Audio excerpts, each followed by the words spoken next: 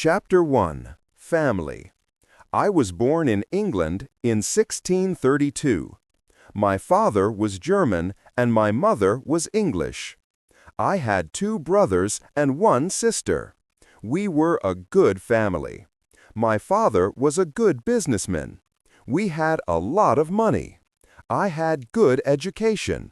I had a good life, but I also had a dream.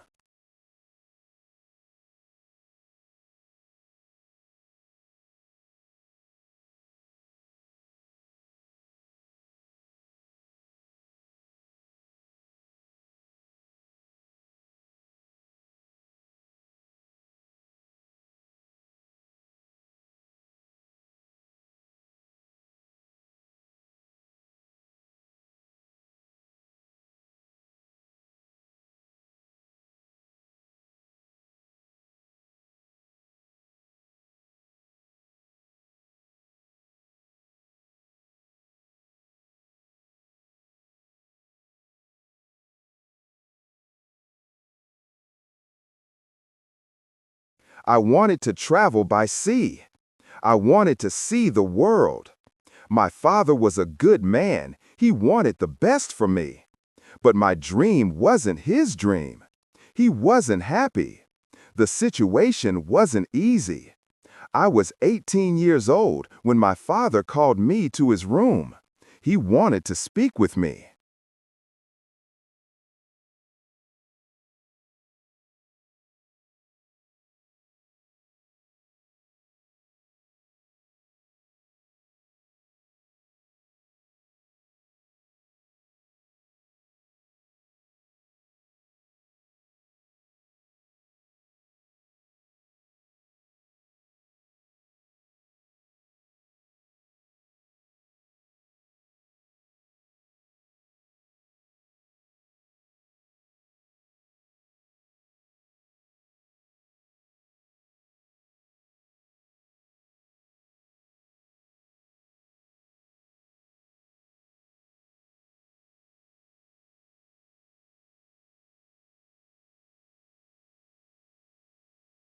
When I came to his room, my father asked me some questions. My father wanted to know why I wanted to travel by sea. Then my father told me traveling by sea is dangerous. It isn't comfortable. You can die. My father started to cry.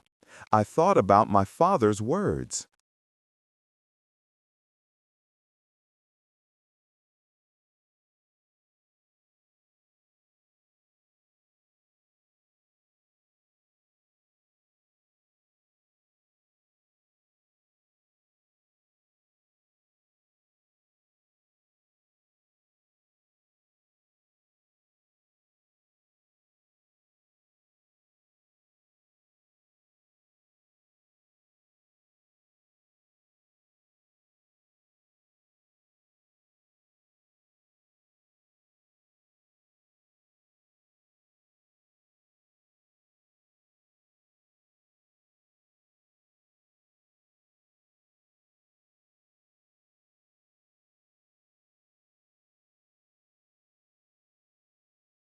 Traveling by sea was dangerous.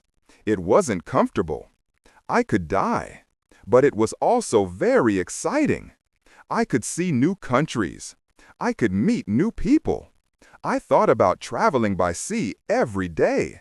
It was difficult to be at home. I tried to speak with my mother.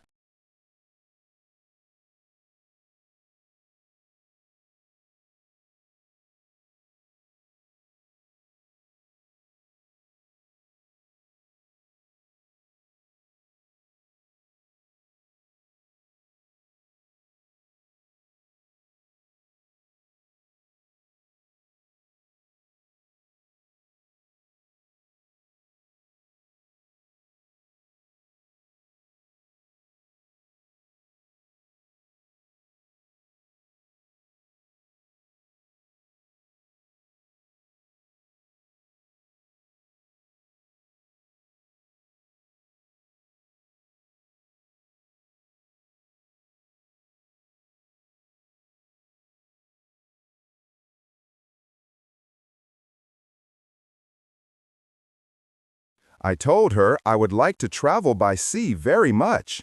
I want to see the world. I told her, please help me speak with my father. Maybe with your help I could travel by sea.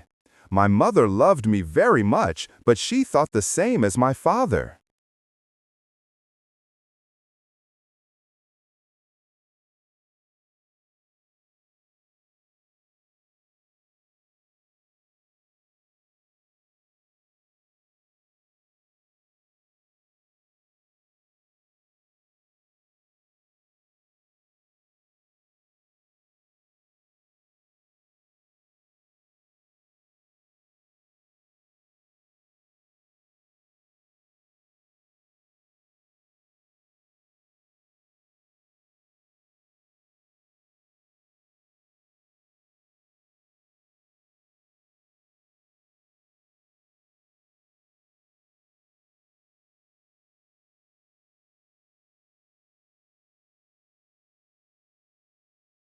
She thought that traveling by sea was dangerous.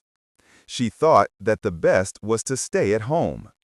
She thought that life in England was the best for me. 1 year later, I visited Hull, a town in England. It was the 1st of September. It was the year 1651. I met my friend.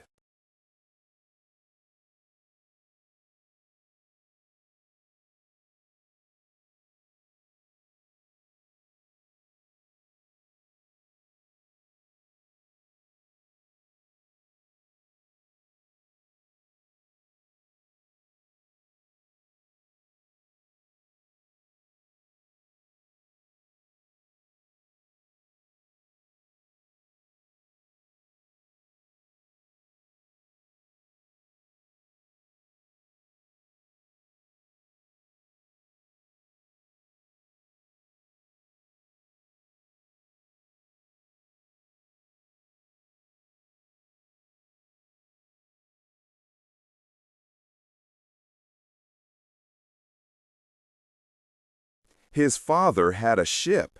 They traveled by sea very often. Their next journey was to London. My friend told me, "Go with us." I thought about it. I wasn't prepared for this journey, but I could try if traveling by sea was for me. So I went to London. I was very happy.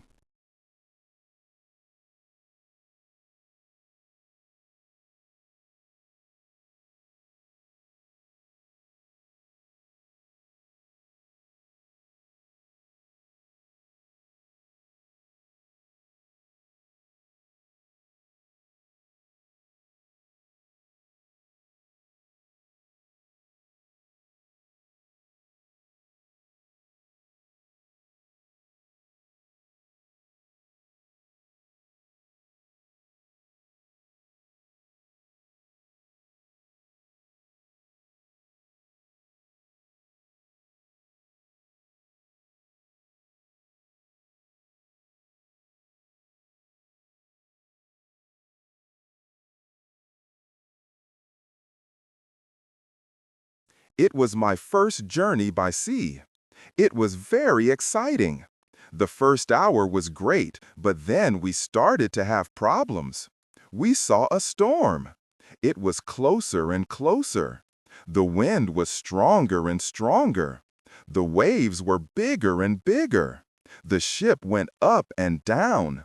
I had fear.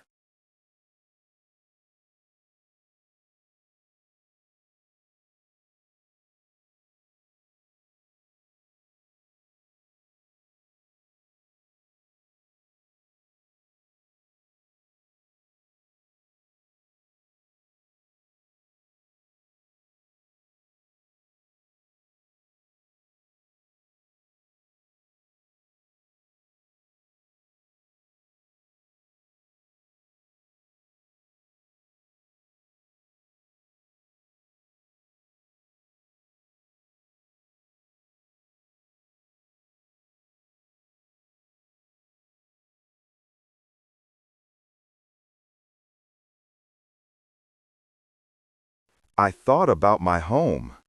I thought about my comfortable bed. The storm was finished in the morning. The weather was nice the whole day, and the evening was beautiful. Everything was so quiet. One man came to me. We talked. He made some jokes. They were funny.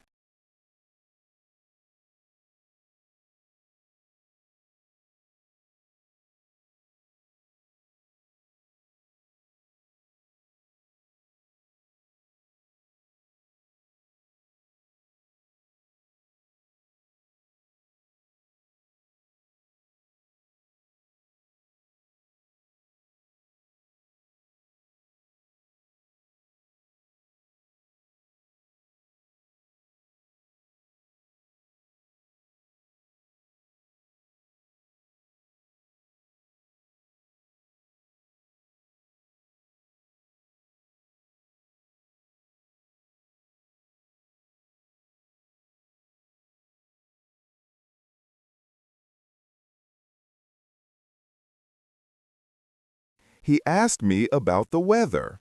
I told him about my fear during the storm. "What storm?" he said. "The little wind." He laughed. He offered me a drink. I drank a lot. Soon I was drunk. I slept very well at night. The next day I forgot about my home.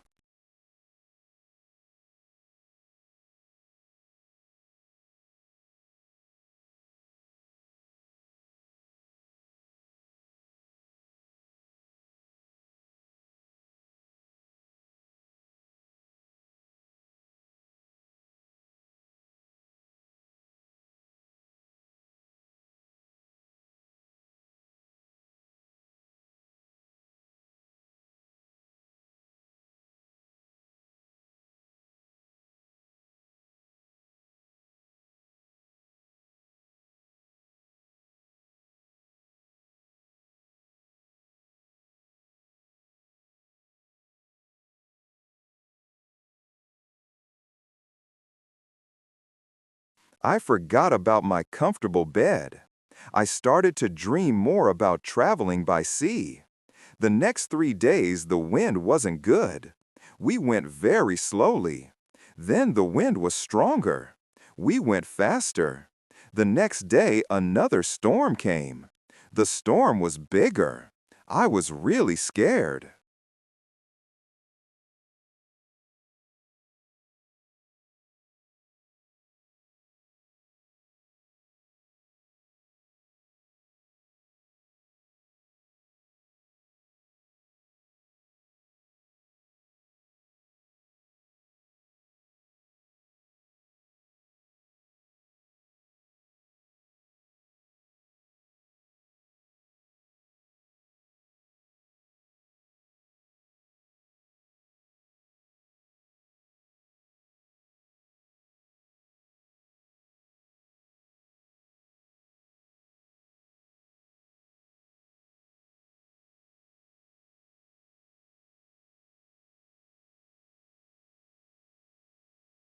I saw that the other men were scared too. Chapter 2, Storm. I was so scared that I could only lie in my bed. When I looked outside the window, I saw the waves. They were very big. They were like mountains. I saw other ships. They were like toys.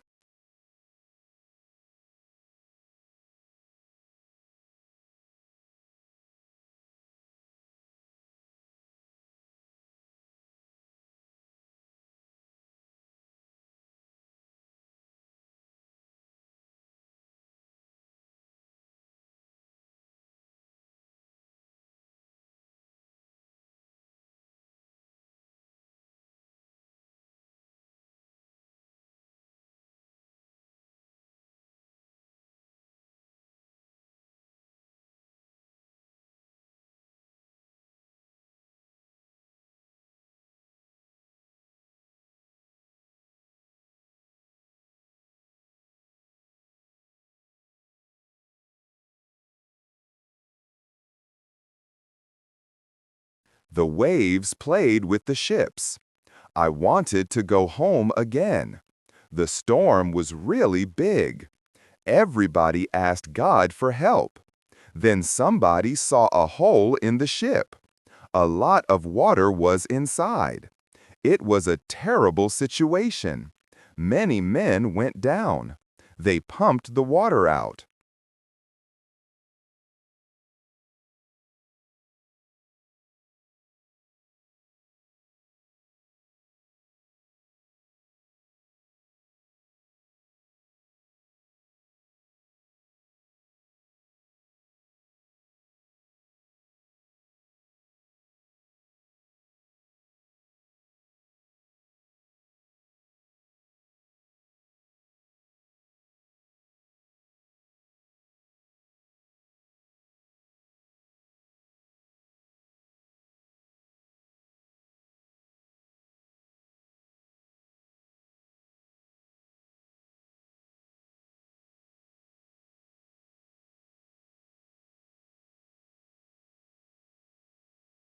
I was so scared I couldn't move.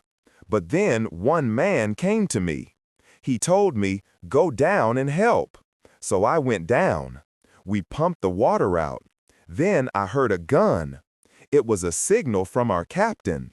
It was a signal that we had a big problem. I thought that we had no chance.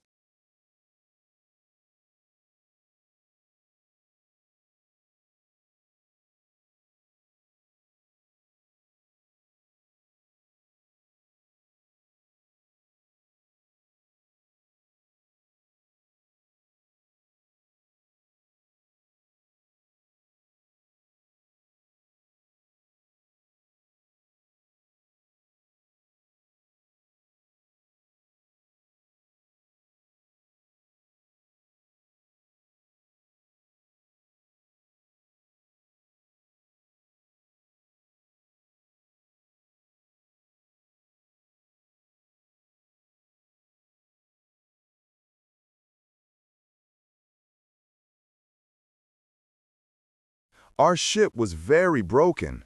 I thought that it was our last day. We worked very hard.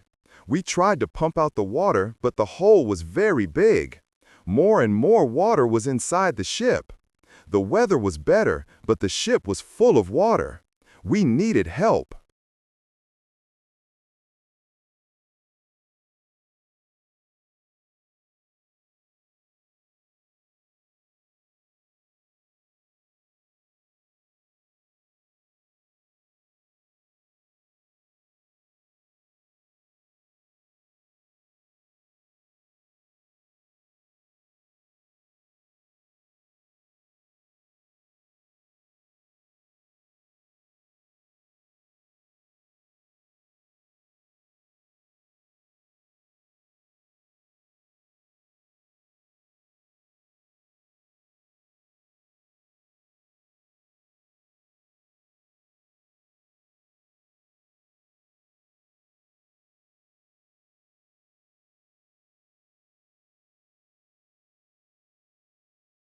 We saw another ship in front of us.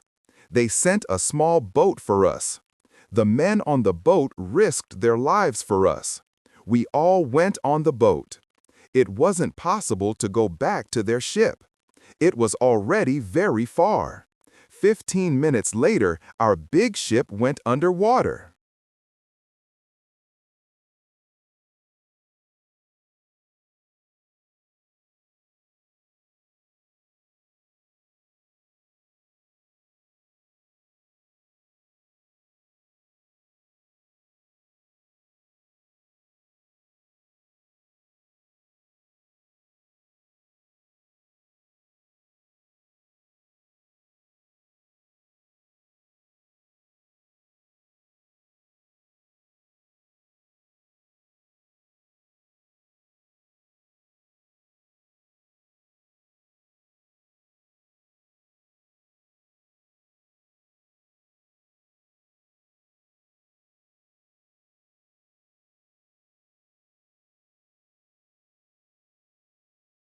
We were safe on the small boat, but I was still very scared. We saw land. We tried to go to it. We were closer and closer. Soon we saw people on the beach. They were from a near village. They waited for us. They were really nice to us. They helped us.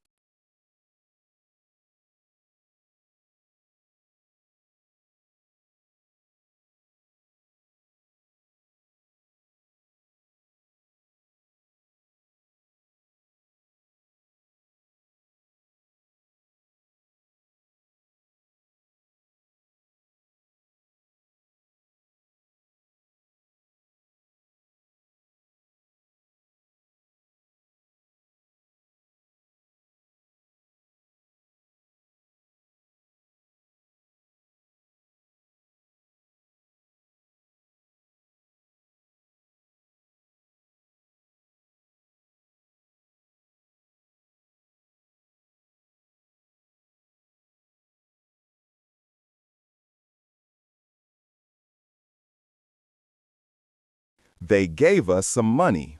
We could go to London or Hull. I went to London. I traveled to London by land. When I was in London, I met a captain. He was very kind. He offered me to travel with him. The captain wanted to go to Africa.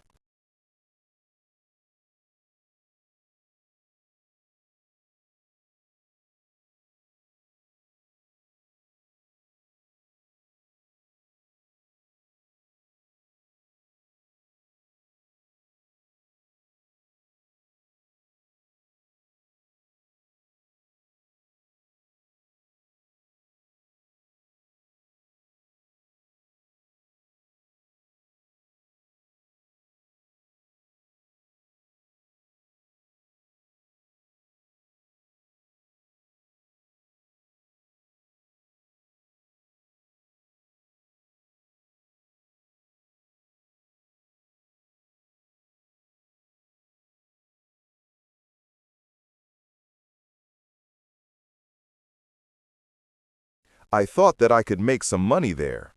The captain told me about the business in Africa. He told me what to buy in England. He told me what people in Africa needed.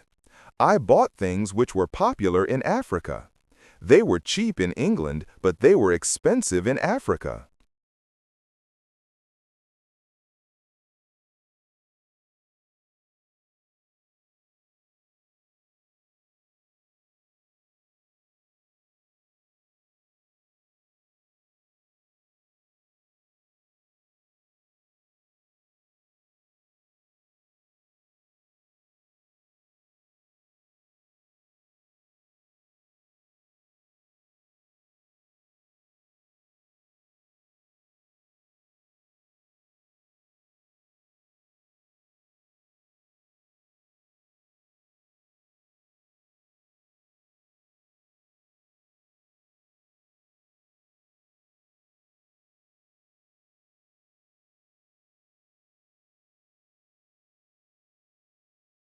They were expensive because nobody made them in Africa, but people needed them there.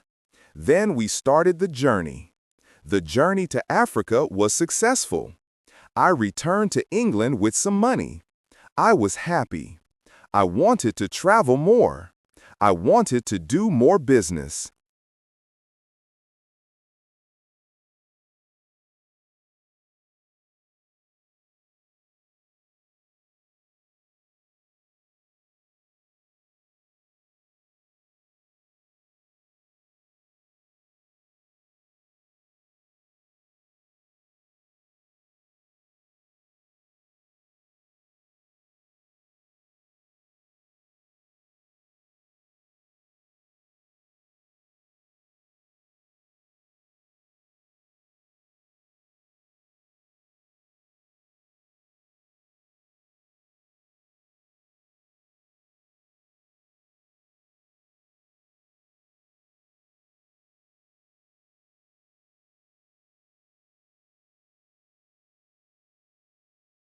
I also wanted to learn how to control the ship.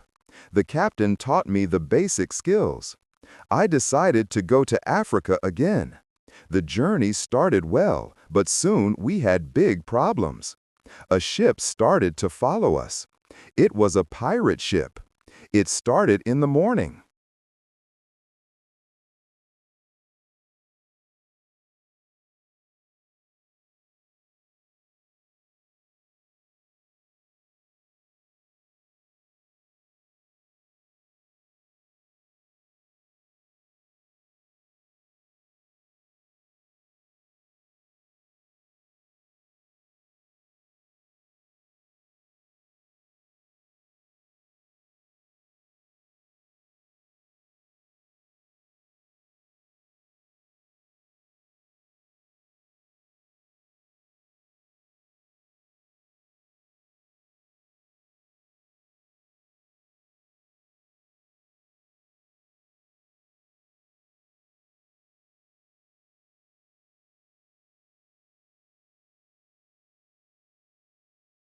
In the afternoon, the pirates came very close to us. They attacked us. They tried to connect our ships. We pushed them away. Then they attacked us again. This time, they were successful.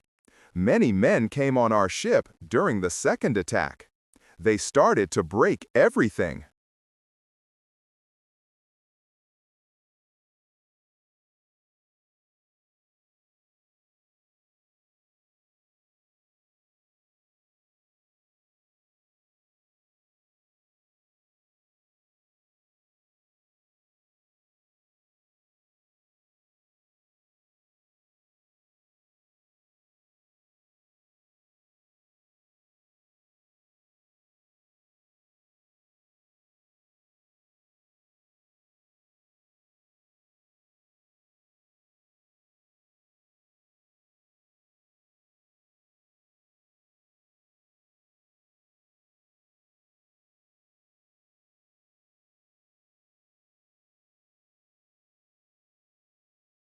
Some of our men were killed. Some men were injured. We couldn't win. We stopped the fight. We all became prisoners of the pirates. Chapter 3, Woman. I was young and strong. I became a slave to the captain of the pirates. I felt very sad. Slaves had a horrible life.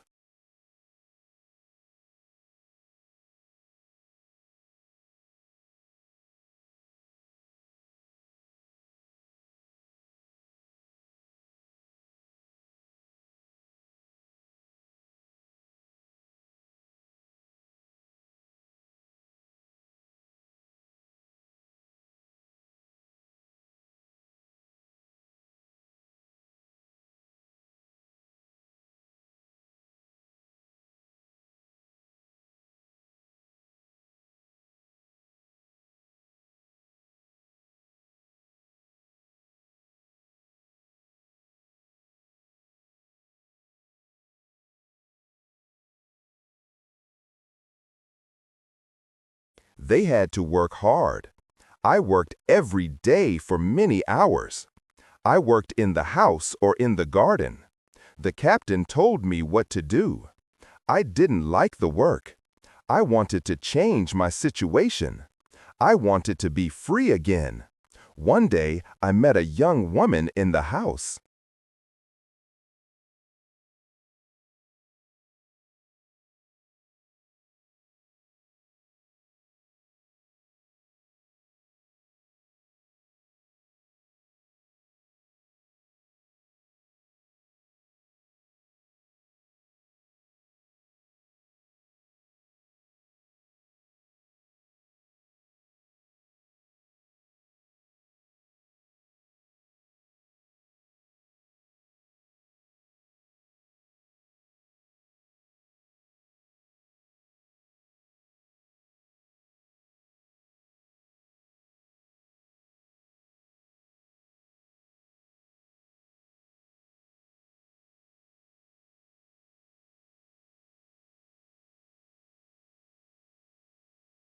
She was so beautiful.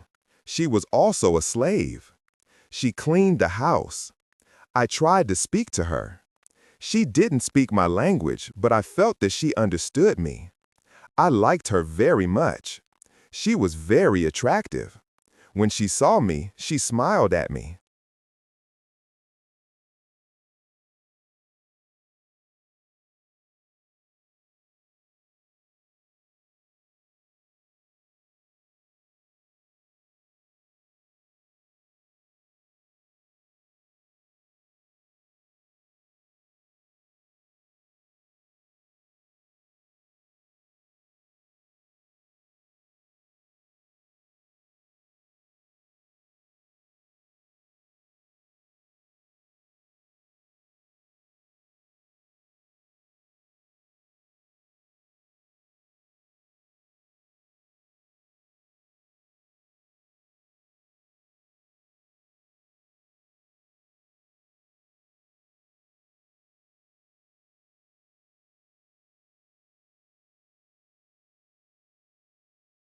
Sometimes she touched me when she was close to me, but it was only a short moment.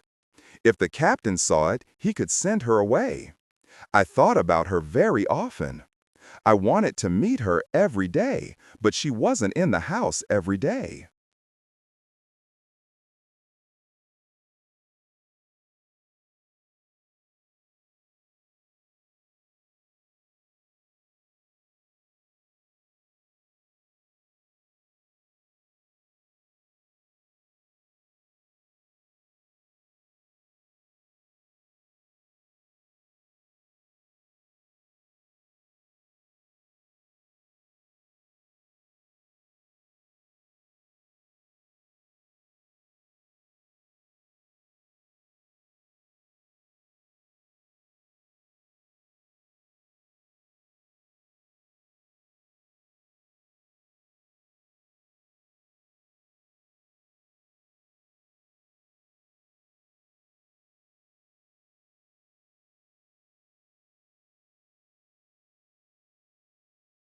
When I thought about her, I felt a nice feeling in my heart.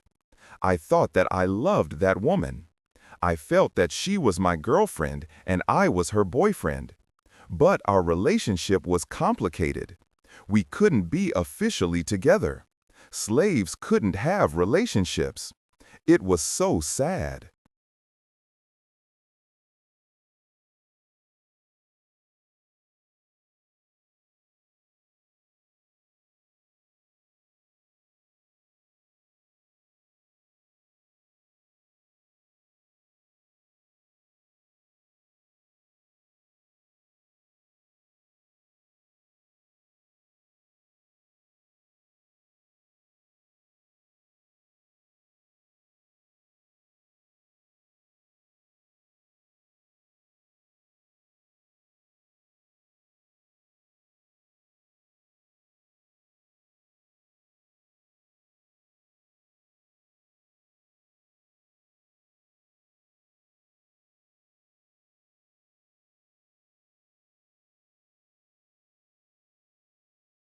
The captain sometimes took me with him when he wanted to catch some fish. A young boy and I helped him fish. We used a small boat. Sometimes we fished with somebody from his friends. One day, fog was around our boat. We saw nothing. We were lost.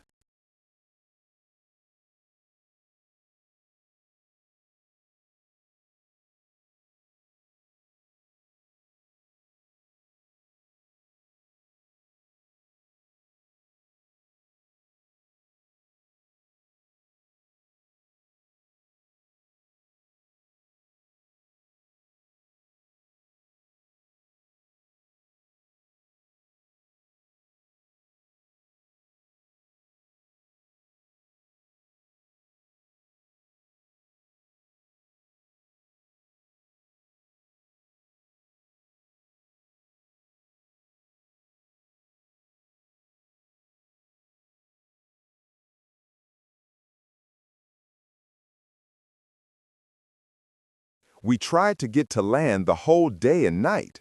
We got to land the next morning. When we were back home, the captain told us to use a bigger boat. The bigger boat was better for longer journeys. One day, the captain gave me instructions. Put more food and drinks on the boat.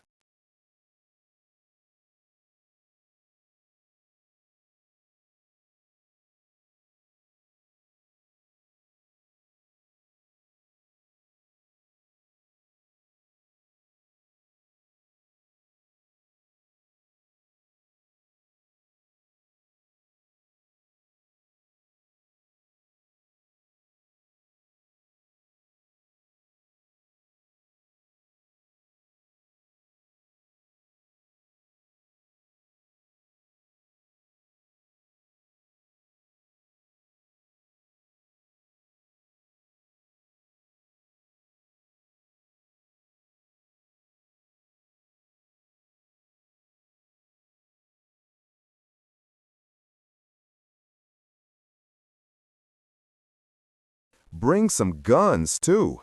He waited for important guests. He wanted to catch fish with the guests. They also wanted to hunt animals after the fishing, but the guests never came. Then the captain told me, prepare the boat for fishing for the next day.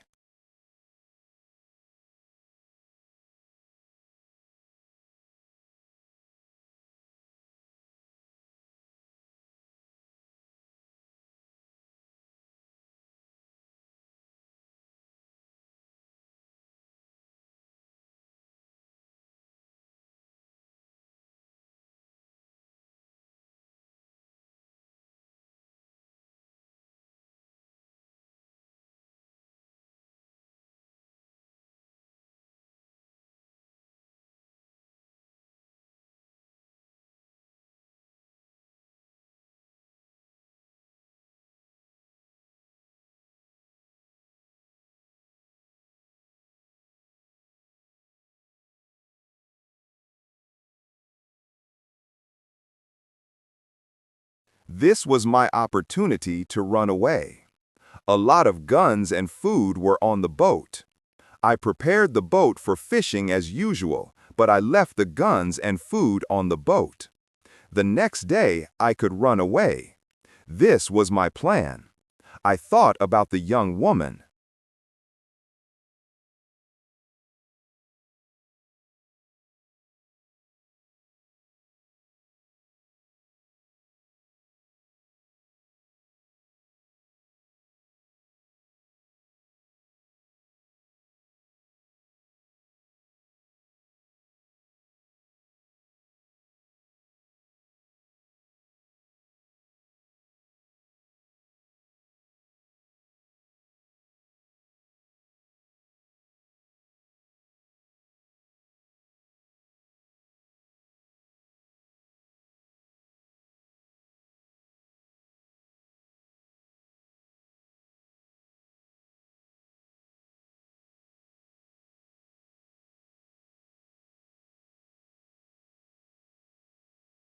I wanted to take her with me, but I didn't know how to do it. It wasn't possible to take her on the boat. I was sad. I didn't know what to do. I wanted to be free, but my heart wanted to be with her. Then the morning came. I hoped that I could see the young woman in the house.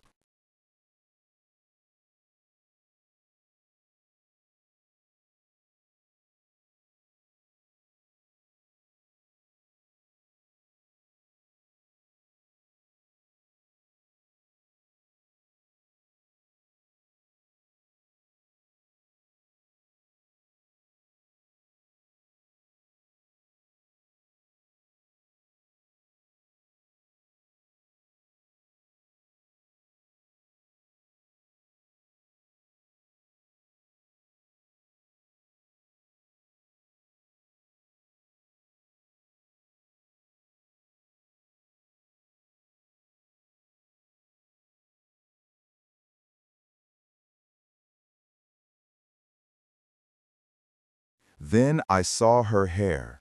She was the most beautiful woman in my life. When I looked at her, our eyes met.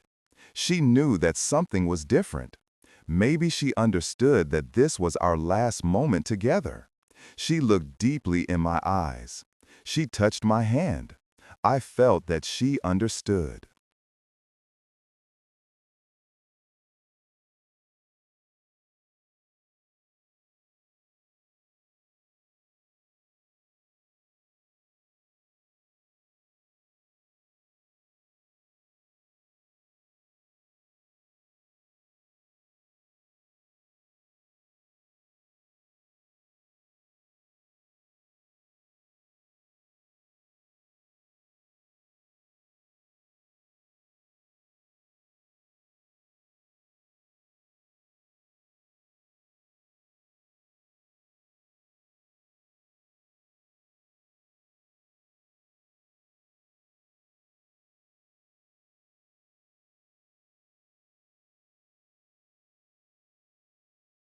Her face was sad.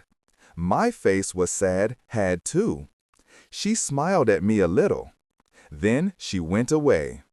This was the last moment when I saw her. 1 hour later, we were ready. I and the boy went to the boat. One of the captain's friends went with us. He was our boss for that day.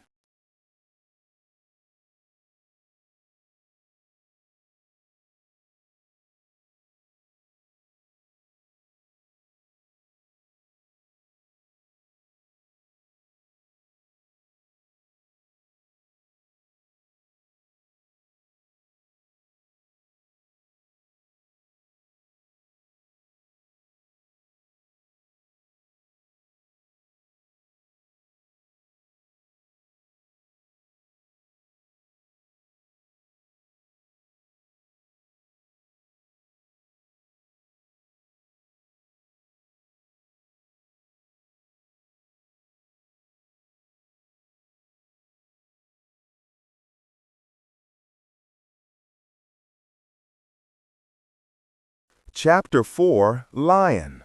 Soon we were far from the land. I pretended that I couldn't catch fish. Then we went further from the land.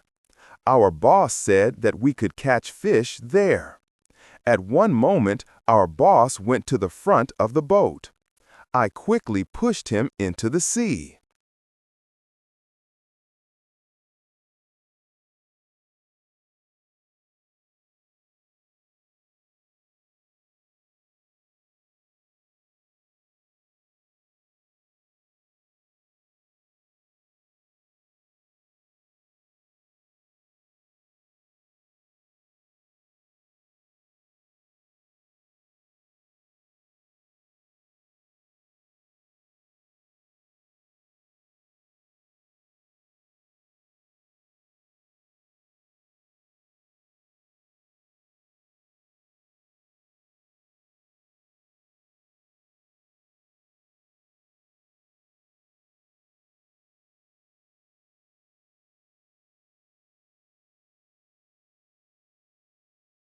He tried to swim back. I took a gun.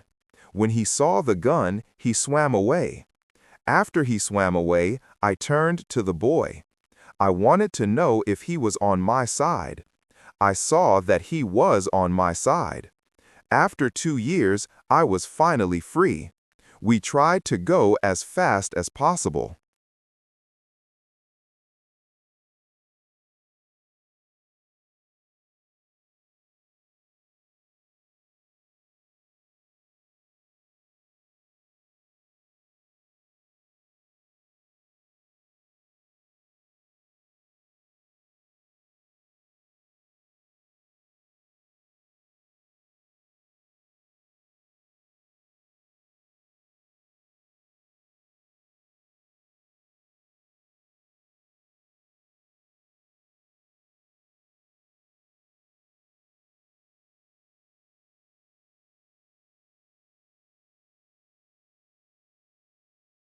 The wind was good.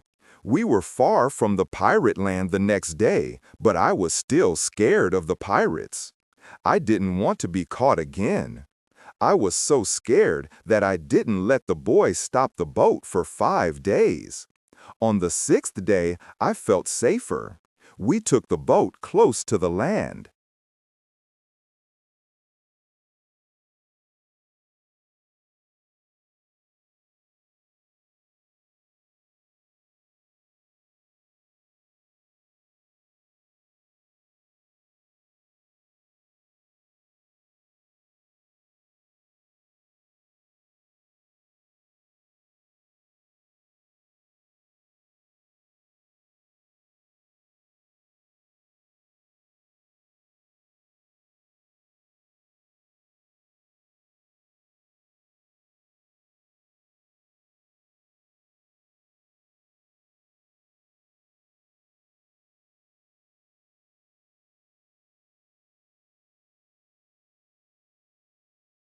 We saw a little river.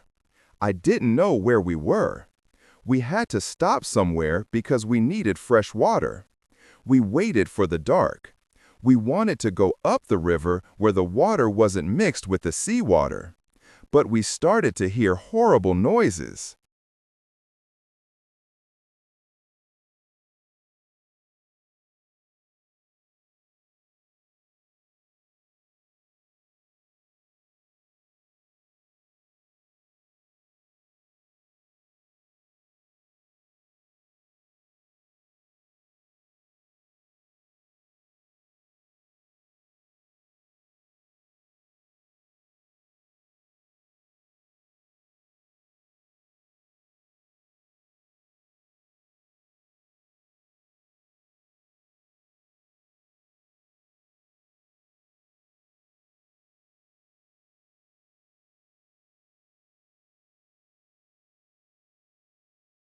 The boy didn't want to continue.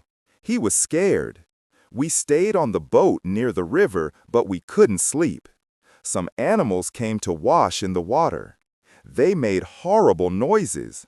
The boy was very scared. I was also scared. We heard that one animal started to swim to us.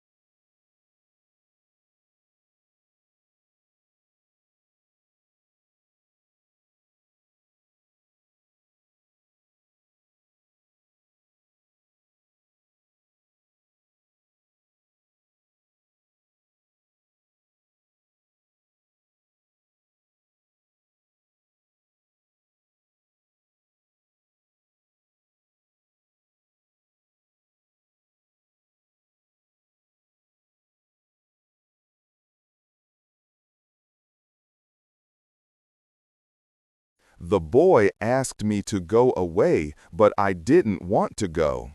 I took one gun. I shot at the animal. The animal turned. Then the animal swam to the land. The other animals heard the gun. They went away too. We stayed on the boat until the morning. We ate bread in the morning.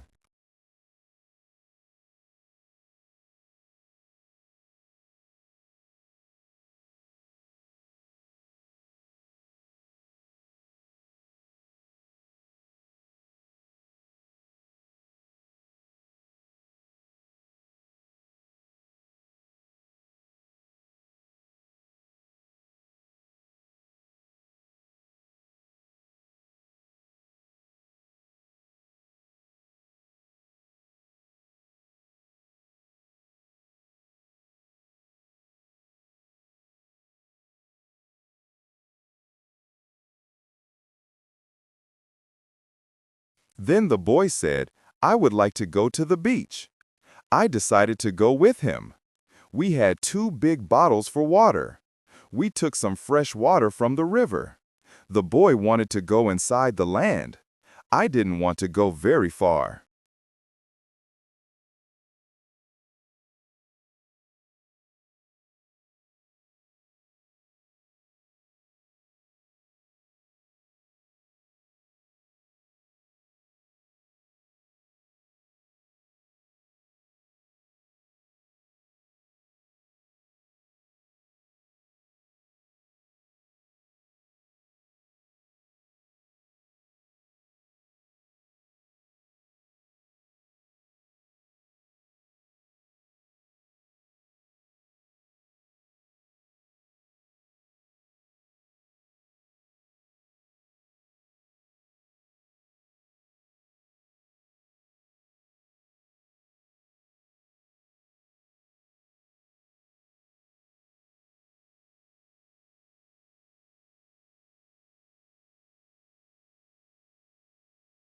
I still wanted to see the boat, so I stayed on the beach.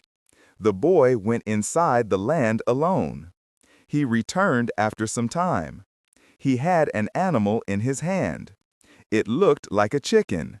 He was very happy. I was happy too. We had good meat and fresh water.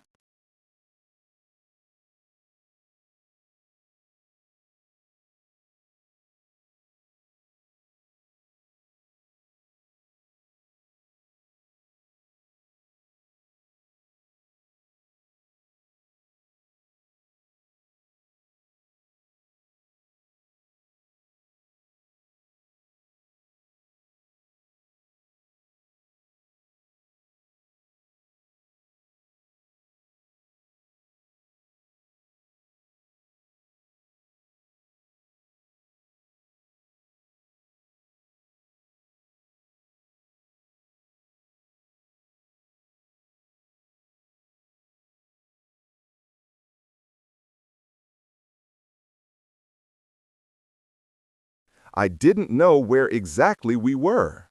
I only knew that we went around the coast of Africa. I hoped that we met an English ship when we went around the coast. I thought that we were in a land where nobody lived. We didn't see any people on the land.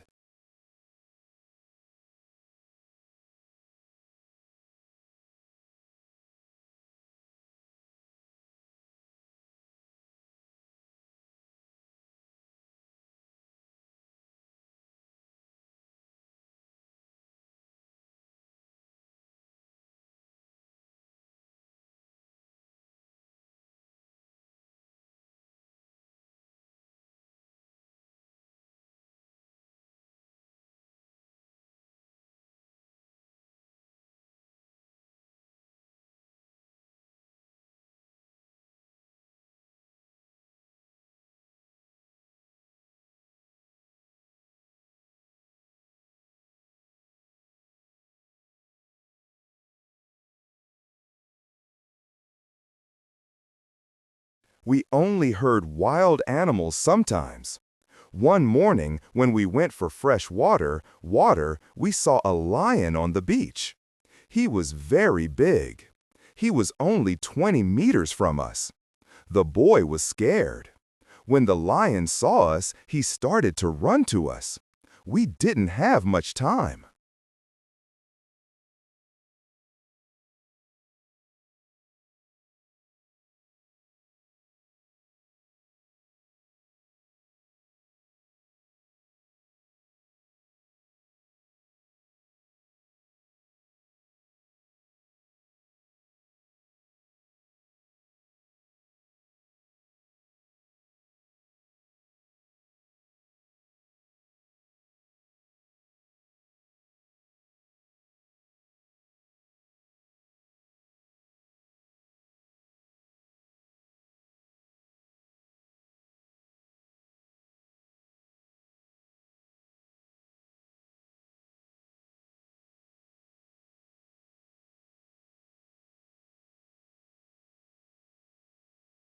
I had to shoot at him. I had 3 guns. The first bullet hit its leg. The second bullet hit its head. He was seriously injured. The third bullet finished the animal. We couldn't eat the meat because it wasn't good, but I wanted to take the skin.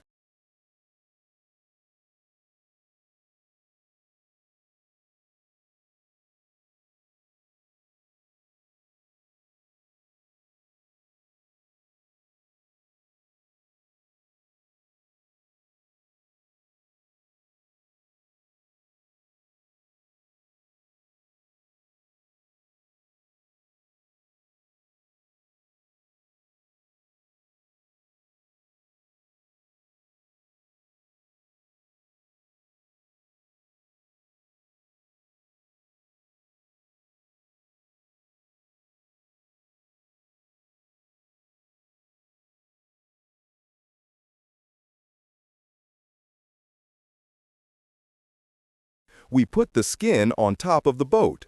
The skin was dry soon. Chapter 5. Ship. For the next 10 days, we continued our journey around the coast. We only stopped when we needed fresh water. Soon we saw that people lived on the land. One day we saw a big group of people.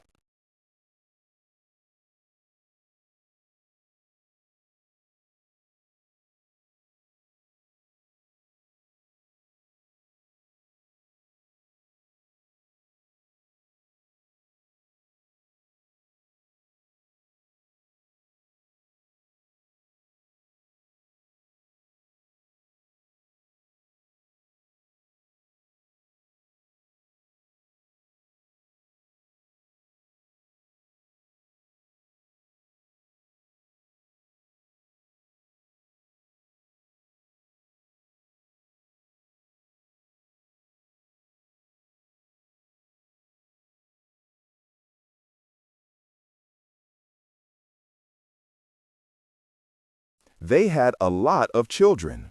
They watched us from the beach. I wanted to stop. I wanted to go to the people. But the boy didn't like this idea. He was scared. The people on the beach wanted to give us some food. Two men ran to the forest. They returned with some dry meat.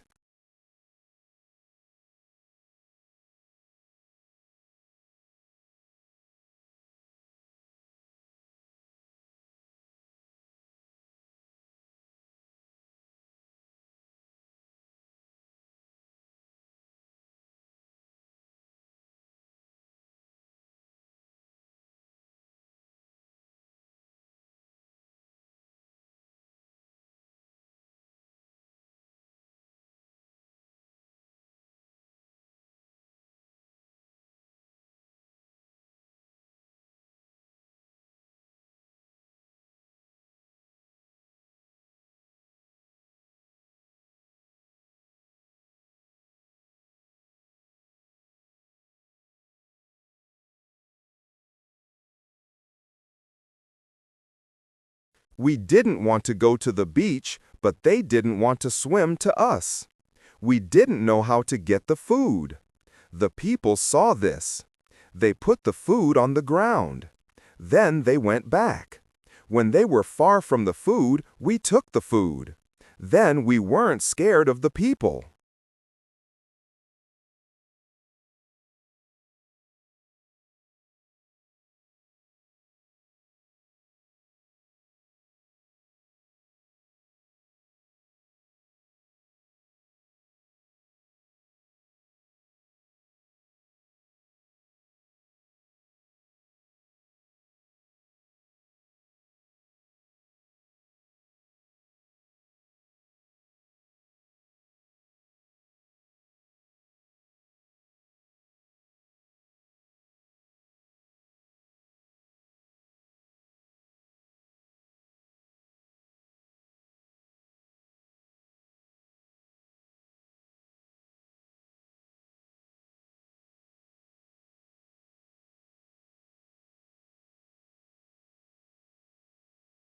They came to us. We thanked them, but we had nothing for them at that moment. We saw two animals. They came from the forest. The animals started to run to the people. The people were scared. One animal attacked a young girl. I shot at the animal. I killed the animal.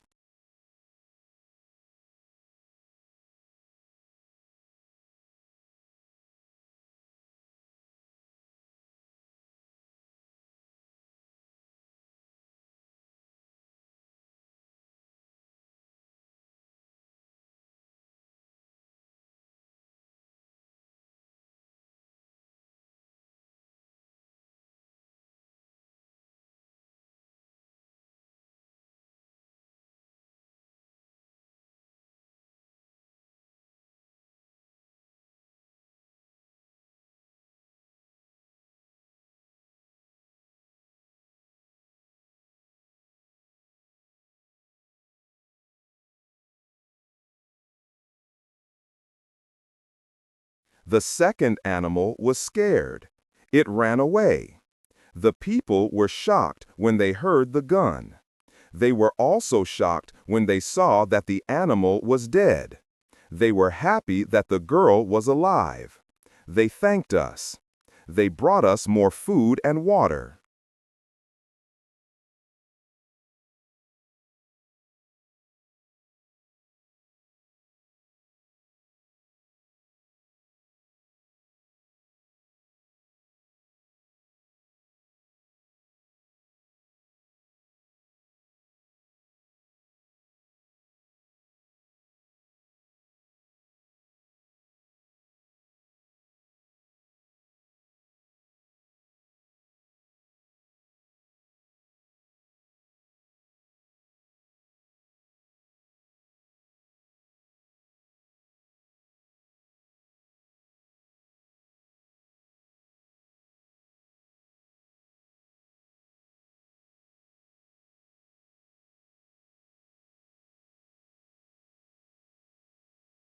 We had a lot of food and water on the boat. We didn't stop for 10 days. We saw some islands the next day. I thought that we could visit the islands, but at that moment the boy started to shout. He started to shout because he saw a ship. The boy was really scared.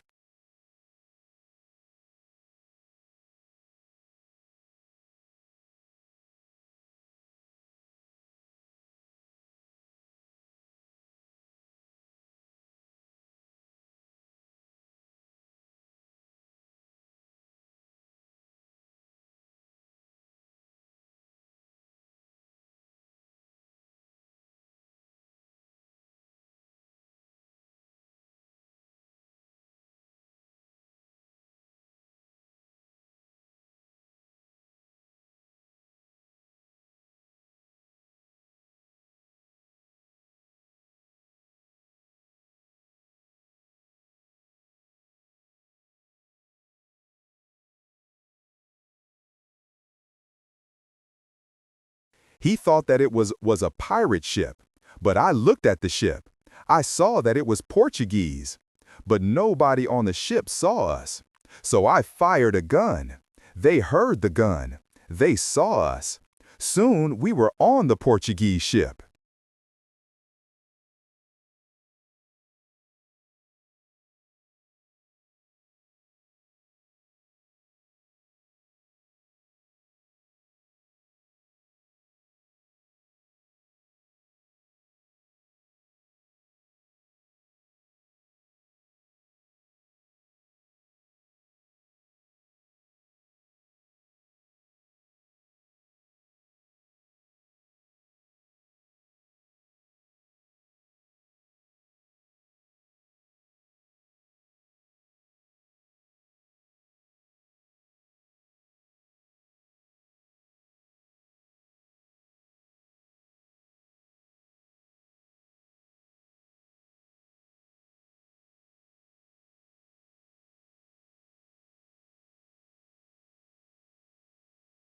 They spoke Portuguese, Spanish, and French, but I didn't understand them. Fortunately, there was a Scottish sailor on the ship. He came to me. I told him our story. Then the sailors started to be very nice to us. They agreed to take me and the boy on the ship. We were both very happy.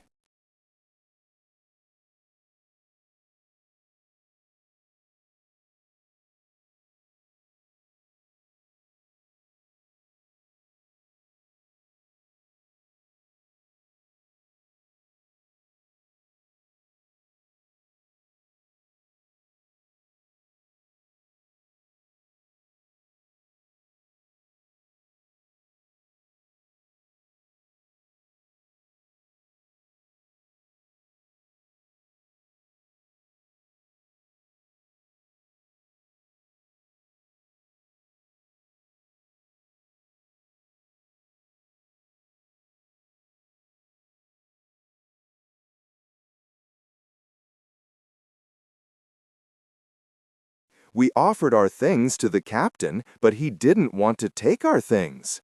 He said, "I would like to pay for them." It was very nice of him. I told him that he could buy our boat. I gave him a good price. It was a half of usual price. He could take the rest for free.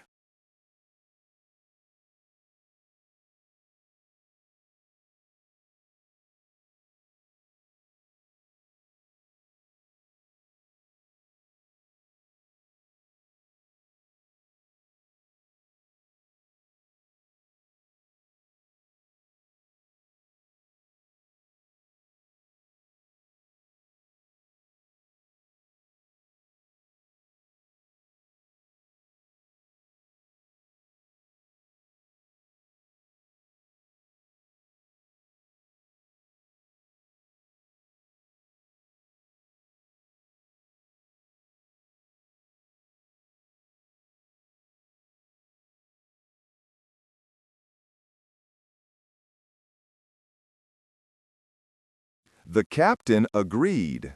The captain also wanted to train the boy as a sailor. I didn't like this idea. I thought that he was too young for this job. I thought that the boy also needed freedom. He didn't need to start another service.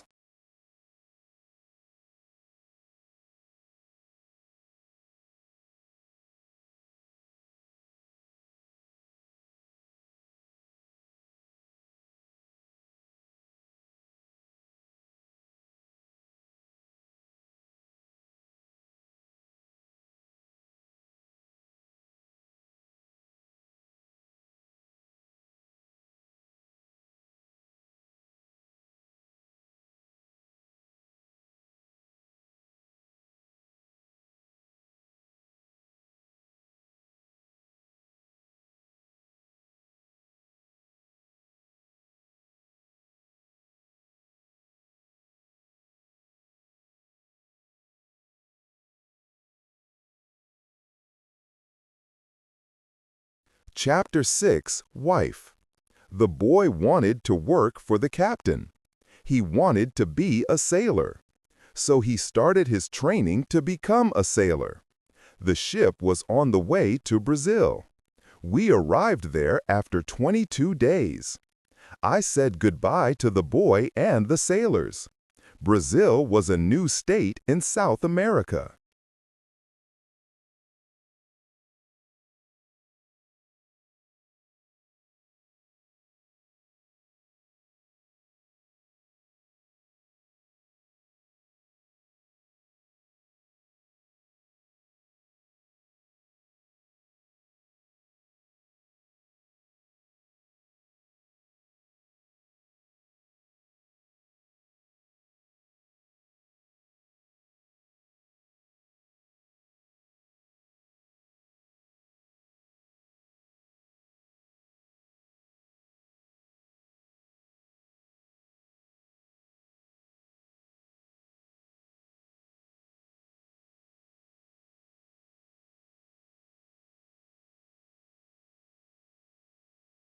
Many people started a new life there. It was the same for me. I didn't know anybody there. Soon I met people who had sugar plantations. They became my friends. I liked Brazil very much. Soon I learned the language. I had some money from the captain.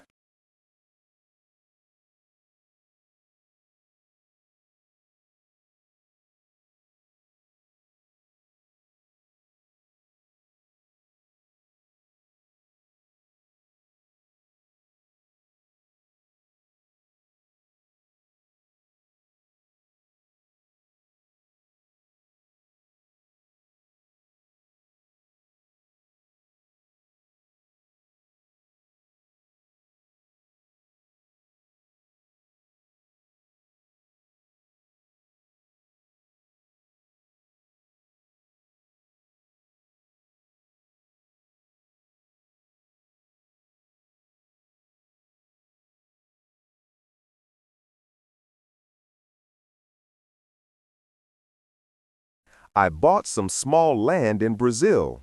I started to produce sugar. I didn't produce much for the first 2 years, but then my plantation grew fast. I was single, but my life was good. I was independent. My financial situation was better every month.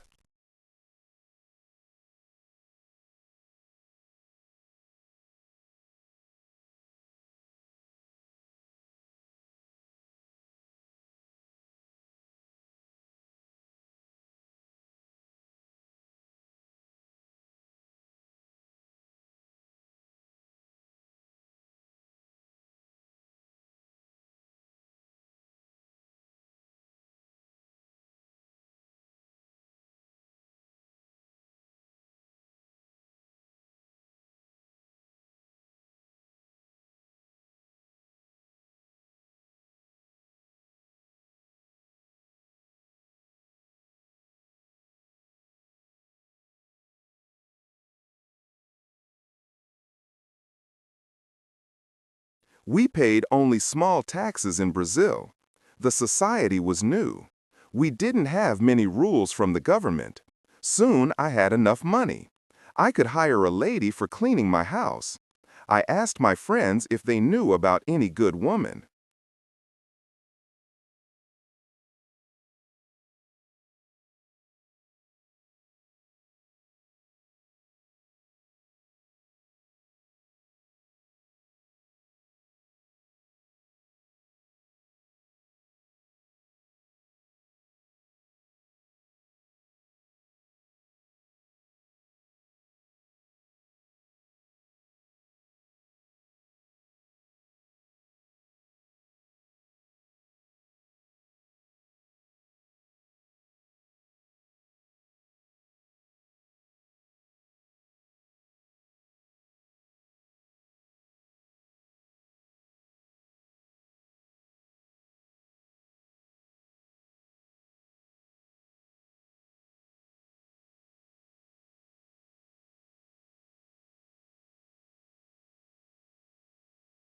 One of my friends said, I have a daughter who is 18 years old.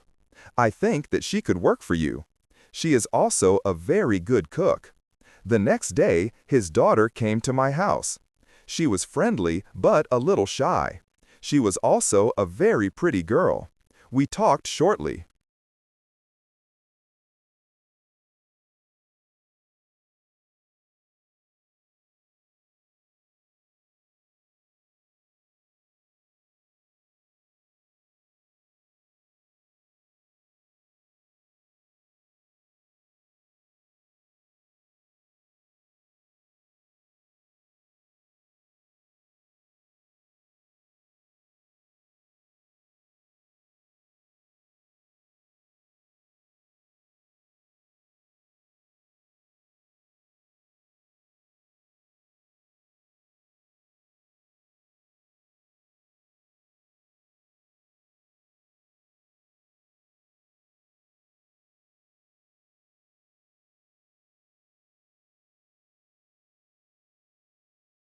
I told her what I needed.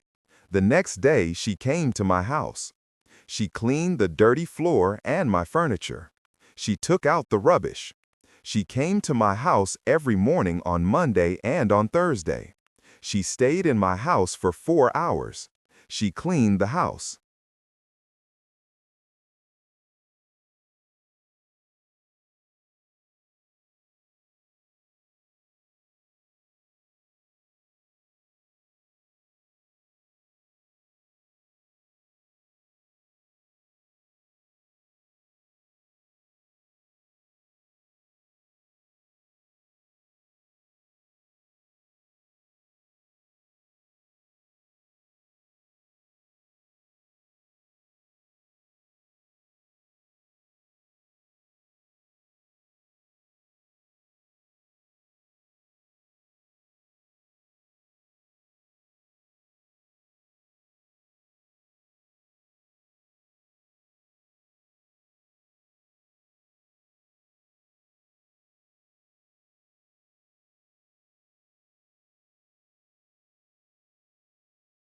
She also cooked for me. She gave food to my cat, too. I was always happy to see the girl. Sometimes we had breakfast or lunch together and we talked. Then she was ill for 1 week. She couldn't come to my house. I felt a strange feeling when she wasn't in my house.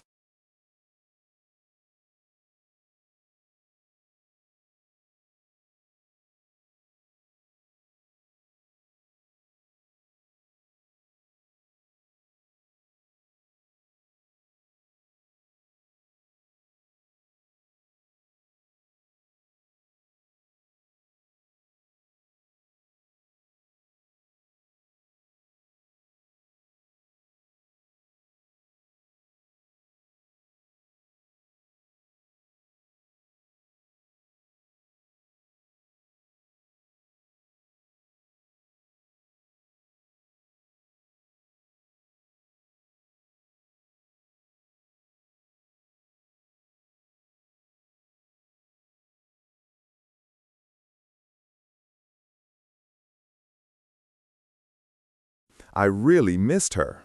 I thought, maybe I love her. 1 week later, she came to my house. I was really happy to see her. I saw that she was happy too. I hugged her. Then I kissed her. It was a long kiss. 2 weeks later, I went to her father's house.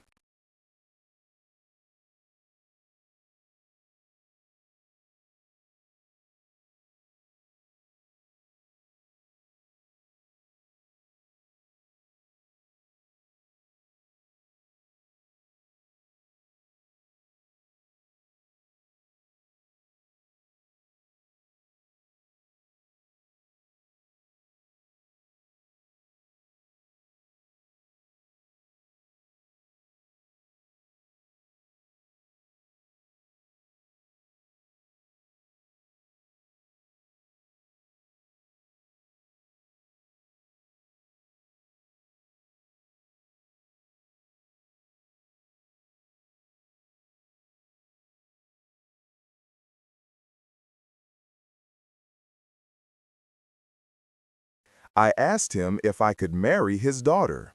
He was quiet. I waited for his reaction. Then he said, "I agree." I was the happiest man in the world.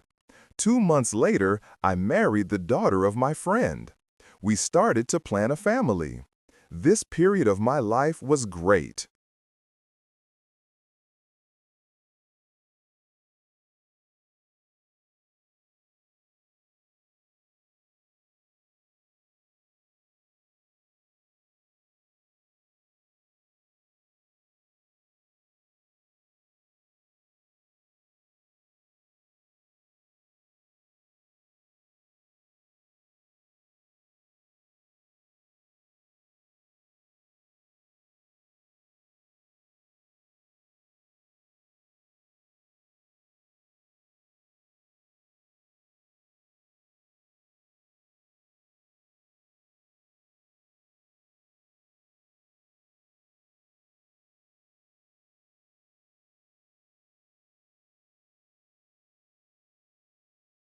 We had big plans for our family and our plantation.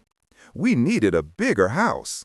We needed more money for a bigger house. I thought about the business in Africa. I could make a lot of money in Africa quickly. I spoke about Africa with my friends. Some of my friends liked this idea.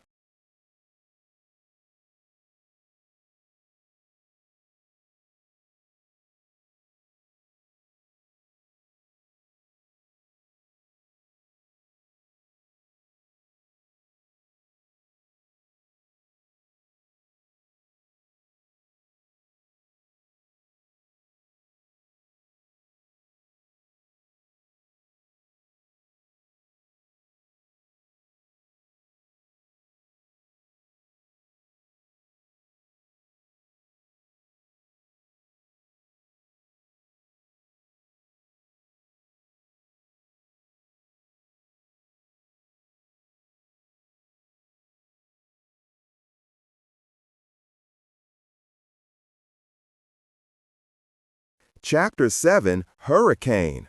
One day, 3 of my friends came to our house. They told me that they wanted to go to Africa. They asked me if I wanted to go with them. I said, "Yes, I want to go with you." We started to prepare all the necessary things for the journey.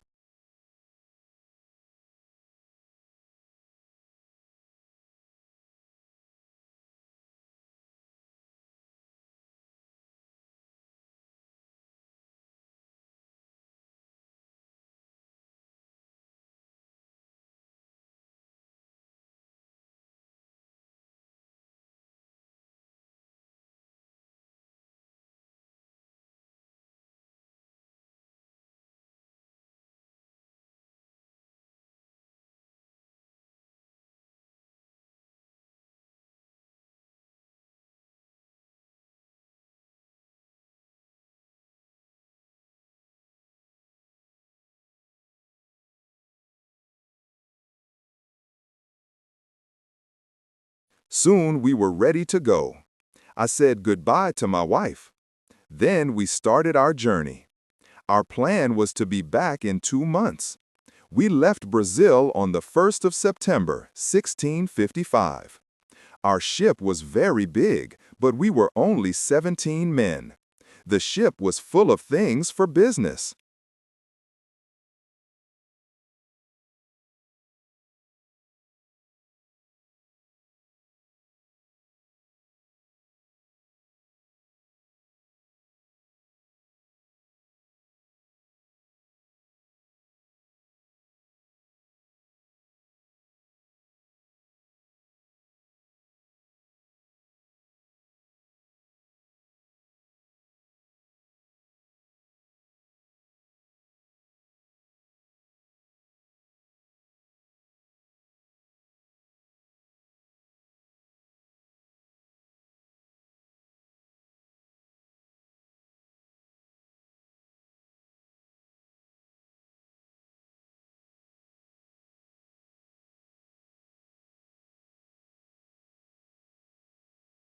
We had cups, glass, mirrors, knives, and other products.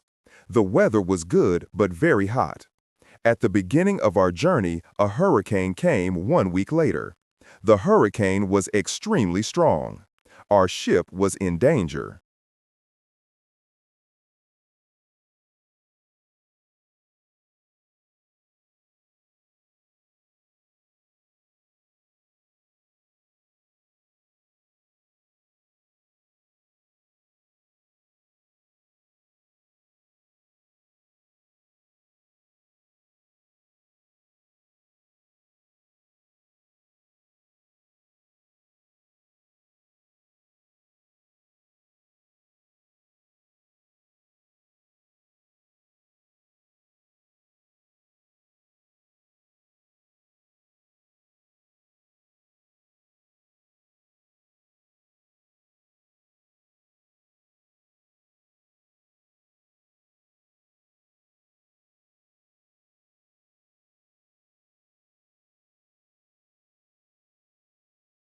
When the hurricane was away, we saw that we were close to the northern part of South America. We were near the Orinoco River. This wasn't part of our plan. The ship was broken.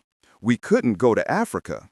The captain wanted to go back and repair the ship, but I didn't want to go back.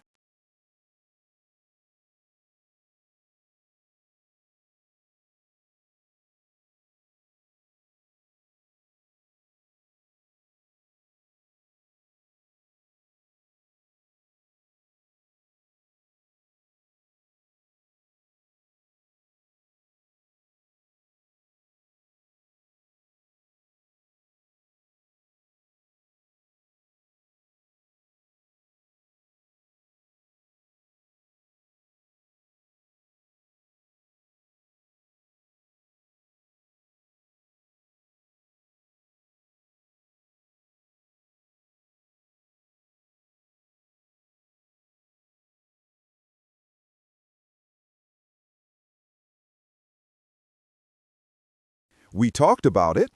We decided to go to Barbados. We wanted to repair the ship there.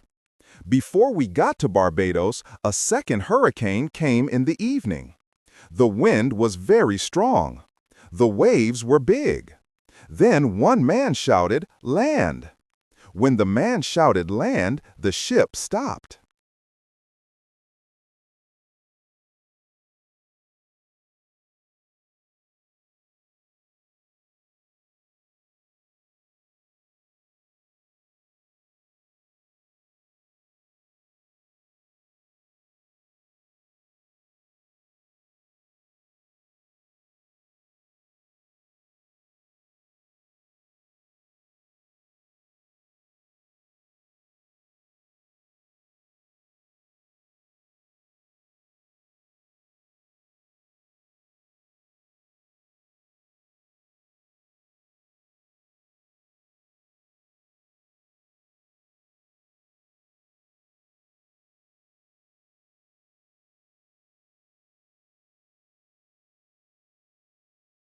The sea wasn't deep enough. It was bad for our broken ship. The ship could break every second. We had to go on a smaller boat. This was very dangerous. The boat was very small for 17 men, but we had to do it if we wanted to save our lives. So we were on a small boat.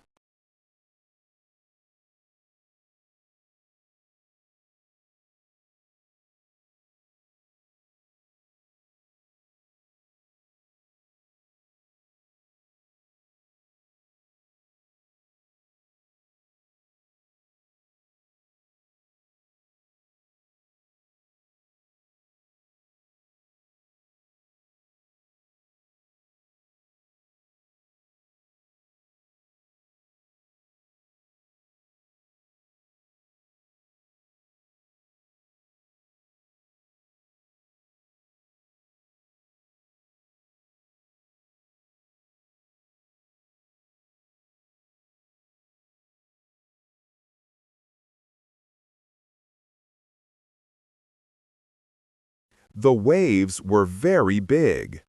The wind was extremely strong. The wind pushed us to big rocks. We knew that the crash was close. Suddenly, a big wave came. The wave overturned the boat. I was underwater. I couldn't breathe. I didn't see the other men.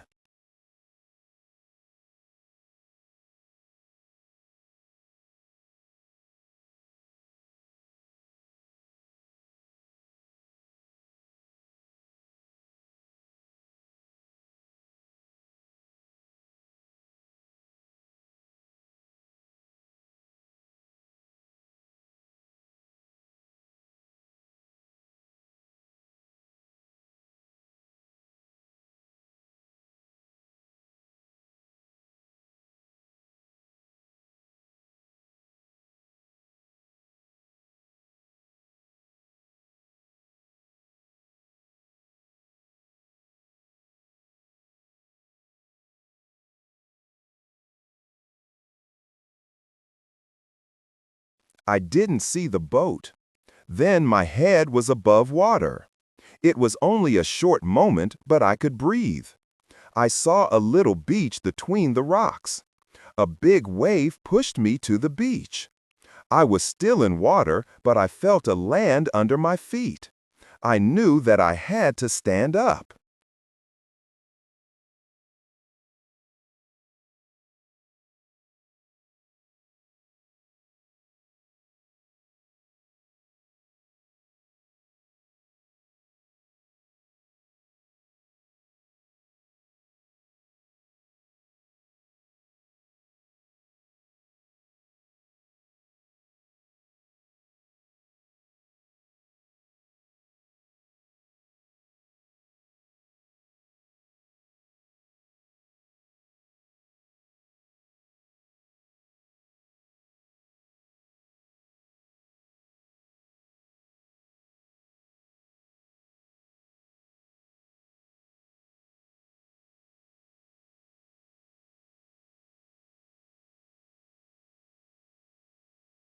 I had to get out of the water before another wave came.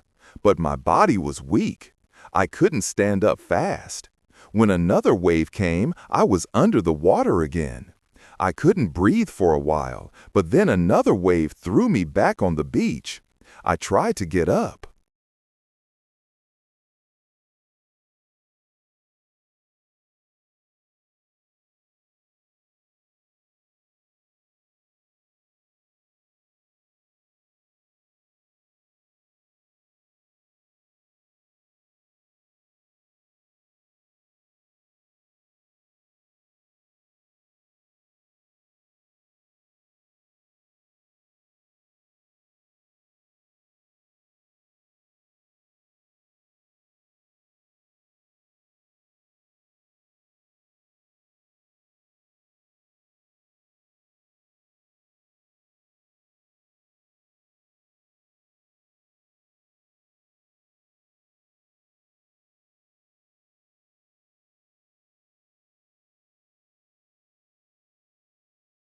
I tried to go further from the sea. I was able to move 10 meters up. I was safe, but my arms and legs were very weak. I collapsed. I didn't move for some time. After some time, I was able to get up. I looked for the others. I couldn't find the other men.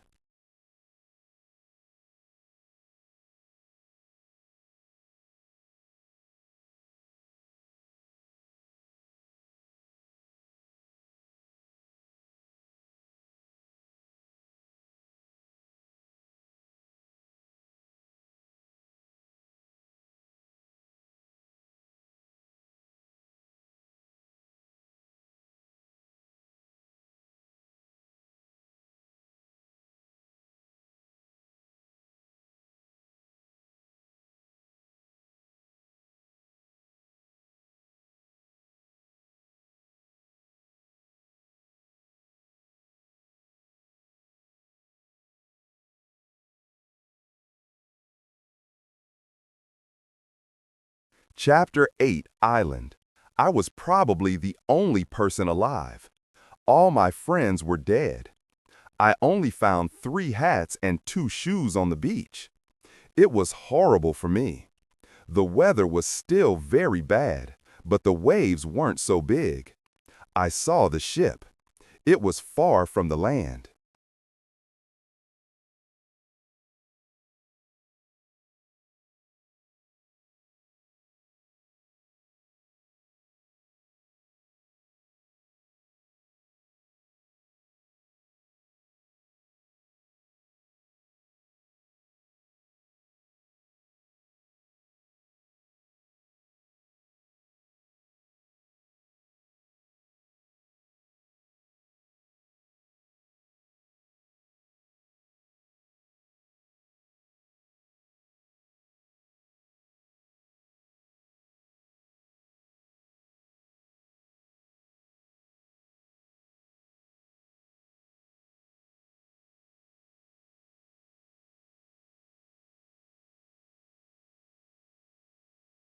I looked around. I had almost nothing. I was wet. I had no other clothes. I had nothing to eat or drink. I had no good weapon. I had only a little knife which I found in my pocket. The situation was really bad. How could I survive with only a little knife?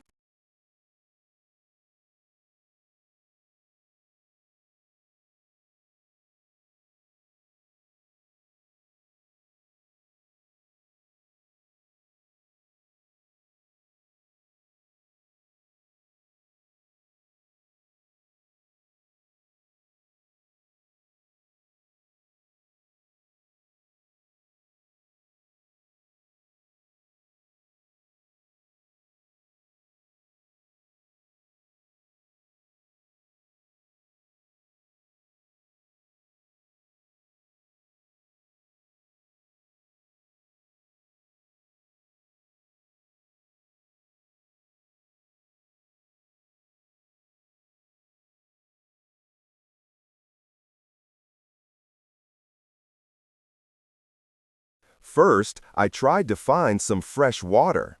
I found a small river. I drank the water. I was scared of dangerous animals. I made a weapon from a piece of wood. I spent the night in a large tree. When I woke up the next morning, the sea was calm. I could still see the ship.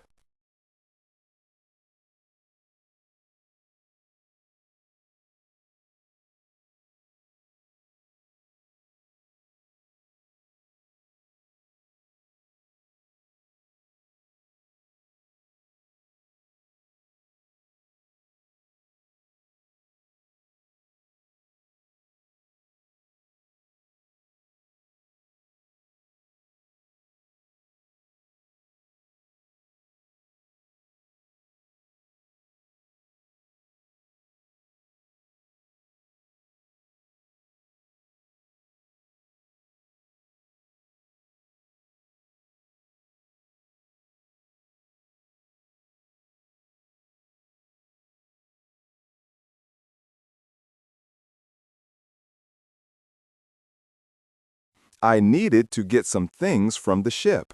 I took off my clothes. I swam to the ship. I didn't see a way inside the big ship. I swam around it twice. Then I saw a rope on one side of the ship. I used the rope to get up. The ship was empty. I tried to find some food.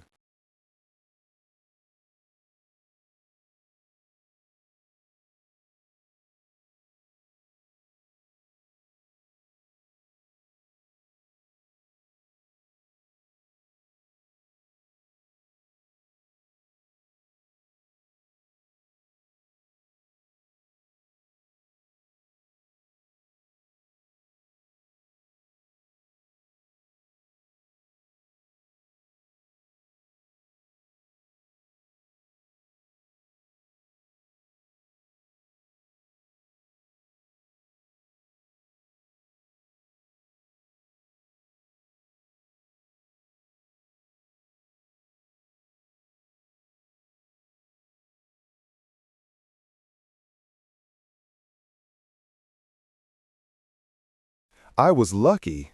Some food on the ship was dry. I also found a bottle of rum. I took the bottle with me.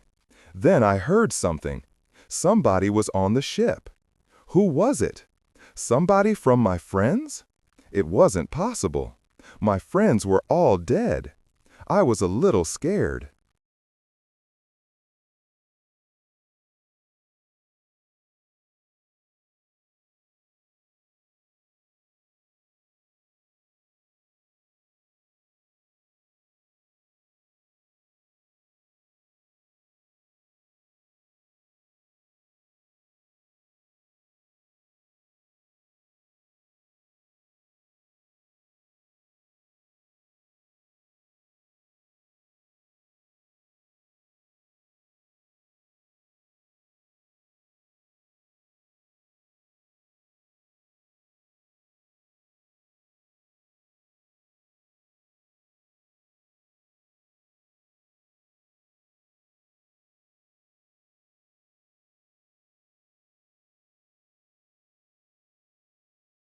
I went to the place where I heard the noises. Then I saw who it was. It was a dog. It was a dog of our captain. Now I had a friend. I wasn't alone. I had to carry the food, rum, and the dog to the beach, but I didn't have a small boat on the ship. I had to make a raft.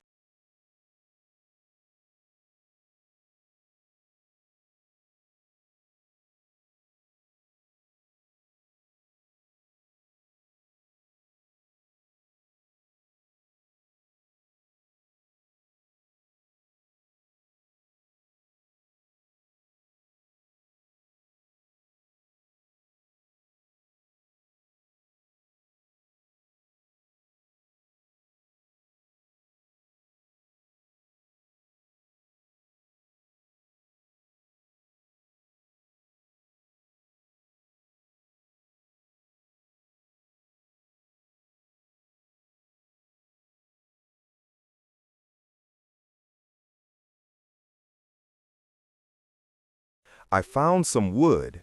I made a raft from the wood. I also needed some clothes. I started to look for the clothes. I found some. When I looked for clothes, I found a box with some tools. I found a nice carpet next to the box. I also found 4 guns and dry gunpowder.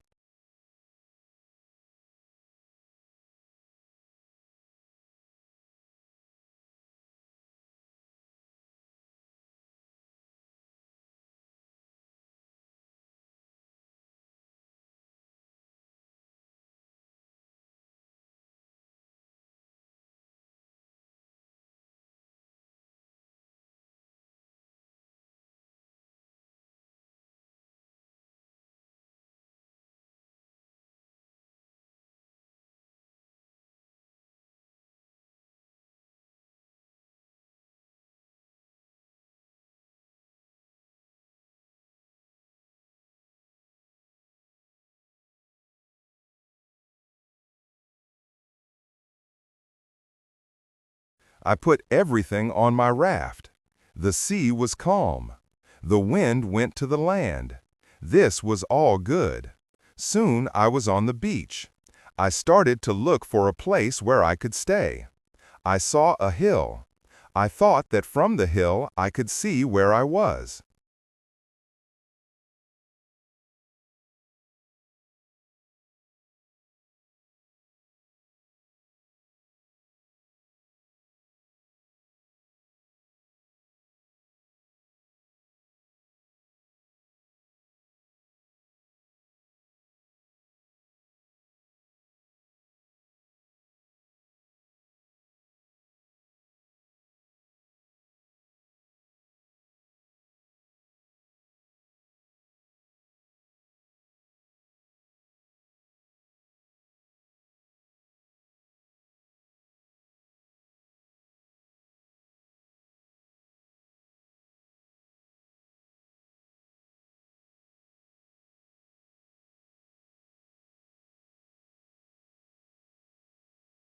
I took a gun and I started to walk to the hill.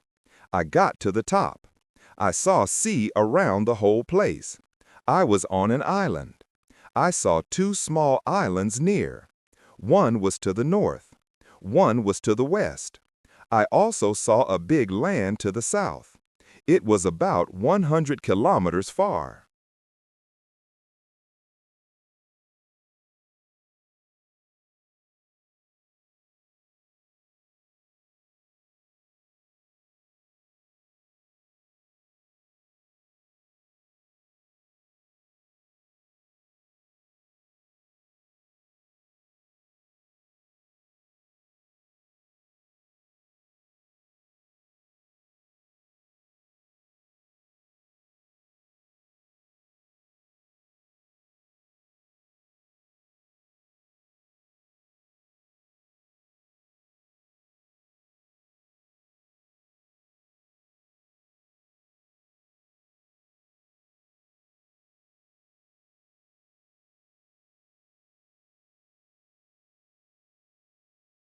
I saw nothing to the east.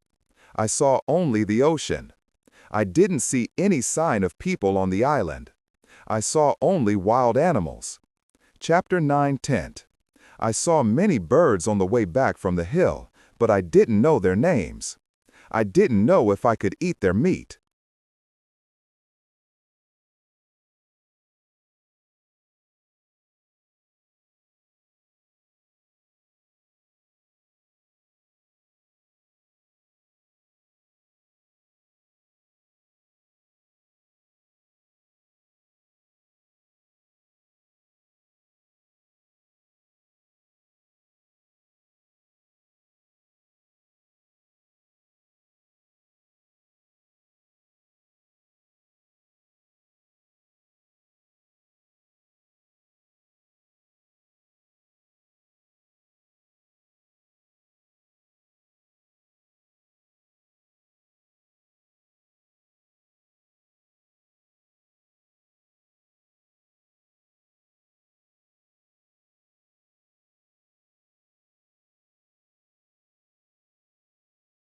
I killed one bird, but its meat wasn't good.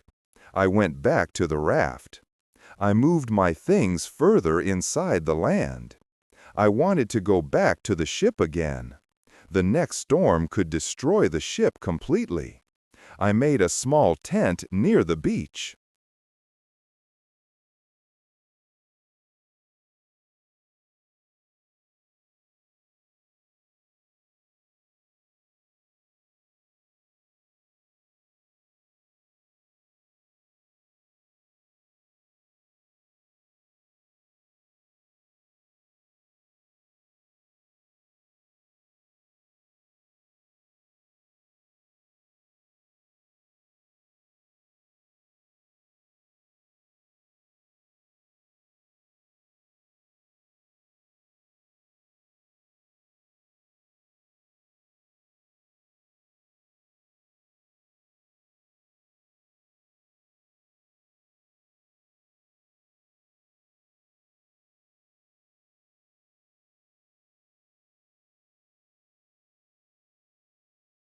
I brought all the things which could be destroyed by rain or sun inside the tent. The night was close. I put some clothes on the ground. I wanted to sleep on the clothes. I also put two guns next to my left shoulder. I also put two guns next to my right shoulder.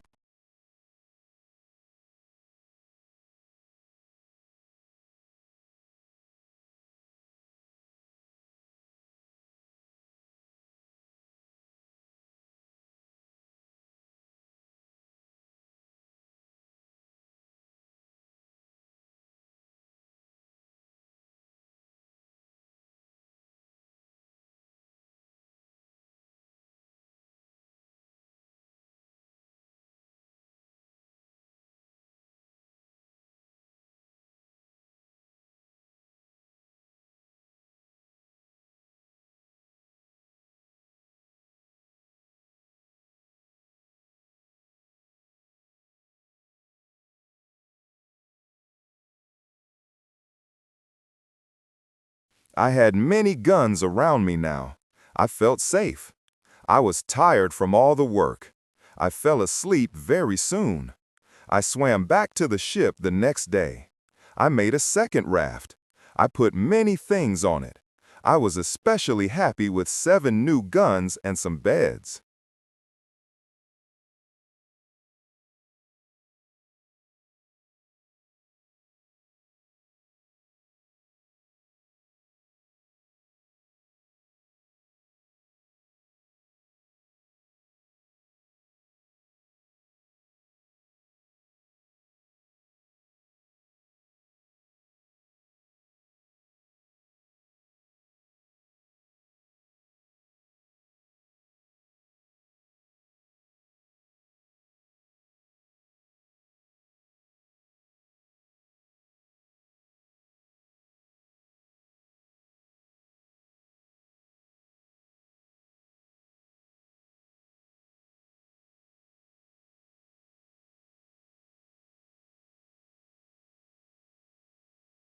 I took all these things safely to the beach.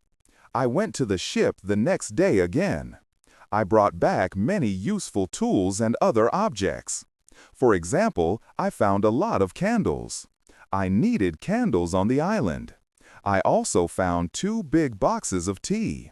I made a lot of visits to the ship.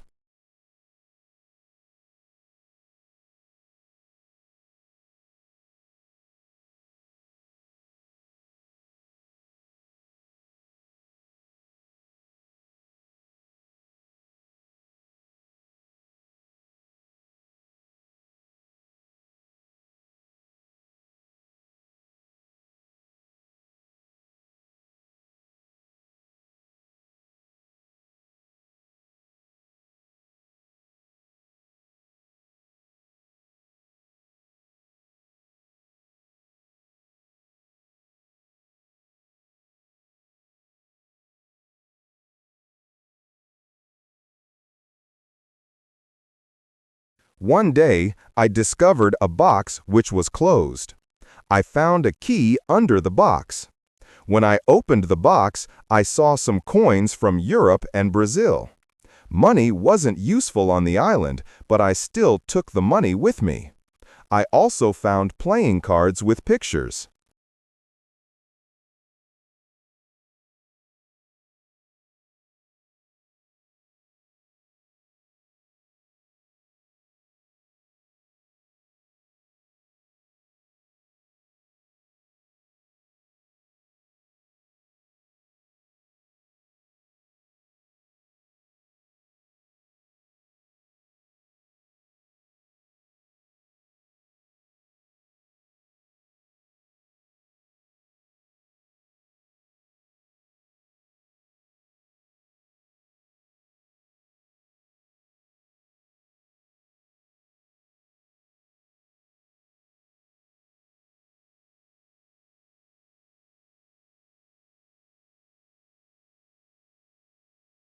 They were pictures of the king, the queen, and other people.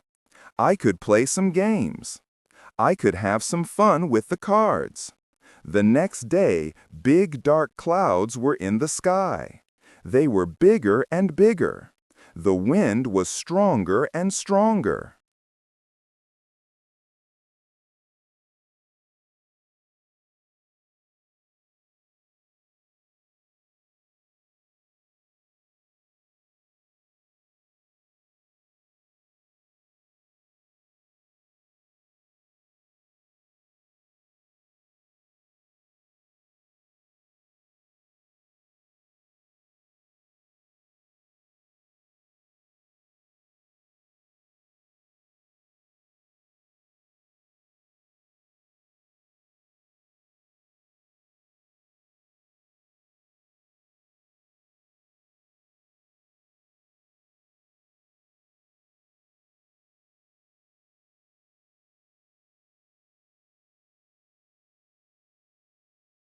I visited the ship, but I didn't make a raft on that day because a storm was close.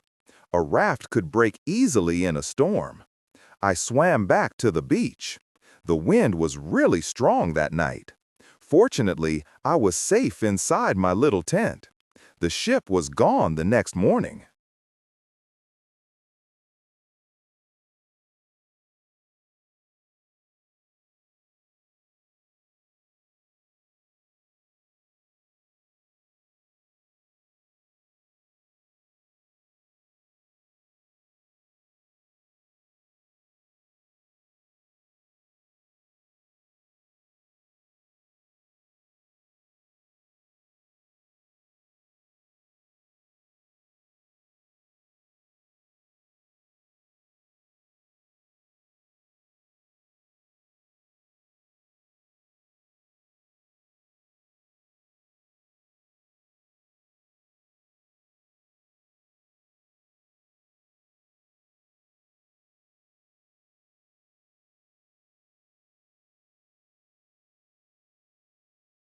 I knew that I could stay on the island for a long time. I wanted to make a nice place for me to live. I also needed to be safe. I could look for a cave or I could make a bigger tent. Maybe I could do both. I needed a place which was close to fresh water.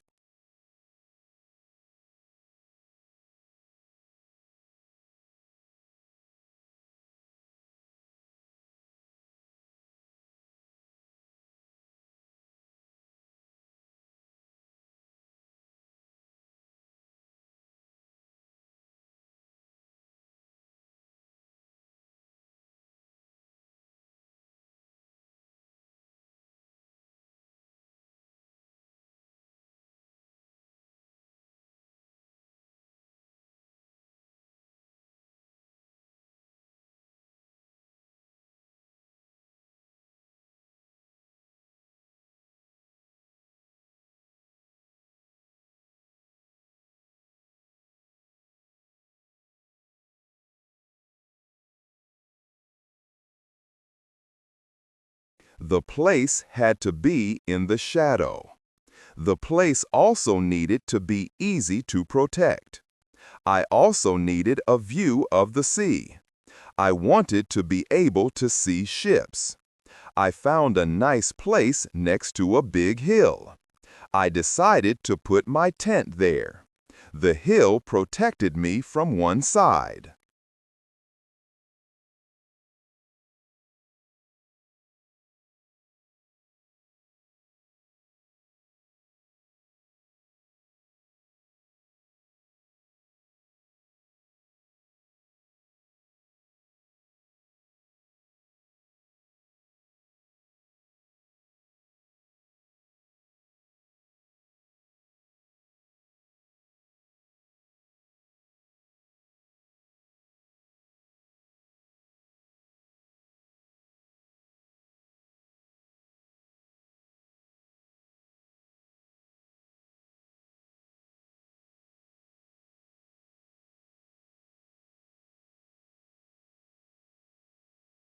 I built a fence on all the other sides. There was no door in the fence. I used a ladder when I wanted to go over the fence. I took all my things inside. I had more plans in my head. I made 2 tents. One tent was big. The second tent was small.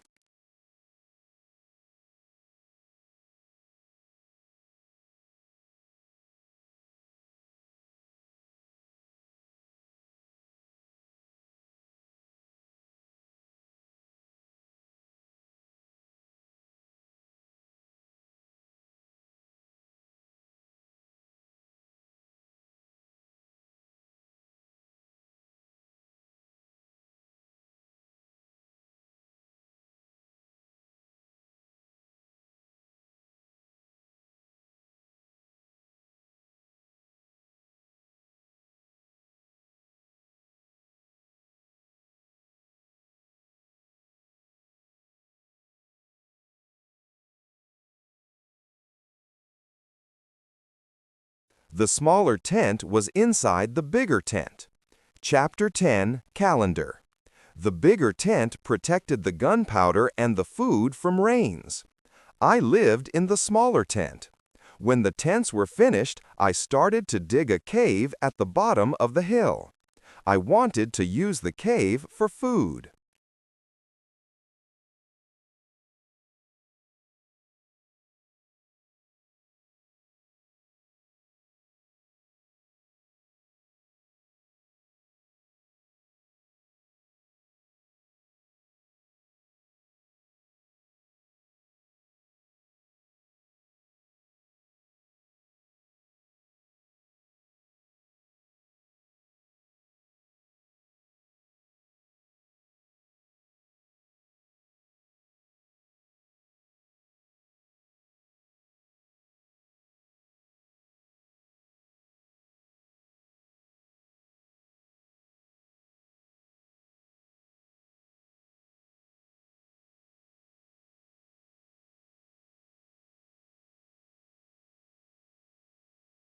I brought stones and earth from the cave to the fence. I made a terrace on the inside of the fence. I still worked on the cave when a storm came one day. There was some lightning during the storm. I thought that the lightning could hit one of the big boxes with the gunpowder.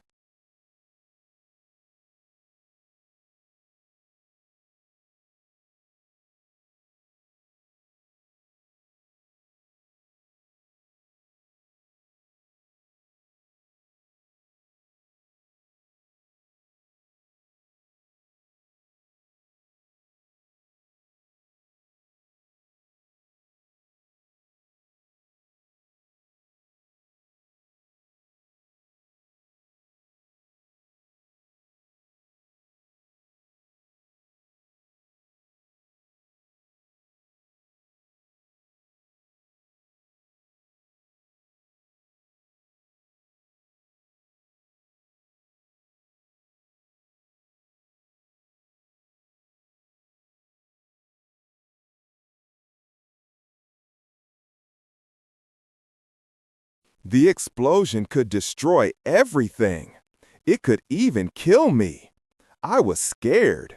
I needed to make a change as soon as possible. After the storm was gone, I opened the boxes with the gunpowder. I put the gunpowder into smaller boxes and bags. I hid the boxes and bags in the rocks.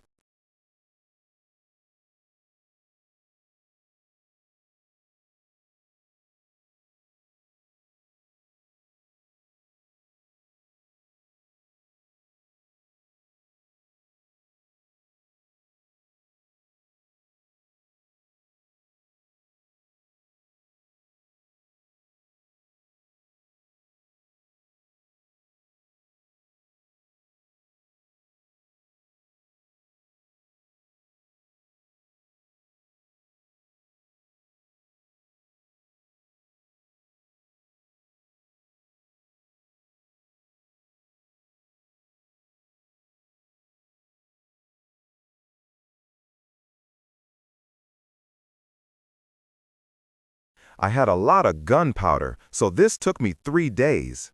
I also hunted every day. It was a break from the hard work, and I also needed some meat. Thanks to this, I also started to know the island and the animals more. I discovered some goats. I hunted the goats.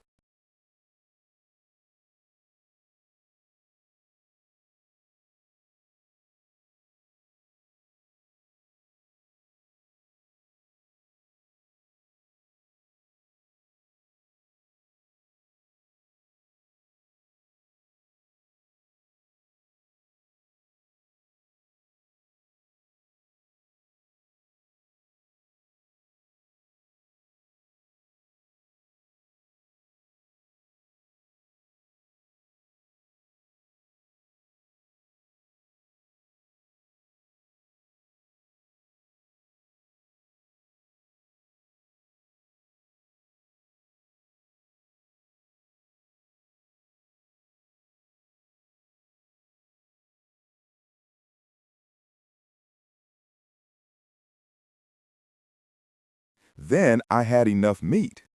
I was sad sometimes. I thought about my wife. I missed her a lot. I thought about my friends in Brazil. I thought about my parents. I thought that living on this island alone was without meaning.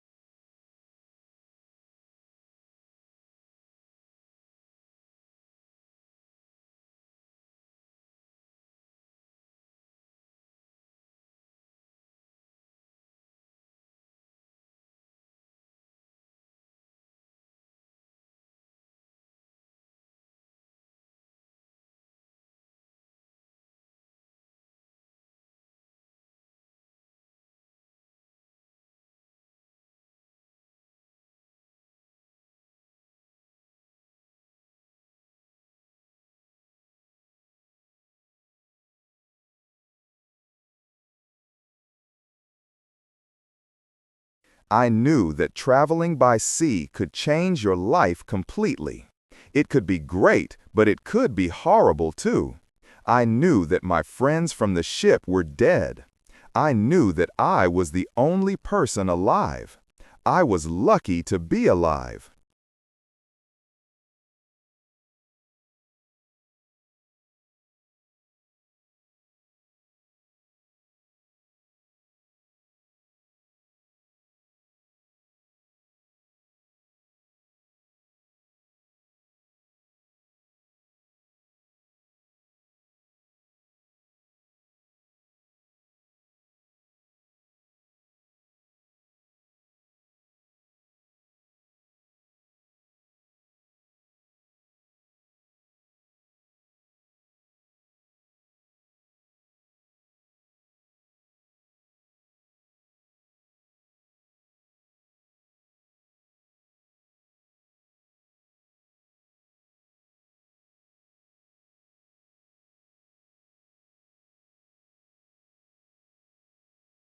I was also lucky because I had all the things like food, guns, and clothes. I couldn't survive without these things. I decided to make a big cross. I put it on the beach. It was near the place of my arrival to the island. I wrote on it the date of my arrival.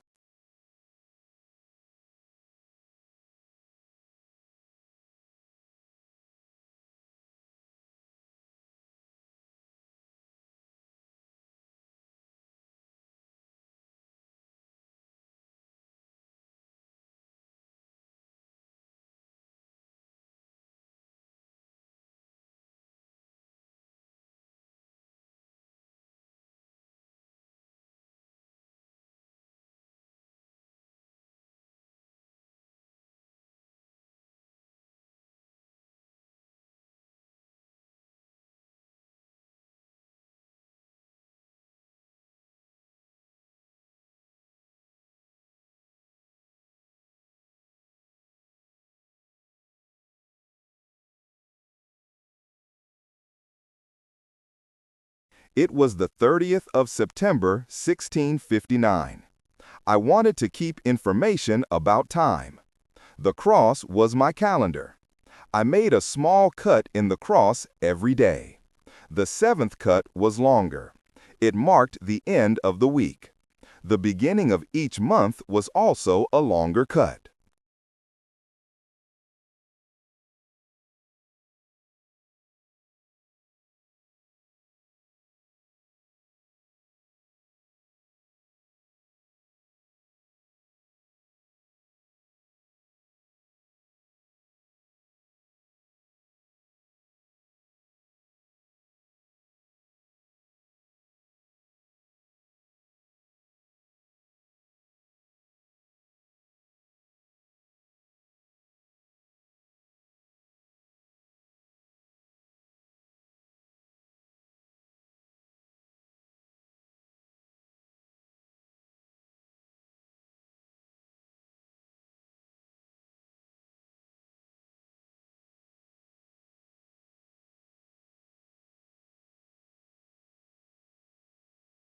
One day, I thought about my situation.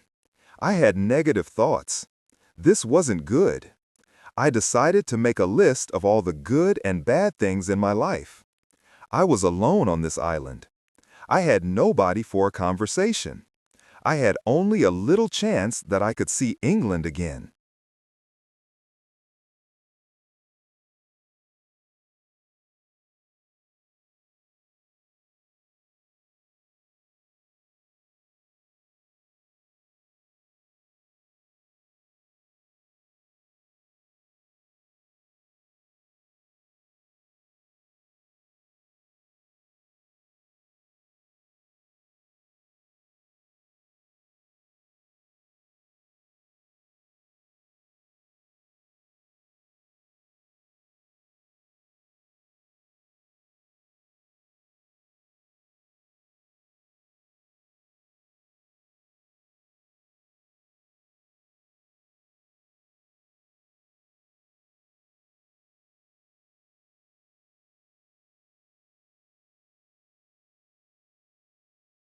But I was alive.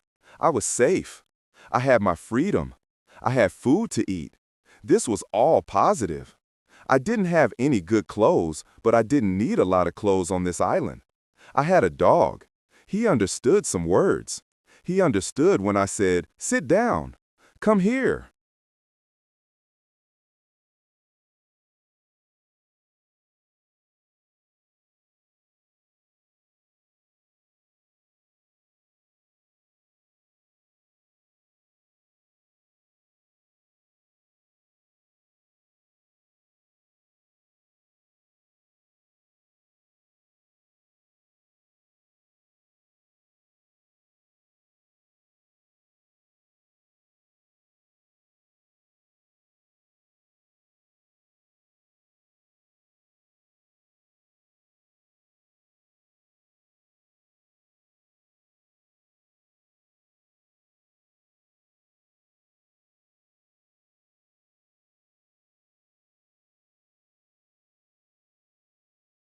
Bring it.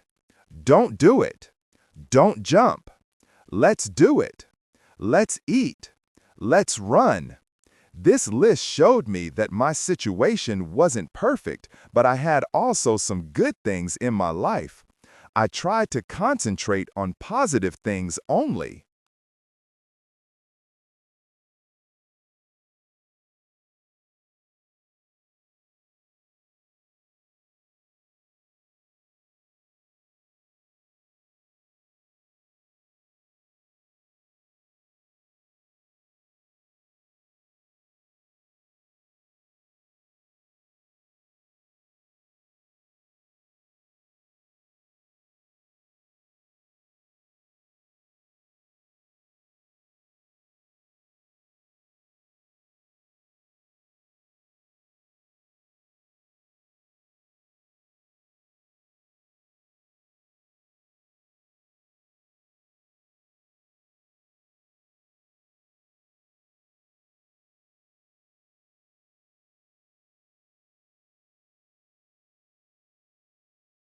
I continued to make my place better and better. I made the cave bigger. More space in the cave helped me keep all my things organized. Chapter 11 book. I started to make some furniture. I needed a chair and a table. I used the wood from my rafts and the ship.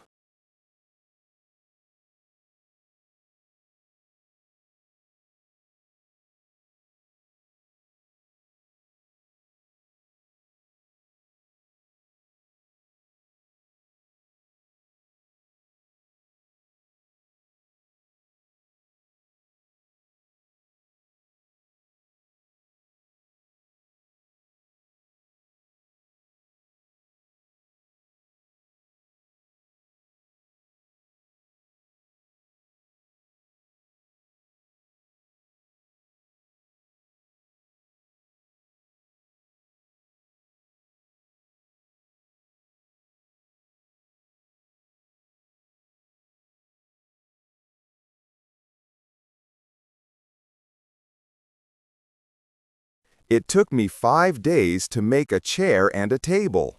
Next, I made shelves inside the cave. I put my tools on the shelves. I put my clothes and guns in the cave too. My guns were on the walls too. I was very pleased when my work was finished. Everything was well organized.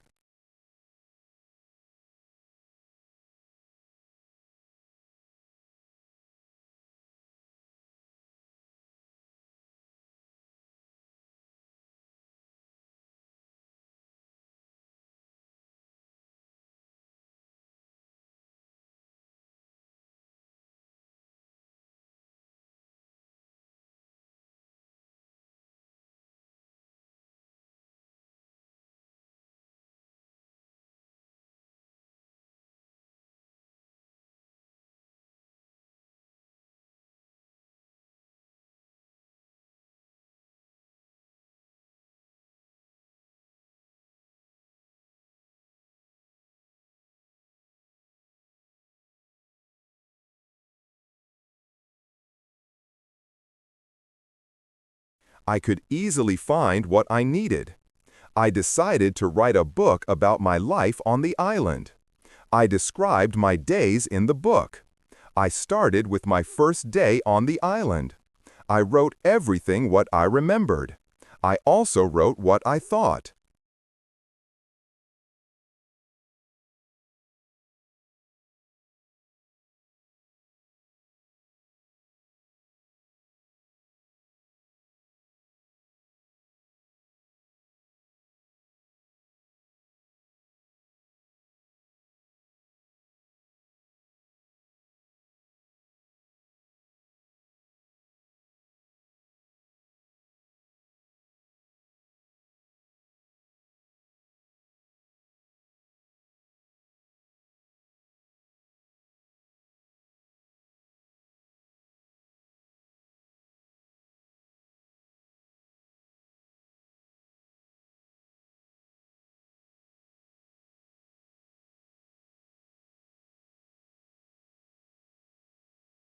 It was good for me when I put my thoughts on paper.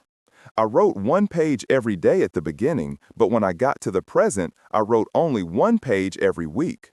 I wrote only important events.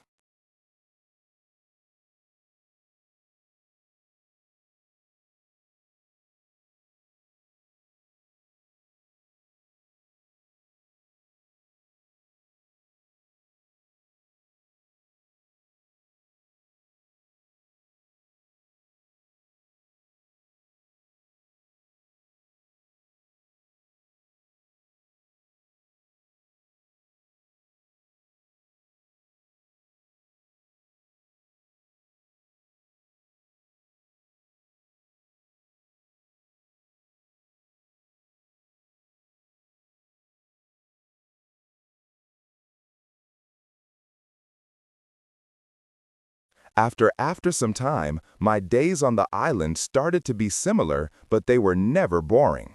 I had always something to do. Every morning, I walked for a few hours. Then I worked until noon. I had lunch. Then I slept after lunch for 2 hours.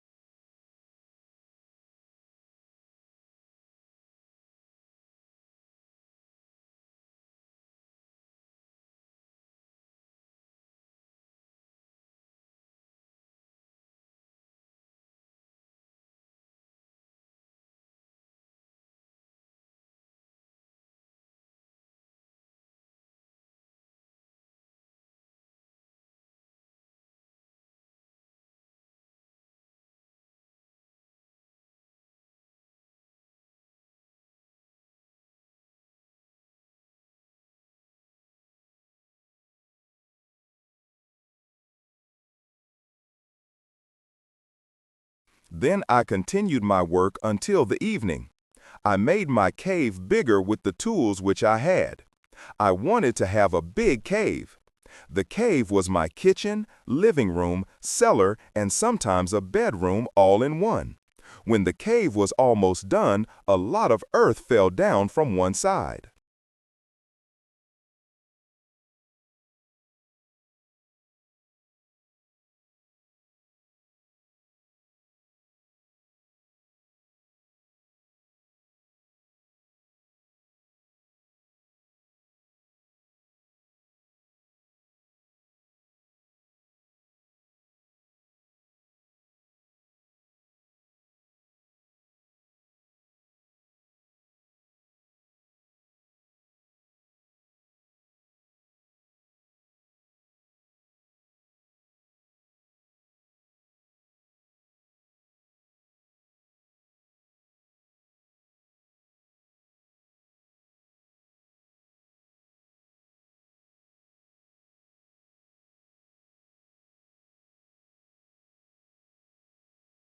I wasn't in the cave when it happened.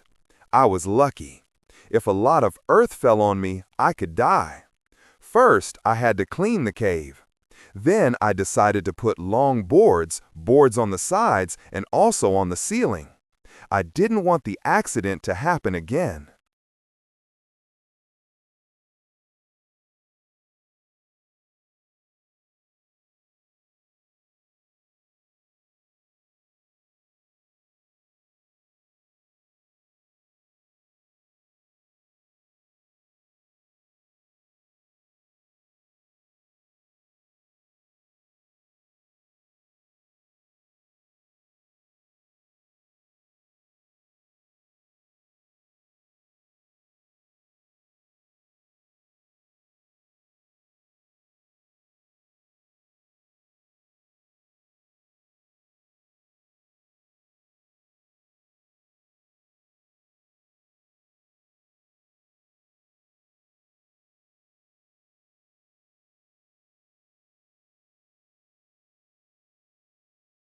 This work took about 1 week.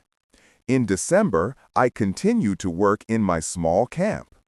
The weather wasn't very good for 20 days. It rained day and night, but it was still warm. So I worked inside. It was never cold on the island. It was good for me.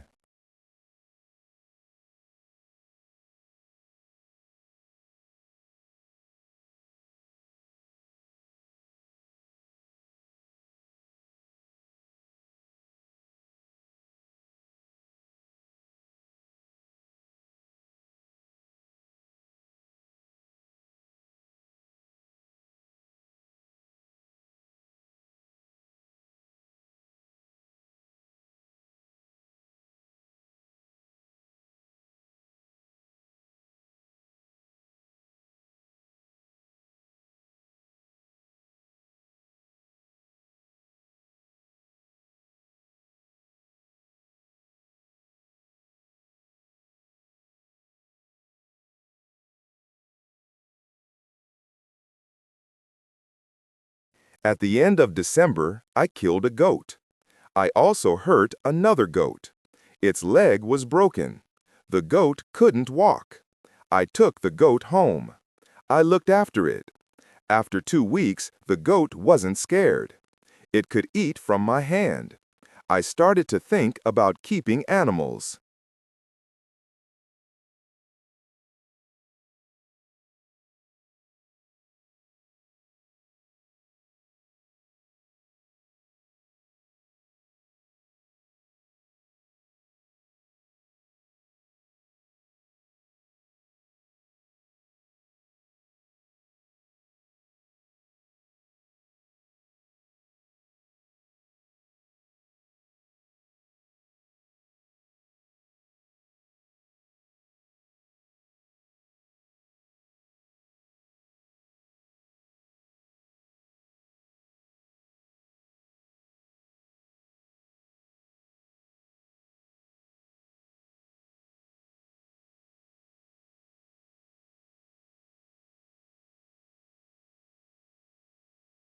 I could have food when my gunpowder was finished.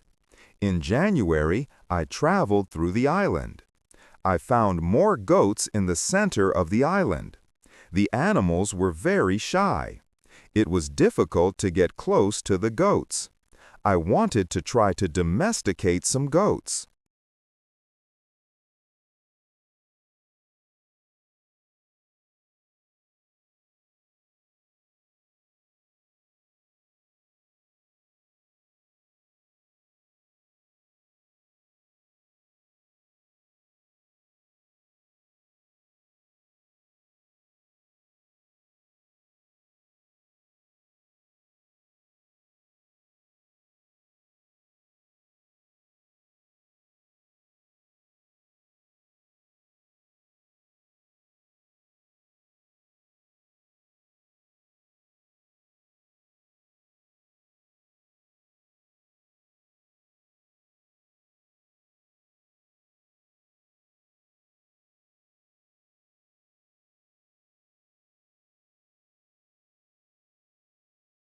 I only needed an opportunity to do it. I had a plan. I returned with my dog the next day. He was my hunting partner. I told my dog, "Sit down. Wait. Don't move." Then I went around the goats, but in a big distance.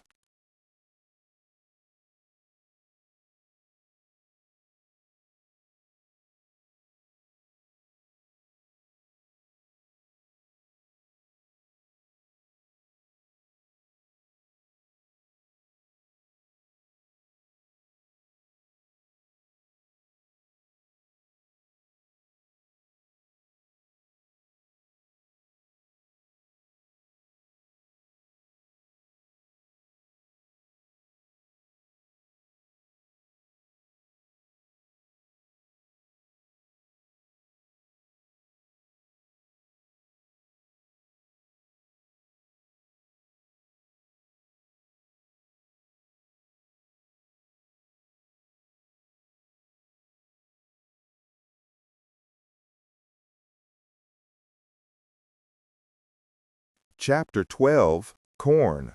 When the goats were between me and my dog, I hid behind a tree. Then I shouted at my dog, "Come here!" He started to run to me, and the goats too. I stayed in my position behind the tree. When one of the goats was close to me, I jumped and I caught its leg.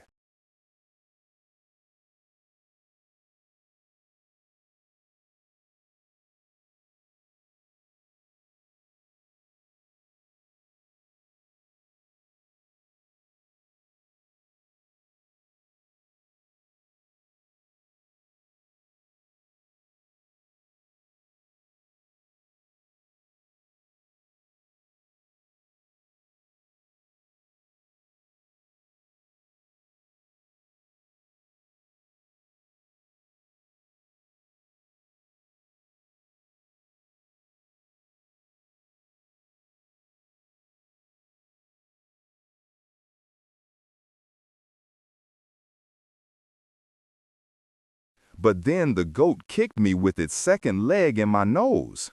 It hurt a lot. I let the goat go, and the goat was soon gone. We weren't successful. This wasn't a good way to catch a goat. We had to do it differently. I told my dog, "Let's go home. I need some rest."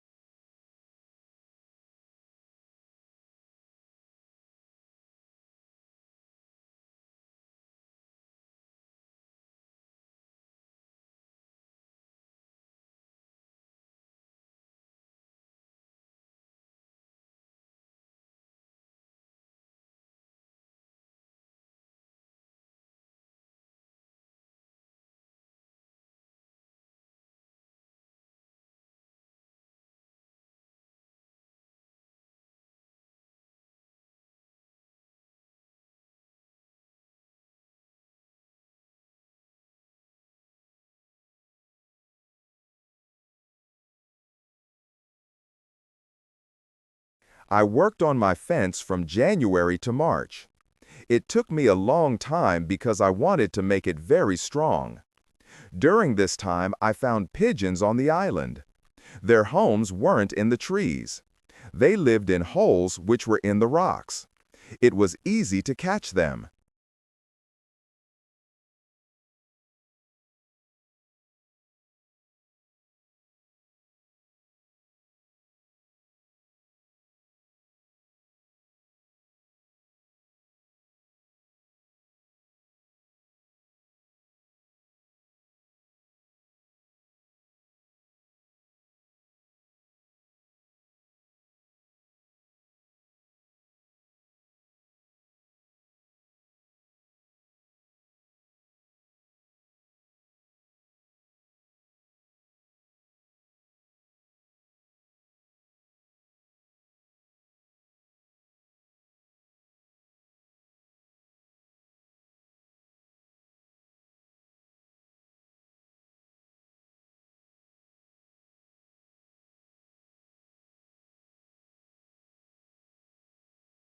Their meat was great.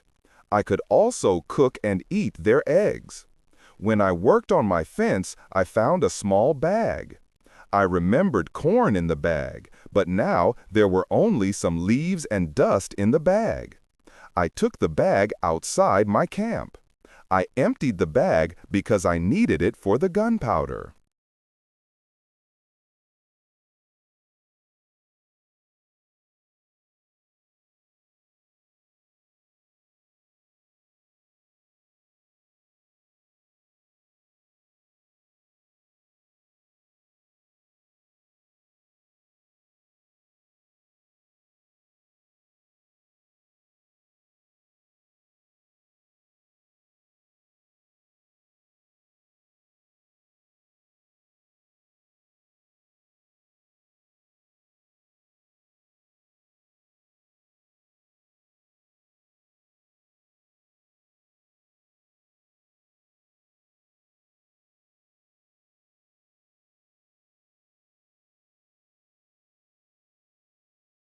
This happened shortly before the rains.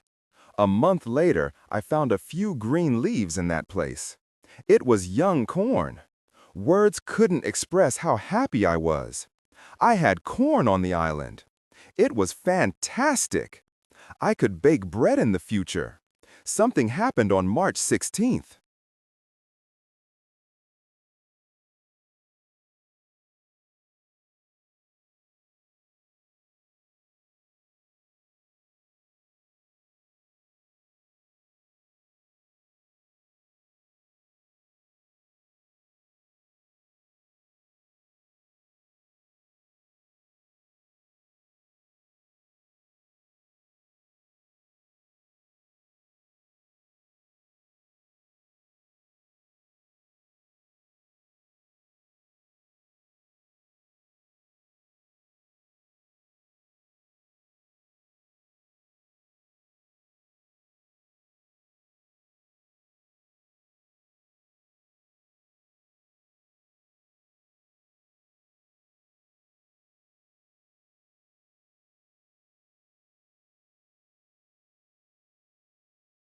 I was inside my cave when pieces of earth started to fall from the ceiling.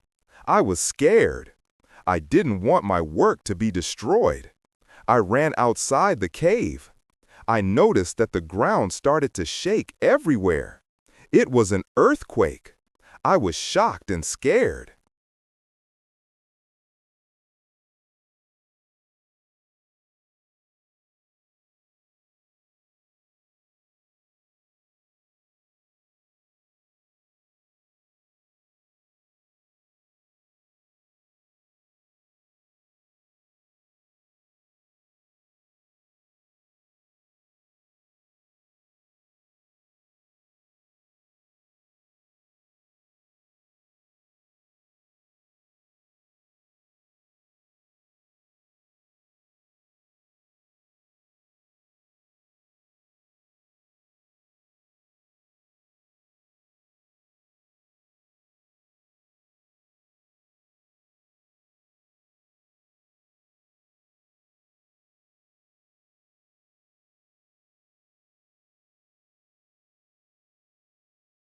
Some big stones fell from the hill, but I was lucky.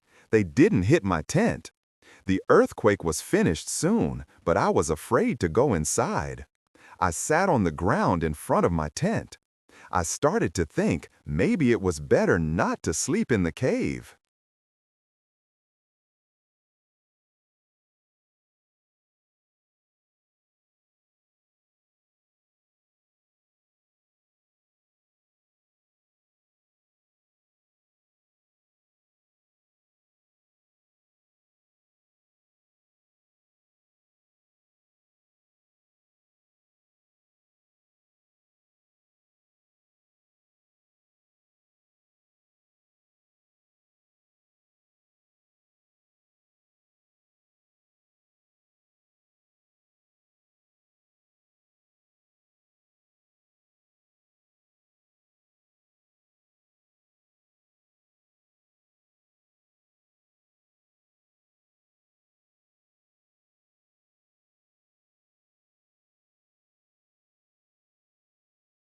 It wasn't very safe in case another earthquake came, but I didn't want to sleep in the tent, so I decided to make a house instead of the tent. I wanted to use the cave only as a cellar. The next day, I started to build the house. It was in April.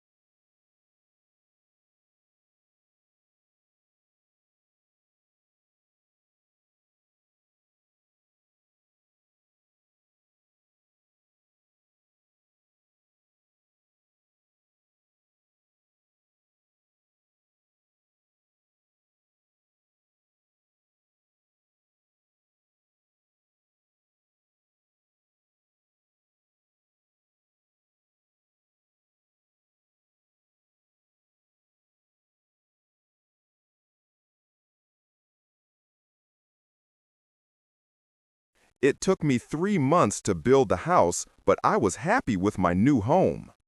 I was ill in the last week of July. I had a temperature. I couldn't get out of the bed. I was very weak. I could do nothing in that state. I had crazy dreams.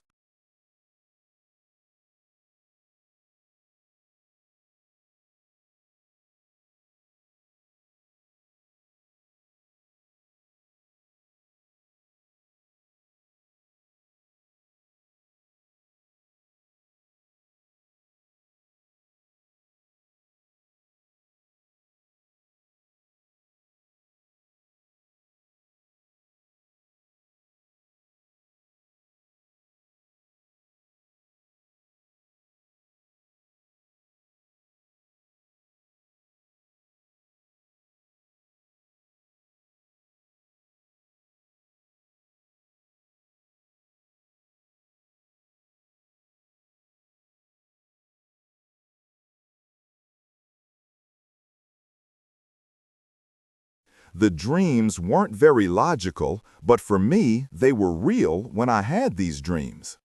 Chapter 13, Dream. One of my dreams was really crazy. I was in a pub. The pub was on my island. I wanted to drink some rum, but the waitress was very lazy. She sat at the bar. She did nothing.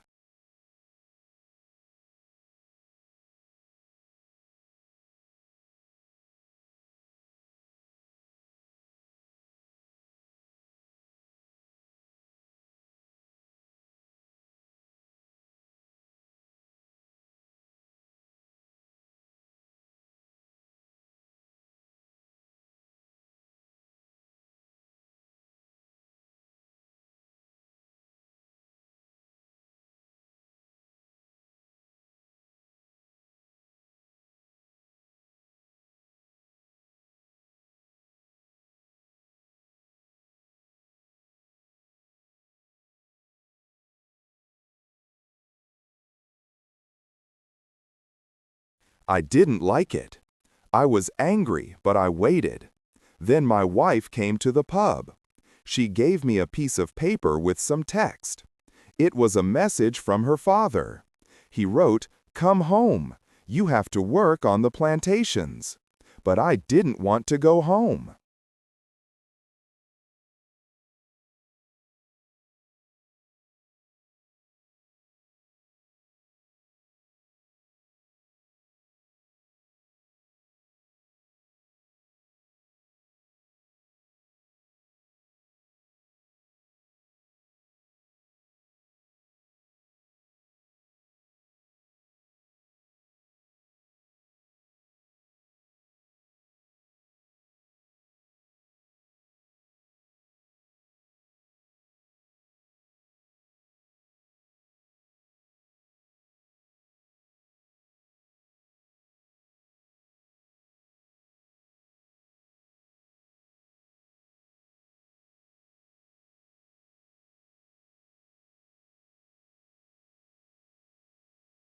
I went to the kitchen in the pub.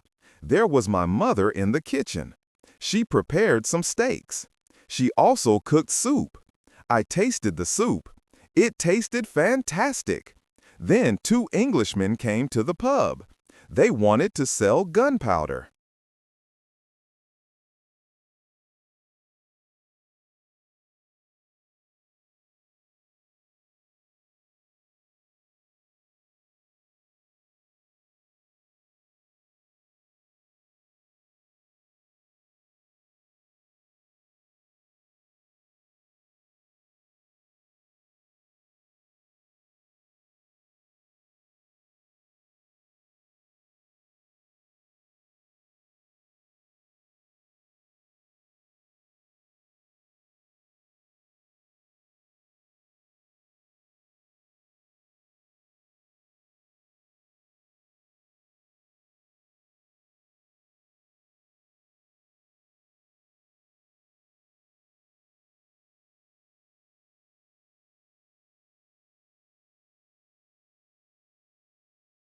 One man looked like a gentleman, but the second man was horrible. I told the horrible man, "I'm sorry, I don't need your gunpowder. I have a lot of gunpowder in my camp." "What did you say?" said the horrible man. "Our gunpowder isn't good for you."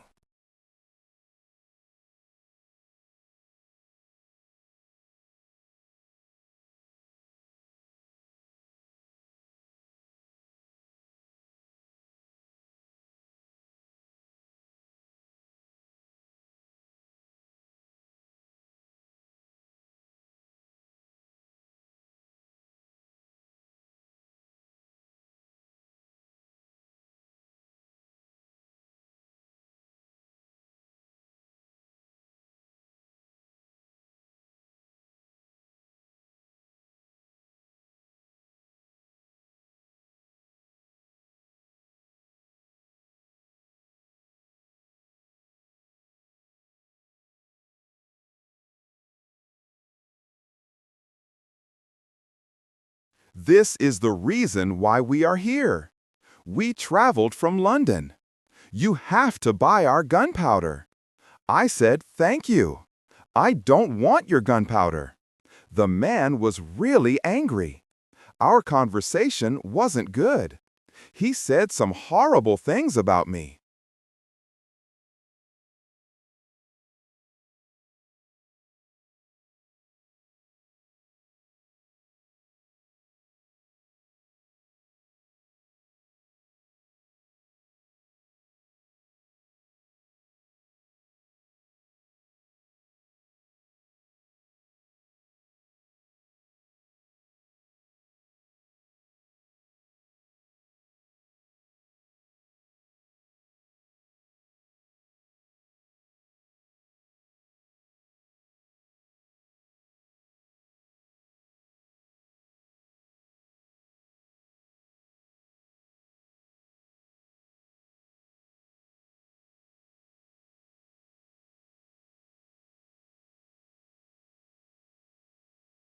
I said some horrible things about him.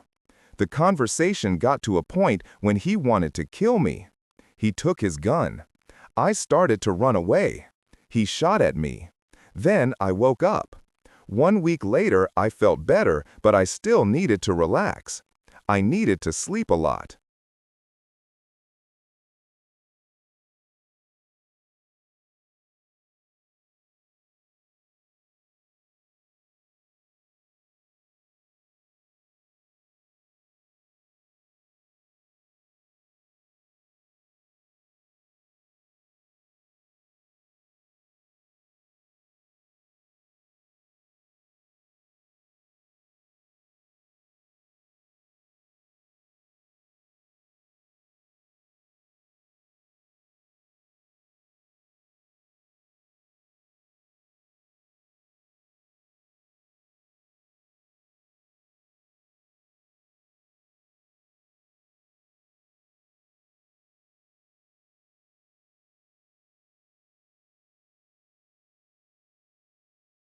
In August, I was okay again.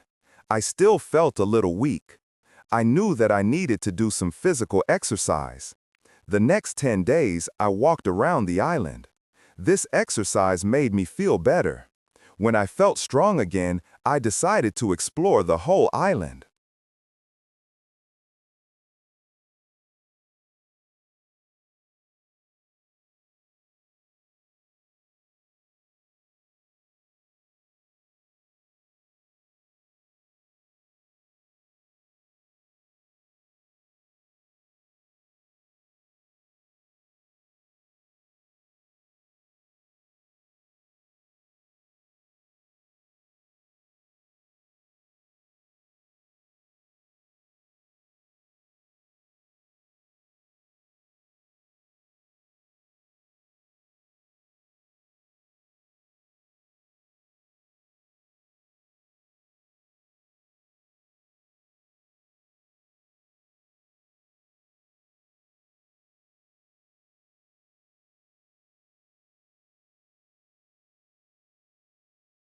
I found a new interesting part of the island. It was a valley with a lake. The valley was in the central part of the island. I found melons and grapes there. The melons were very sweet. There were also apples, oranges, and lemons in this valley.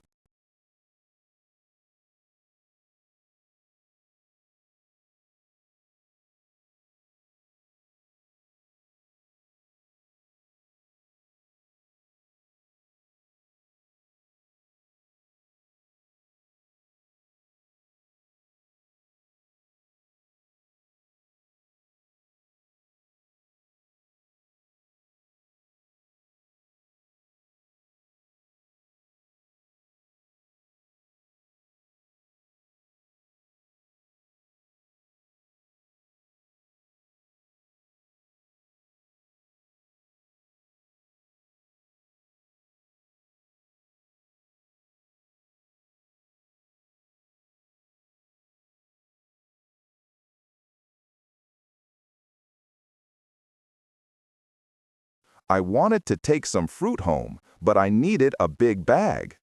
I didn't have a big bag with me. I collected some fruit. I put the fruit in one place. I returned to my cave. I took a bag for the fruit. When I was back, I saw that my fruit was destroyed.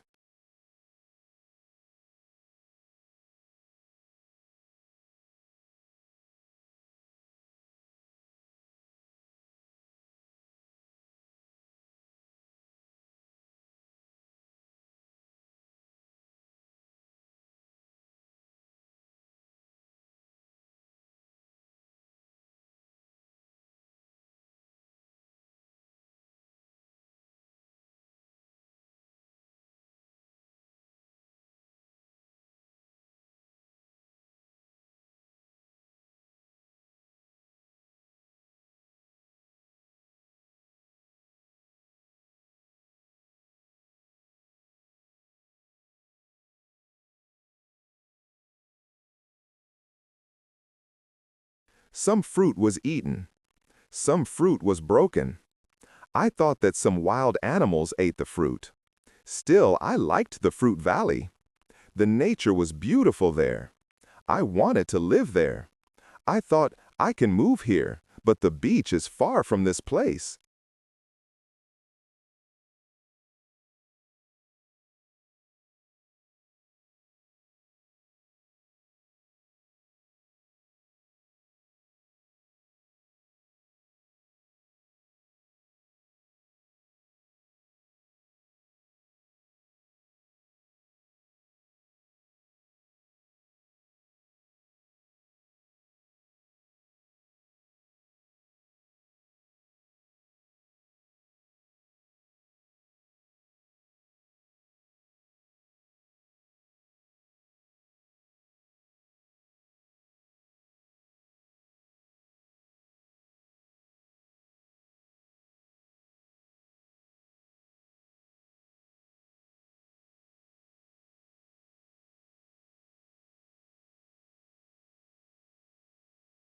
I have to be close to the beach because I need to see a ship which can save me. Chapter 14, House. I didn't move to the Fruit Valley, but I decided to build another house there. I started to visit the Valley Alley more often. Step by step, I was building a house there.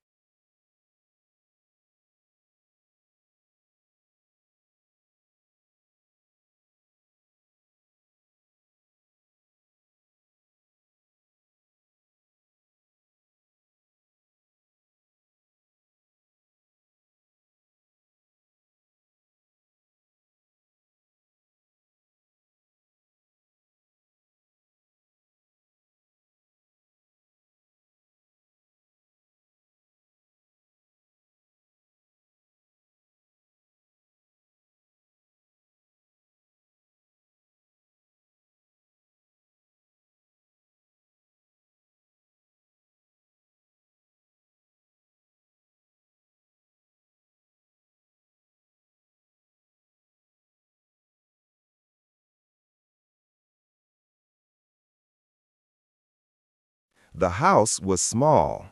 There was a double fence around it. The house was protected like a castle. Again, I used a ladder when I wanted to go in and out. But I had also stairs on the inside of the fence. I used stairs on the inside and I used ladder on the outside.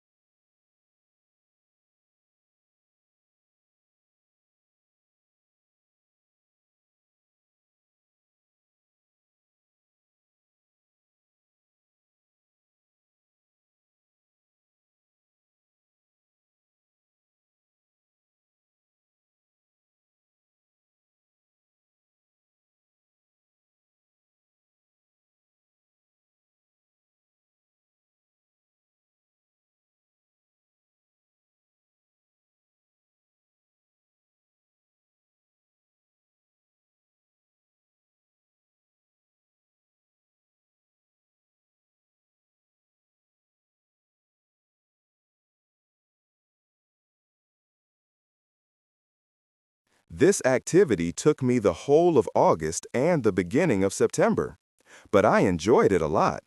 The Fruit Valley gave me so much energy. I felt so healthy and strong there. Sometimes when I was in the valley at night, I watched the moon and the stars. I thought about my wife.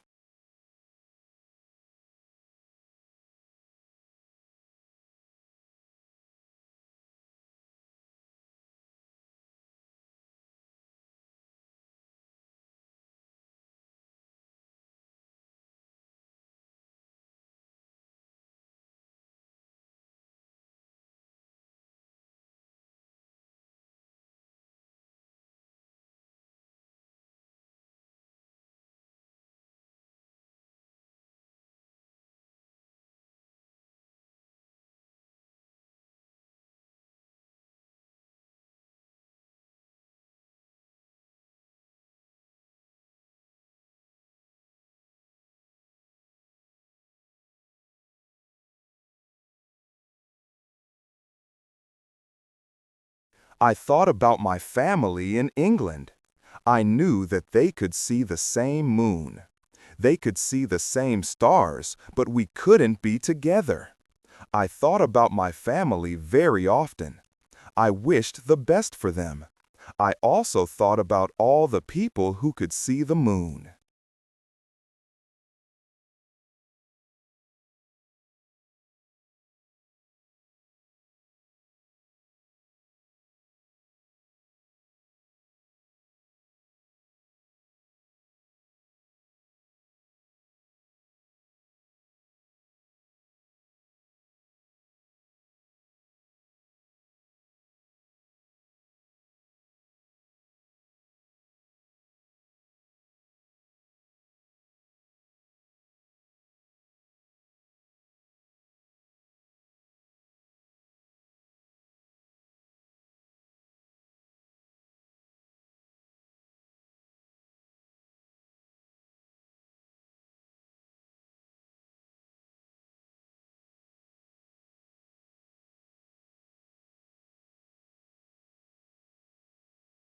I imagined the places where they lived.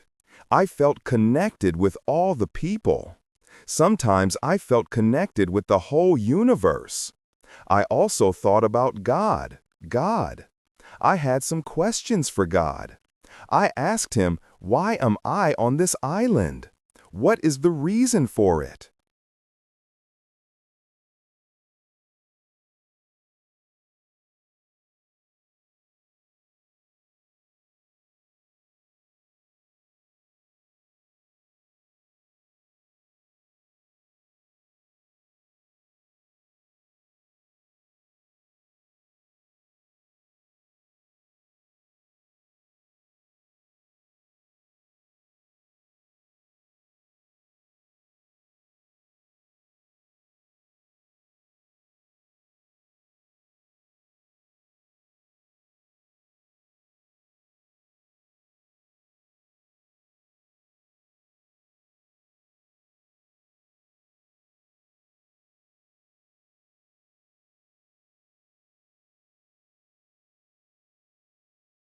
Why am I still alive when my friends are dead? I didn't have answers to many of these questions, but I trusted God. I believed that He knew what He was doing. Then the rainy season started. The rainy season continued until the middle of October. This was my first year on the island.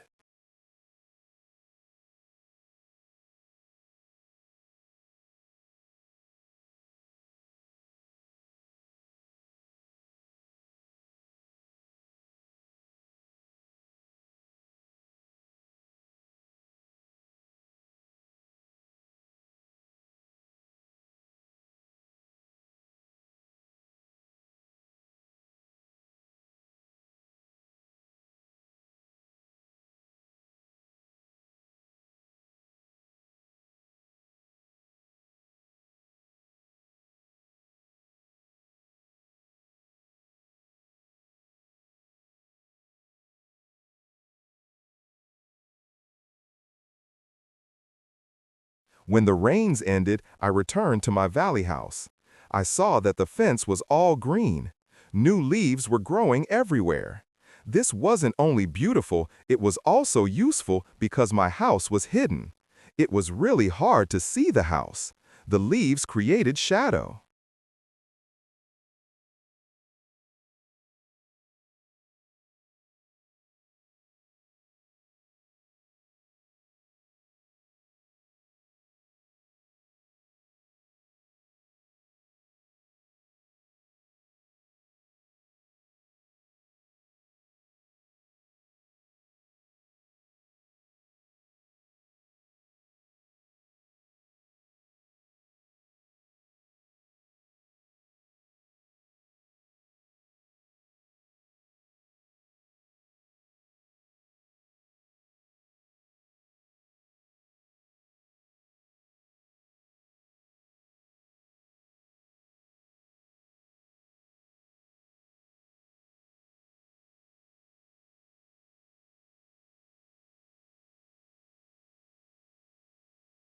It was very nice to stay there. I decided to make a fence from the same wood around my first house too. When the rainy season was finished, I put my corn seeds into the ground. I was afraid that something bad could happen. I only used a half of the seeds.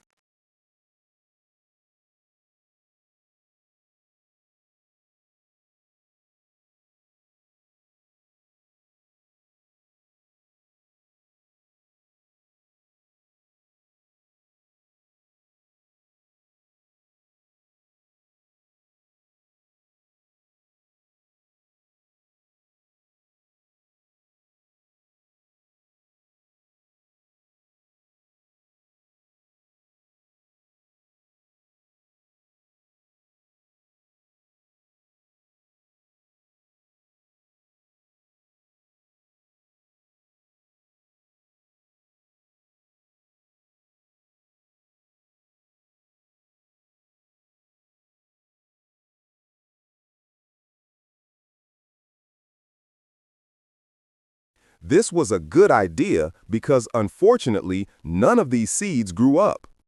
I put the second half of the seeds into the ground before the next rainy season. This time, they grew up all right. I could say that I had a little farm on the island.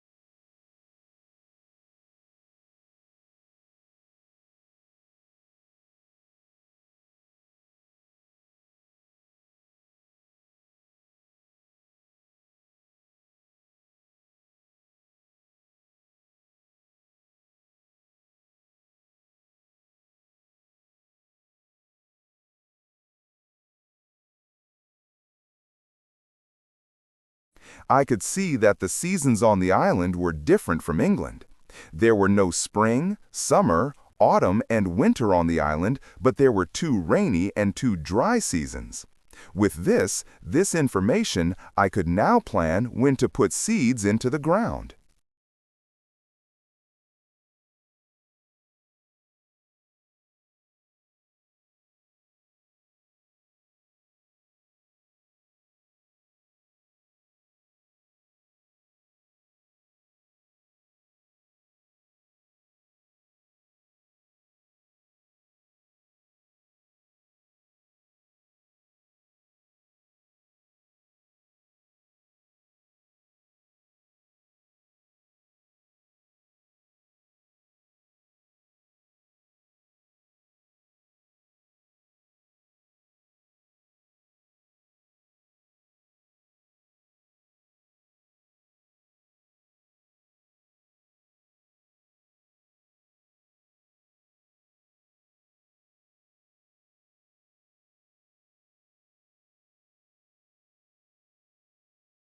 Chapter 15, Basket.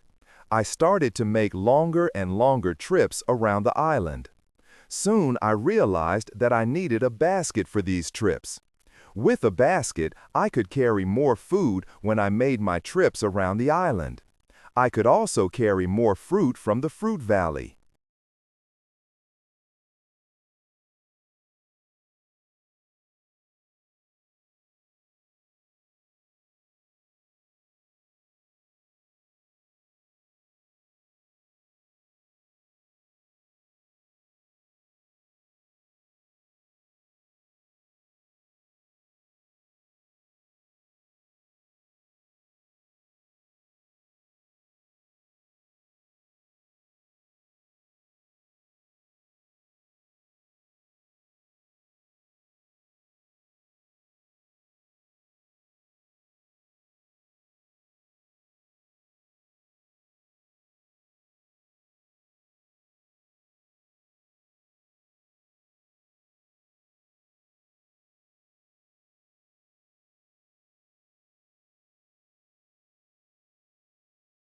I cut branches from the same tree which I used for my fences. I dried these branches. I used the branches to make the basket. When I finished the basket, I decided to make a longer trip around the island. I went through the valley with my second house.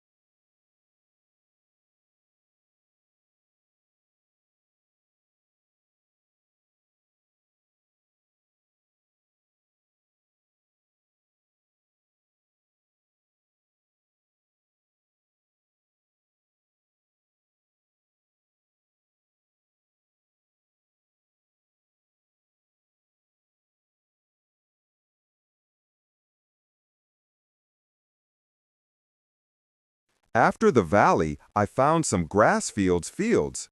They were very flat. They had a lot of flowers. They smelled so good. A lot of insects were flying around these flowers. I saw some big butterflies. Their wings were 10 centimeters wide.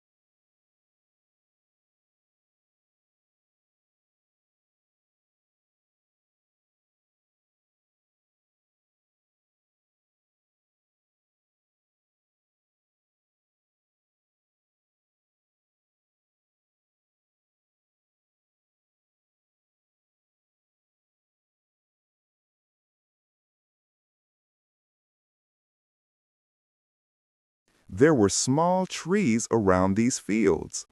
I found nuts on these trees. These nuts were different from nuts in England. They had a different shape. They were also sweeter than nuts in England. I also discovered some new animals on this side of the island.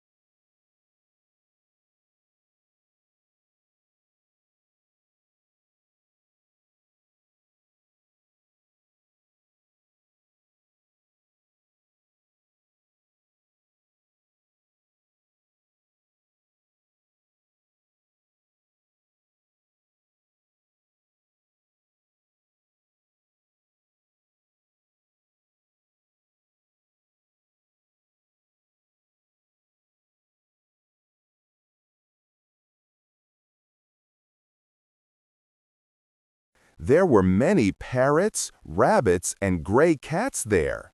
I even caught one parrot. I took the parrot with me. There were many colors on his body. I saw red, green, purple, orange, blue, pink, and yellow. There were also a lot of turtles and other birds there.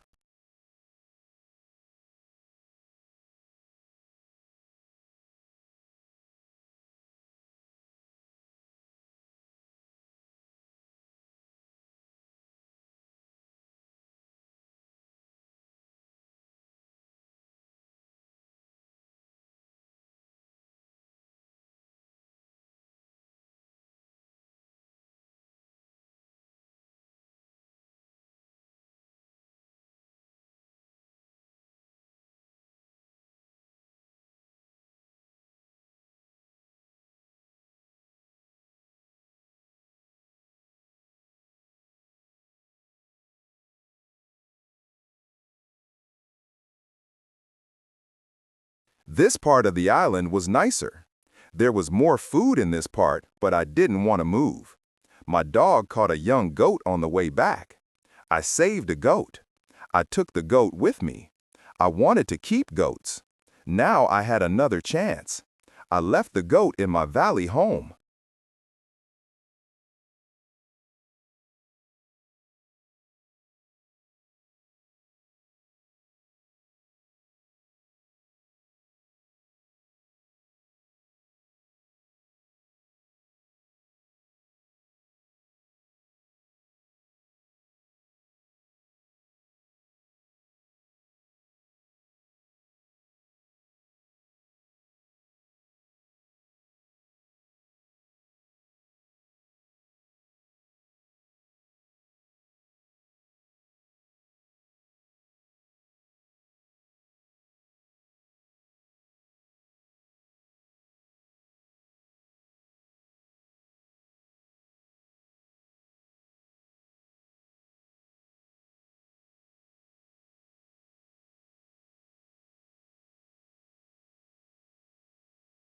First, I wanted to prepare some space for the goat in my first home. I was so tired from the trip that I fell asleep the whole day. I made a cage for the parrot I brought home. The goat started to calm down. I made a map of the whole island.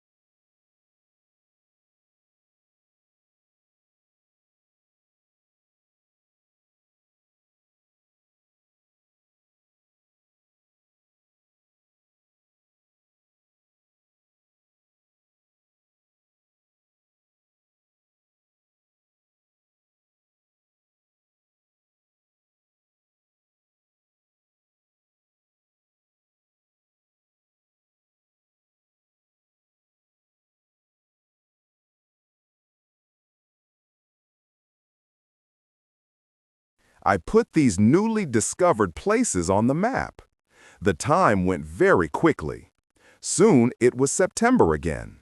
This was my second year on the island. I wasn't as sad as in the beginning. I accepted my situation. I was happy with what I had.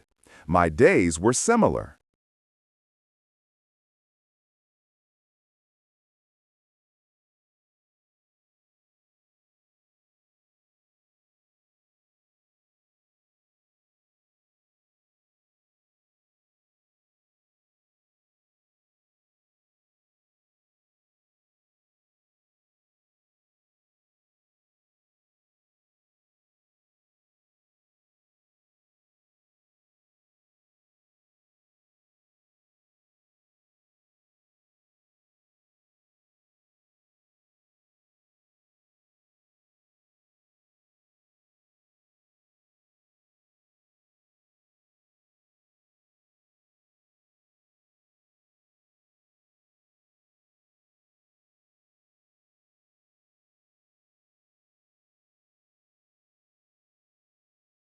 I hunted in the morning. I cooked at noon. I was relaxing in the afternoon when the sun was the strongest. And I worked in the evening. This was my typical day. I also taught the parrot to say his name. His name was Pole. My cornfields kept me busy in November and December.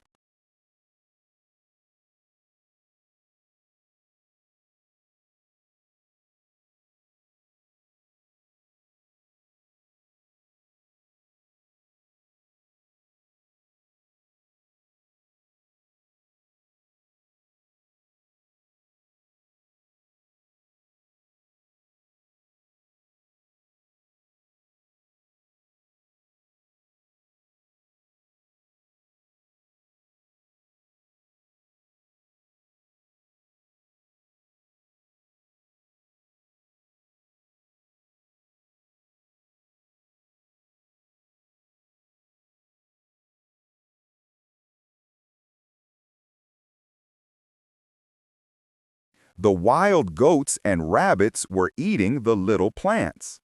I didn't want to lose my corn, so I quickly made a fence around the area with the seeds. I made a gate which I could open quickly in the fence. I put my dog inside the fence. He protected my corn at night.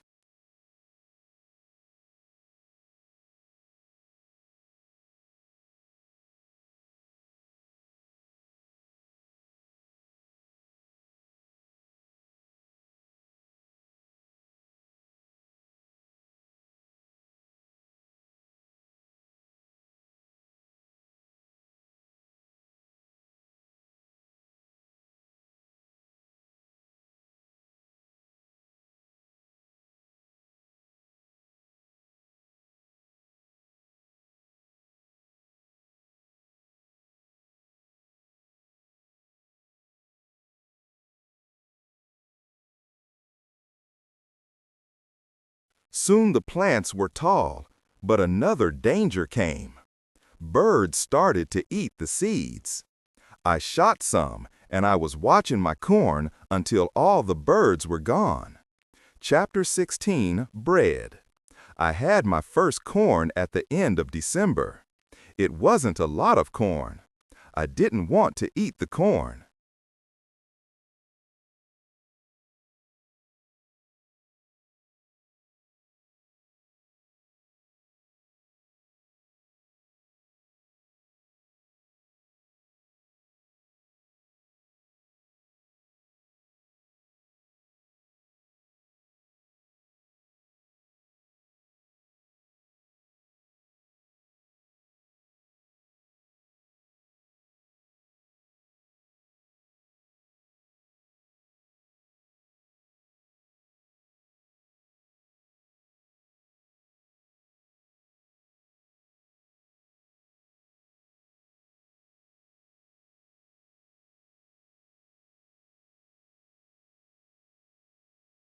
I decided to keep all the seeds.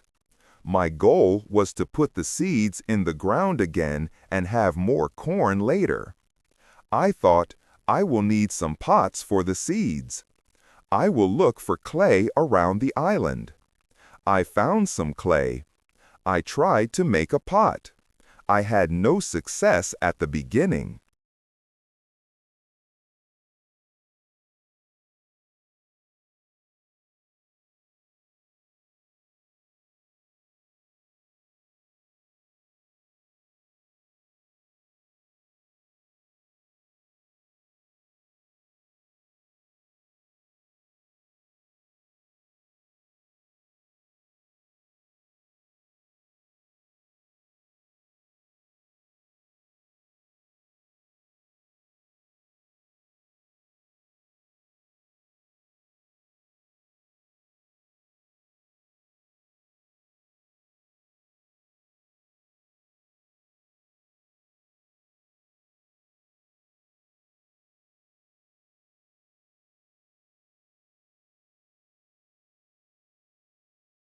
People in England made beautiful pots, but I didn't know the whole process well enough to be able to make pots. However, I tried again and again. It was a long process, but after 2 months of experimenting and trying, I made 2 large pots. I put the pots into round baskets.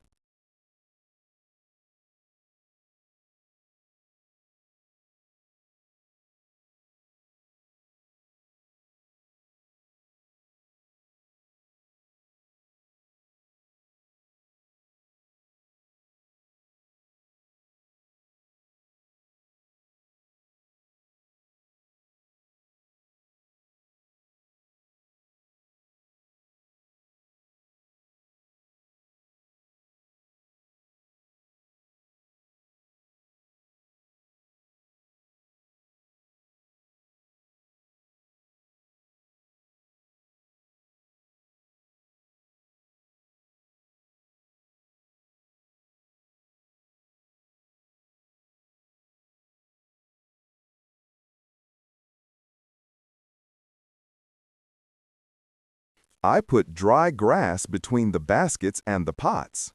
The dry grass and the pots protected the pots very well. I continued to make small pots. Their quality improved. I also made long but not very high pots. I put seawater in these pots. When the water was gone, I had salt.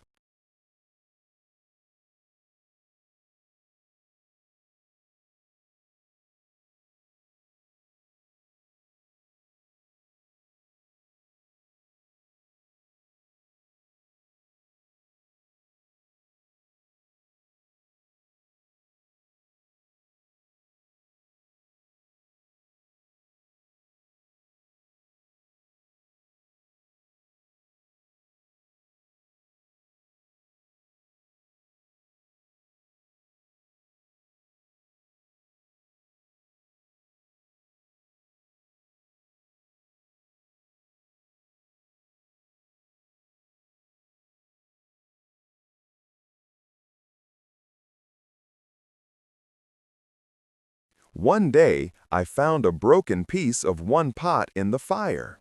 The fire made the piece as hard as stone, and it was very red too.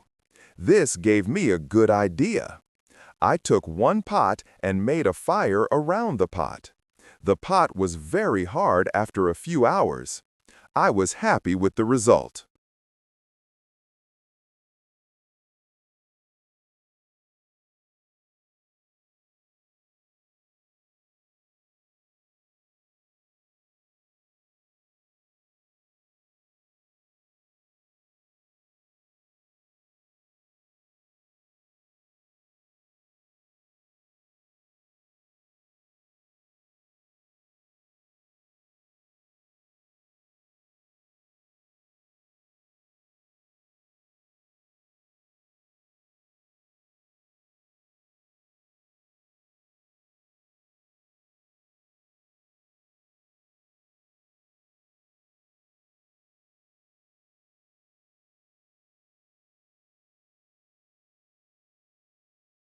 I thought I will also need a tool to make flour from seeds.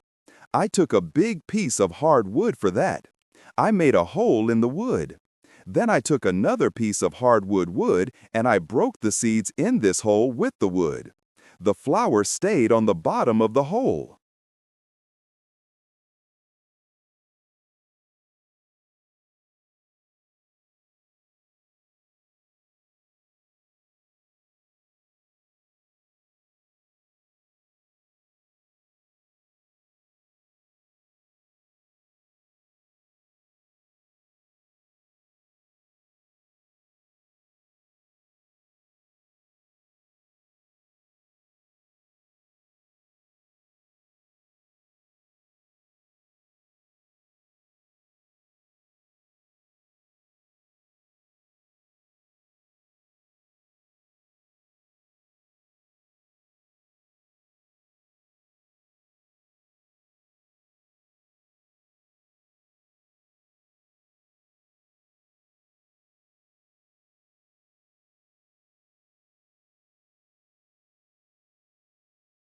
I thought I will need something to bake bread. I had an idea. I mixed the flour with water. Then I took 2 stones. I put the stones near the fire. When they were very hot, I put the bread between the stones. This was how I made my first bread on the island.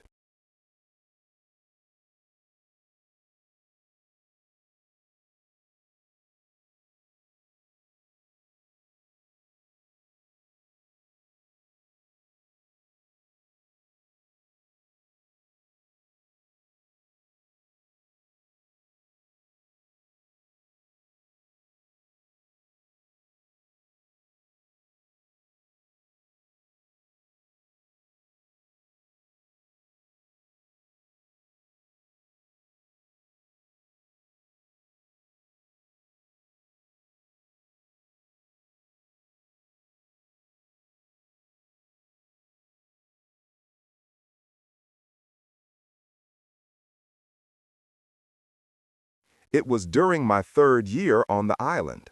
The bread wasn't perfect, but I liked it a lot. It was my first bread after a long time. I thought about traveling around the island by sea.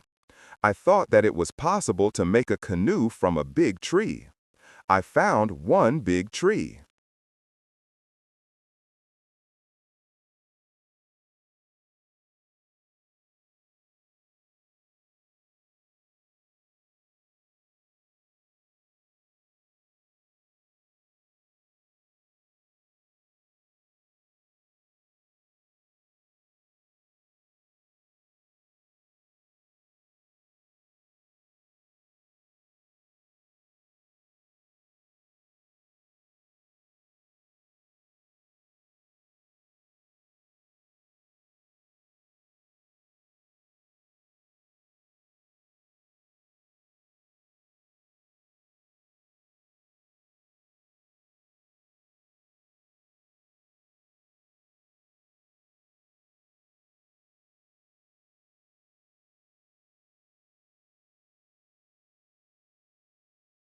I cut the tree and I started to make a hole in it. One day, when I was working on the canoe, I realized that I didn't know how to move it from the forest to the beach. I tried everything to move the canoe. I even thought about digging a channel, but it was all useless.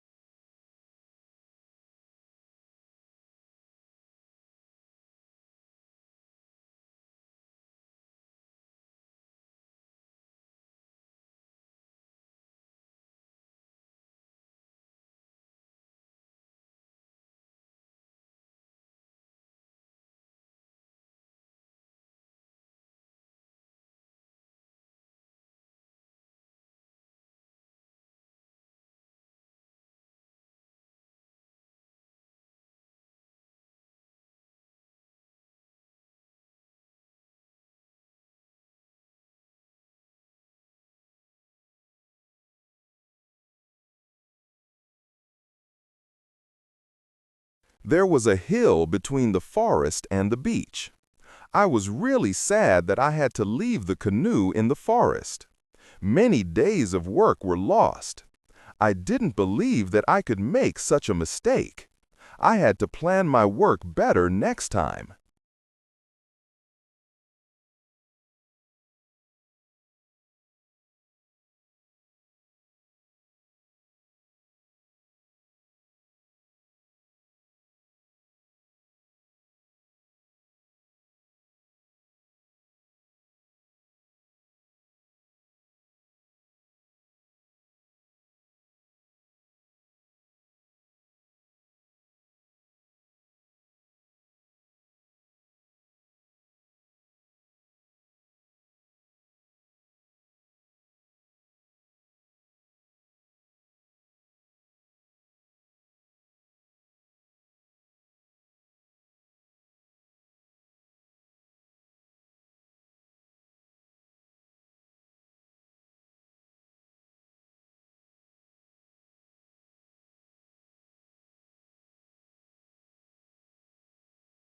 Chapter 17, Canoe.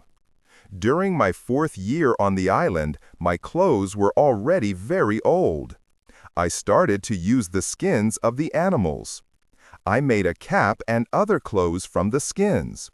They kept me cool in the strong, strong sun, and they protected me from the heavy rain.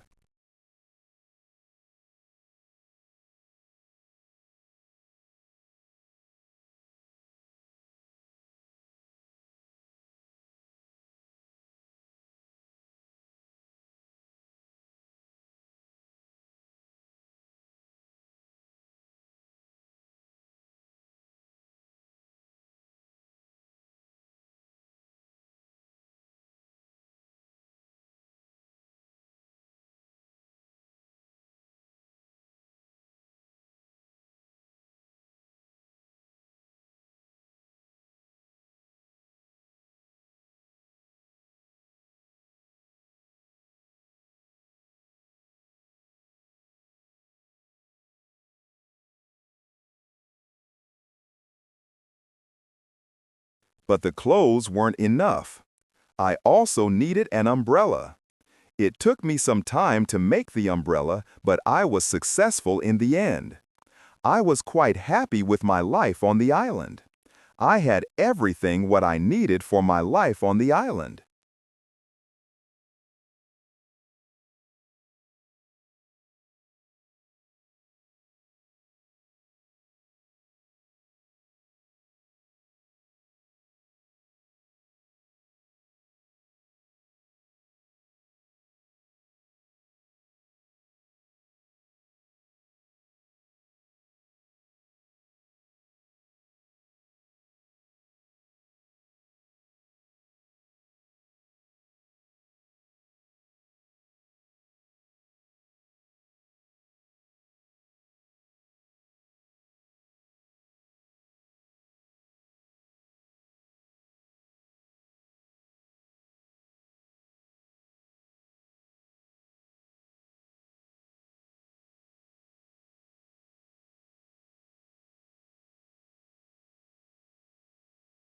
My life on the island continued for the next 5 years. During this time, I decided to make a new canoe. The canoe was smaller and it was easier to move. I wanted to travel around the island in it. When the canoe was finished, I put food, water, and tools in it.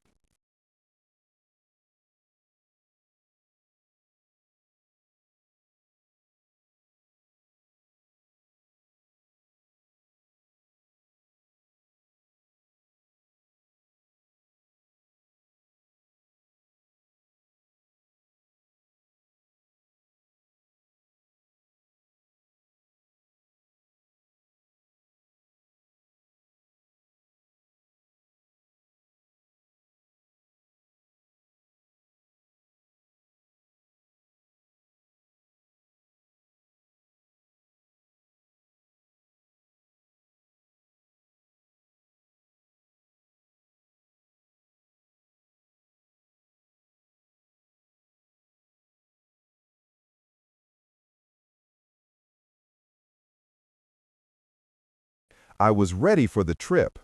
I wanted to test if I could go around the island in my canoe. The trip started during my 6th year on the island on the 6th of June. The beginning of my trip wasn't easy for me. I was in danger when my journey started.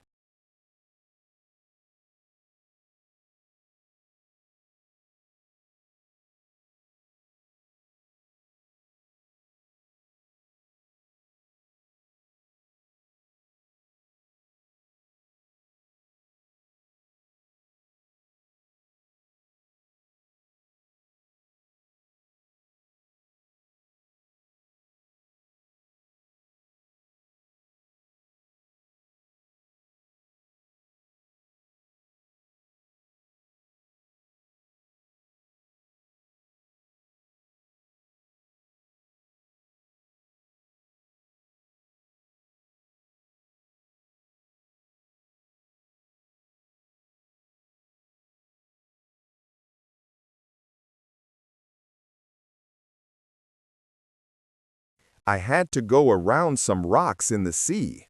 When I wanted to go back to the coast, I realized that there was a strong current. The current was taking me away from the island. The situation was horrible. I was scared. I thought, I will die in the open sea.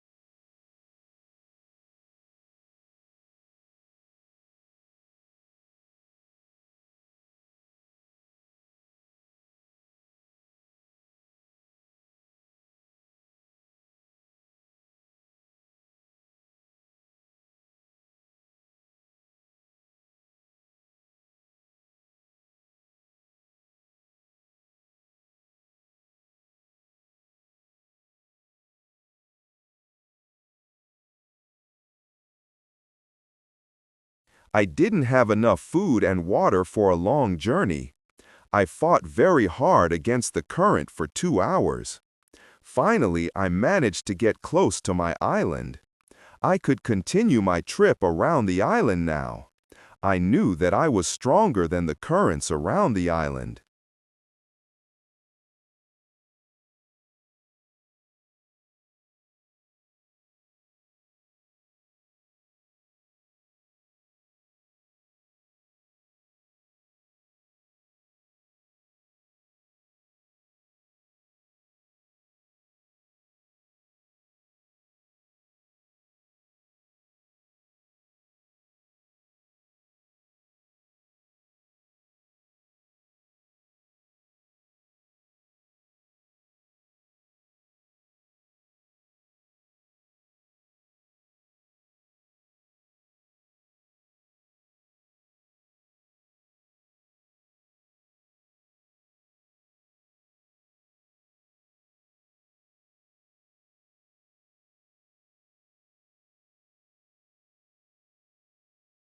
It made me feel good. Soon I found a small river which went further inside the island. But I got nowhere because soon the river was very narrow. Stones blocked the way. I couldn't continue. I got off my canoe. I went to explore this part of the island.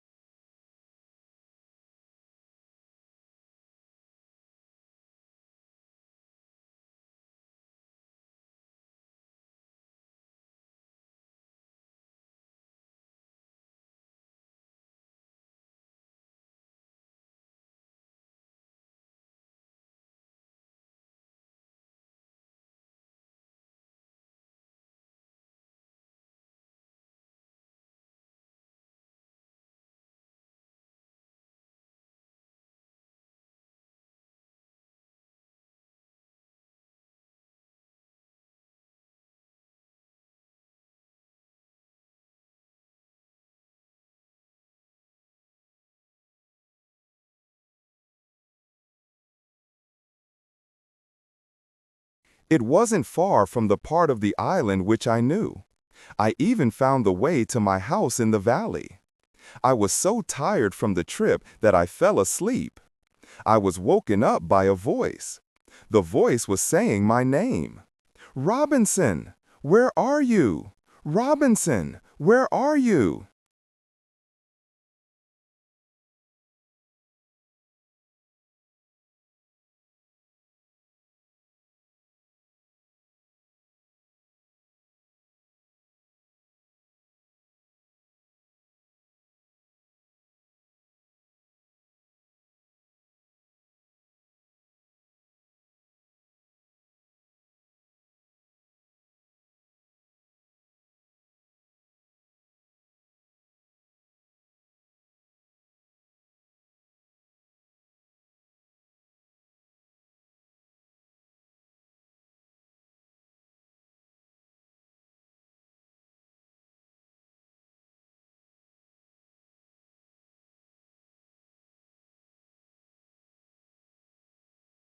First, I was scared, but then I saw my parrot pole on top of the fence.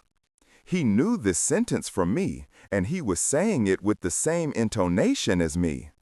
I was surprised to see him here. I thought, why wasn't he at home? Still, I was happy to hear somebody talk to me.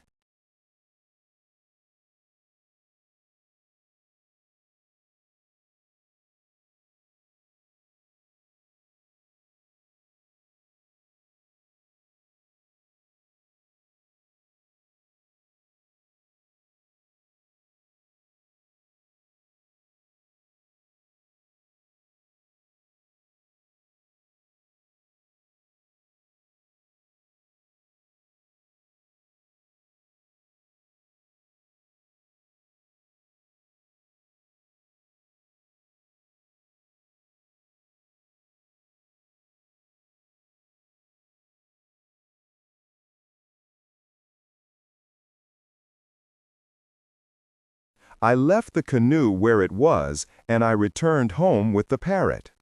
I didn't make another such trip for a year. I stayed in my house most of the time. I kept making tools and pots. I was better at making baskets.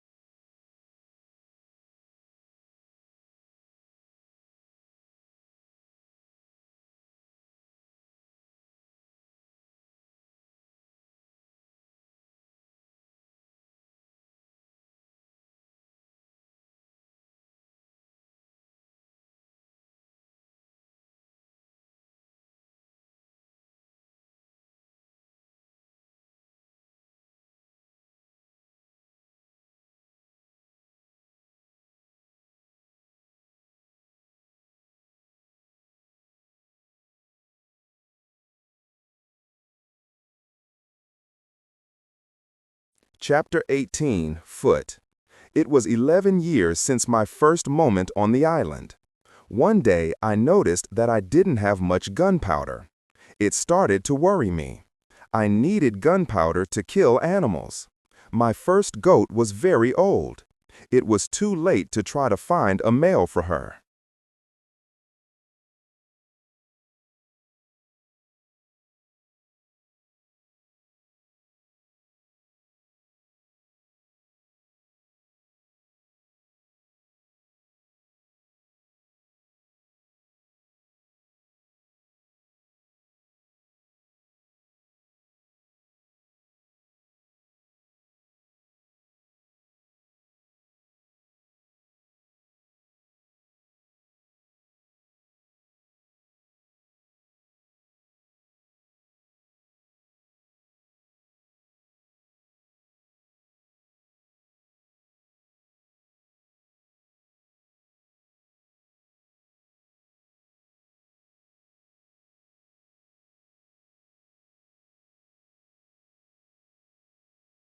I wanted meat, but I didn't have the heart to kill her. One day, she died a natural death. I thought, with less and less gunpowder, I will have to find another way to get meat. I will make some trap tomorrow. I will start to make the trap.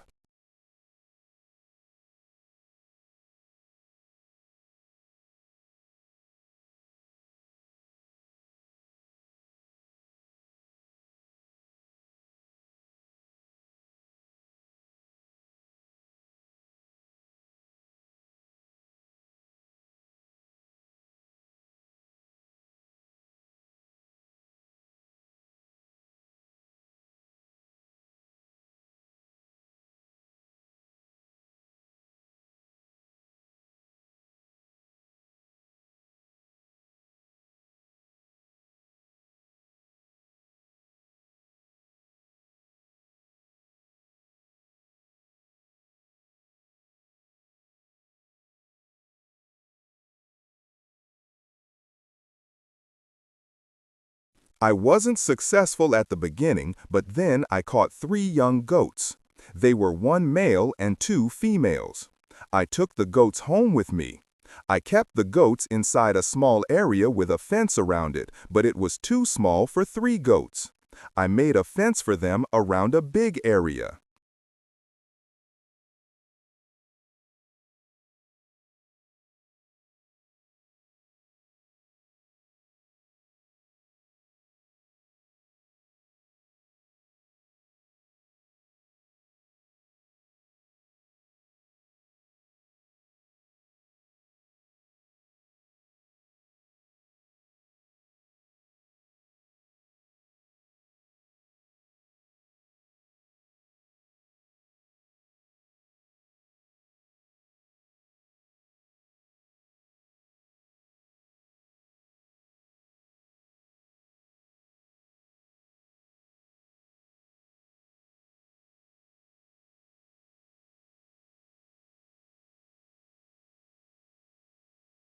It took me 3 months to build this fence, but the area was very nice. There was a lot of grass and water for them. After some time, the young broats were very calm. Soon, they ate out of my hand. In 2 years, I had 12 goats inside my fence.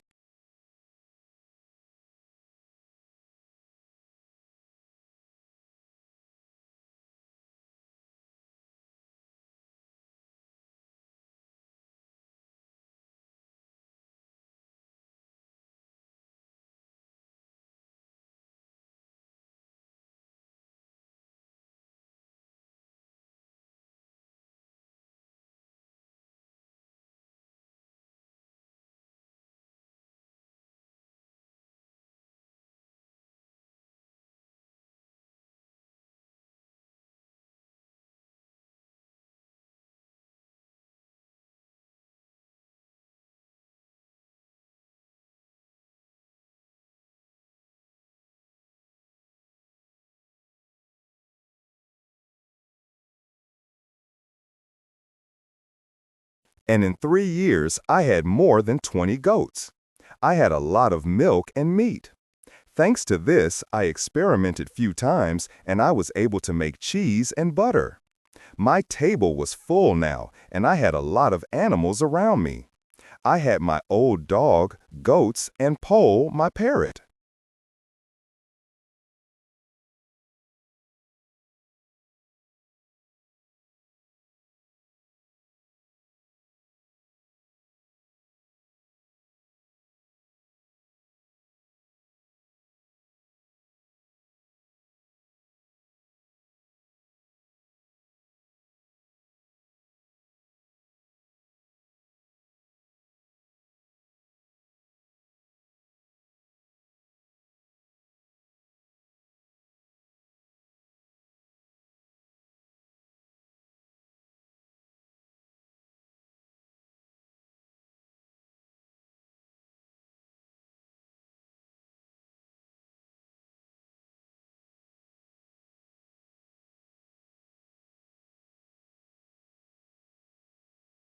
The only thing which I still missed was somebody for a conversation.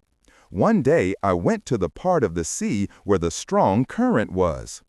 On the way there, I thought about how strange I looked. I had a big hat, a short jacket, and short trousers.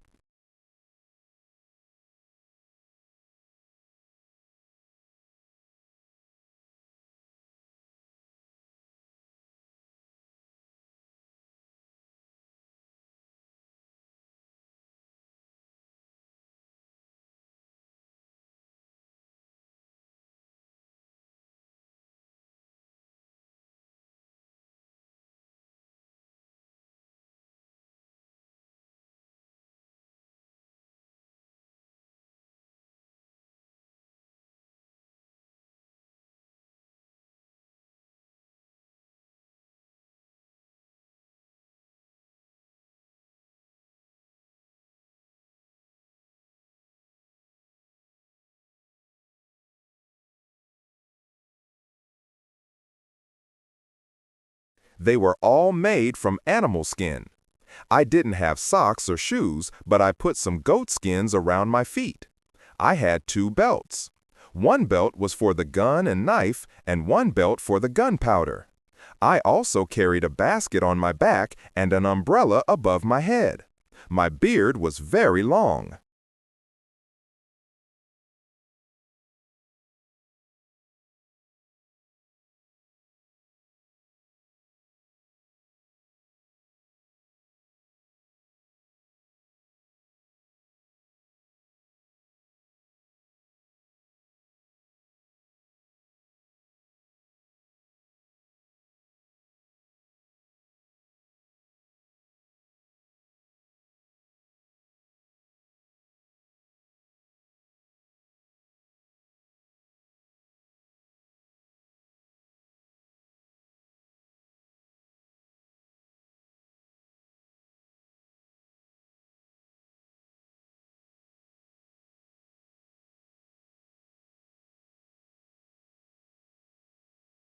I realized that life on the island made me a different person.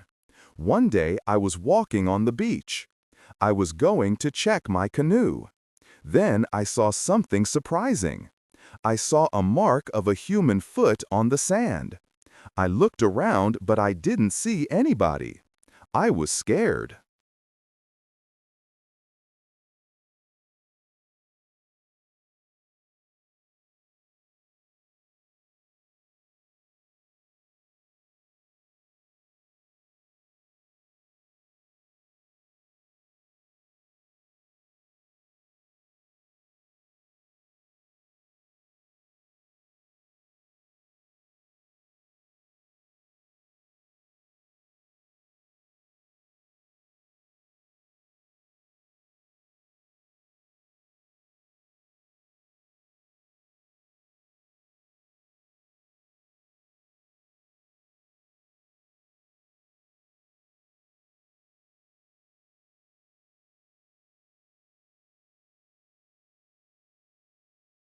I ran back to my house.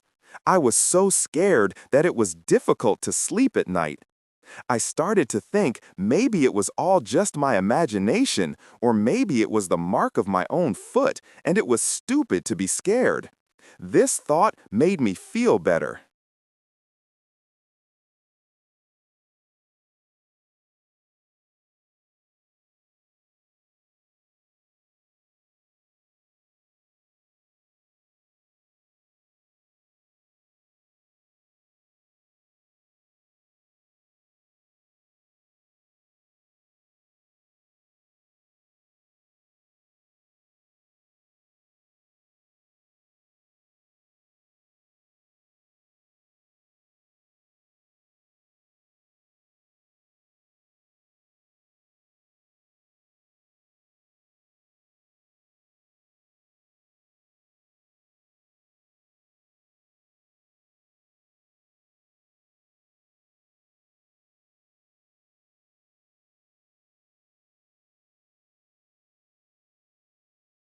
I left my house and I went to see the mark in the sand again. Chapter 19, Cannibals. When I came to the mark of the foot, I saw that it was much bigger than the size of my foot. It was impossible that it was my foot. I was scared again. I started to panic.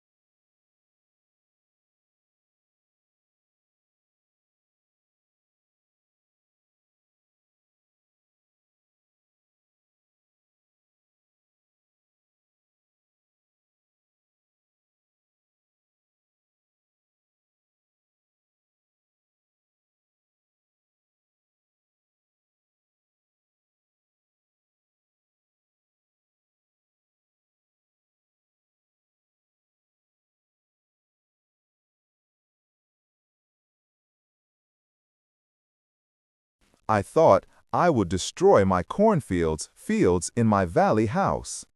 I have to hide my activity on the island. I was so afraid that I couldn't sleep the whole night. I finally slept a little in the morning. My head was clear when I woke up.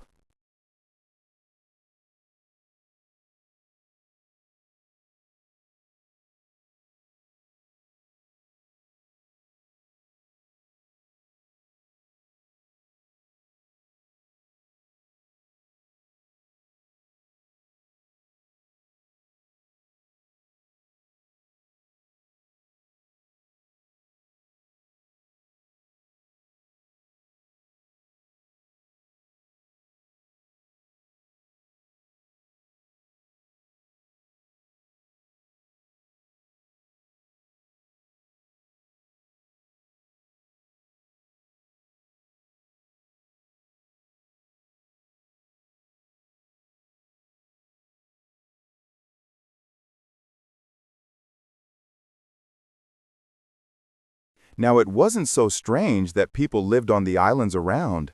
I thought, maybe it was their first visit here. Maybe they won't come again. I felt better after these thoughts, but still I wanted to be safe.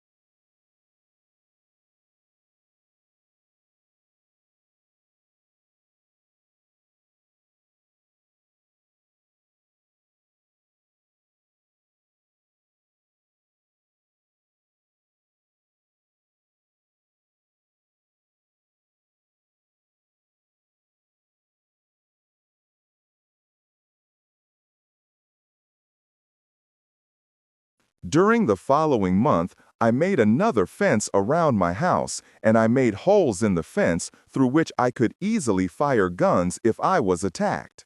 Now I had a house which was very well protected. Nobody could come easily near me. I also worried about my goats.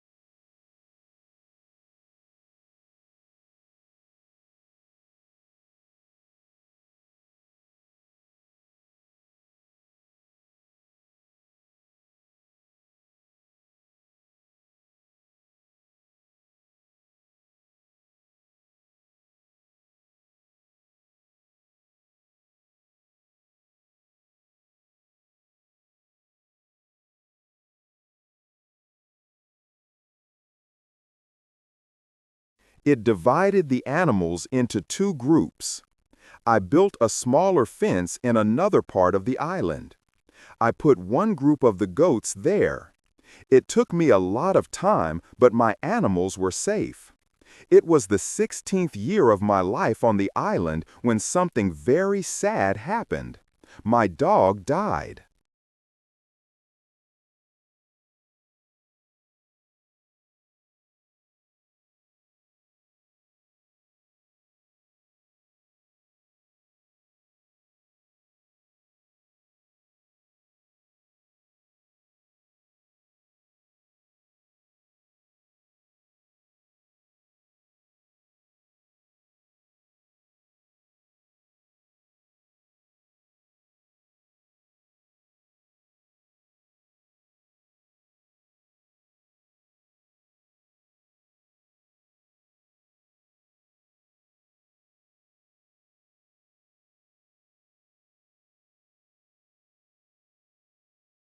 I was crying for 3 days.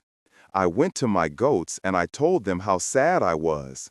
They didn't understand my words, but I felt that they understood me. They felt my emotions. They were unusually calm and quiet. It was now 2 years after the foot in the sand on the beach.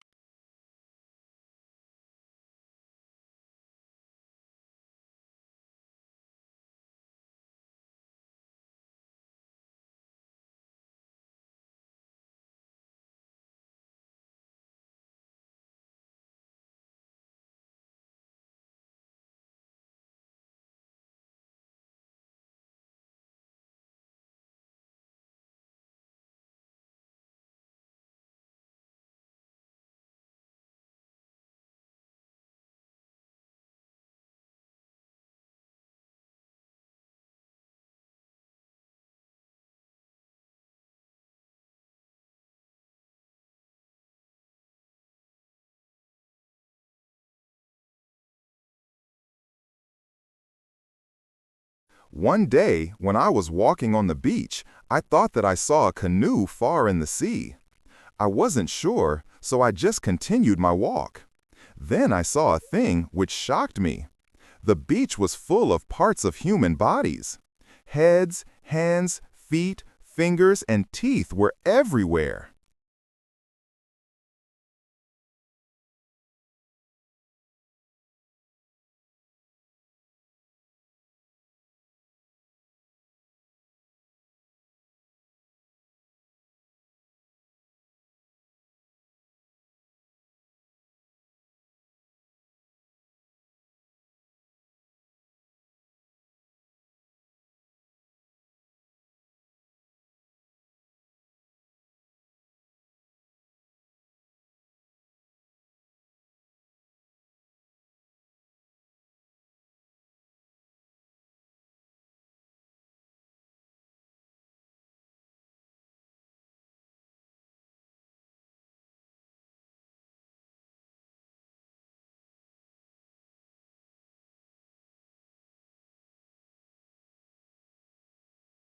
There was a black place after a fire. I was angry and scared at the same time. They were here again, I thought. I couldn't look at this horrible scene for a long time. I had a horrible feeling in my stomach. I went back home and I thought about what to do.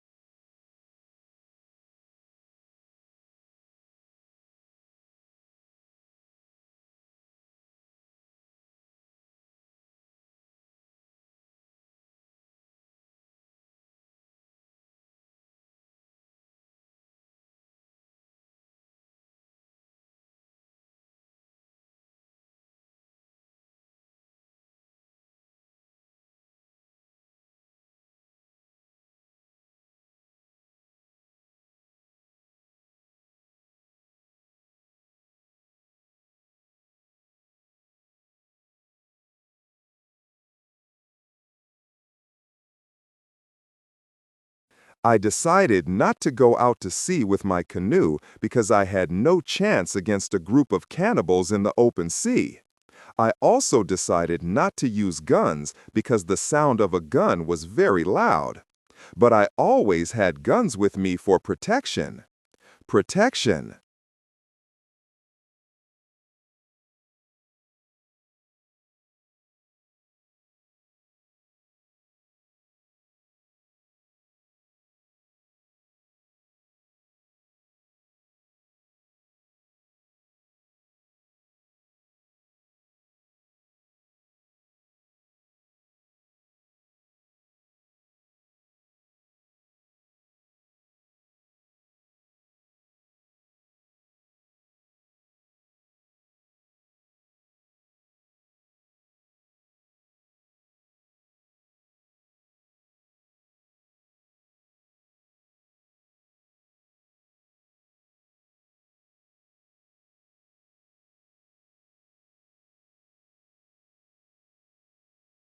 I started to think that maybe in the future I could kill some of the cannibals and save their prisoners.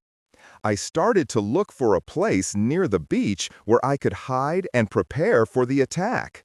Then I changed my opinion. I thought that it wasn't reasonable to fight the cannibals.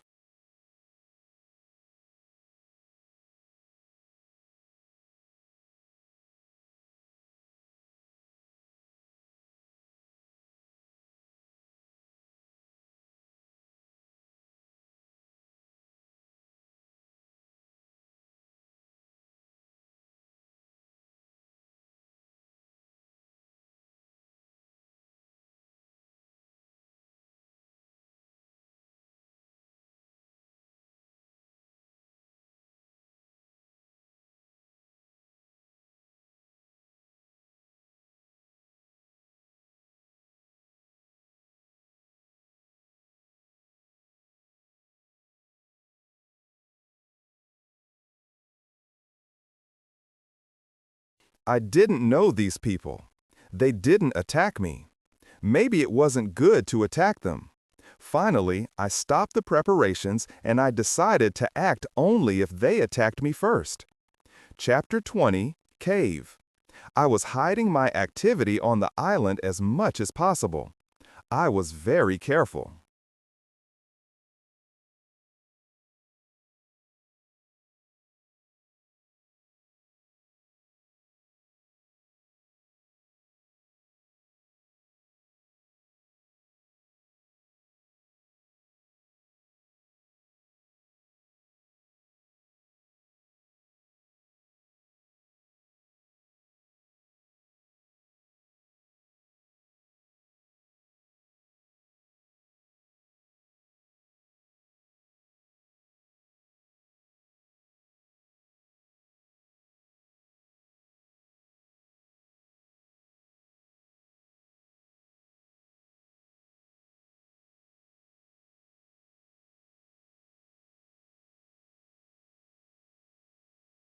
I tried not to be loud.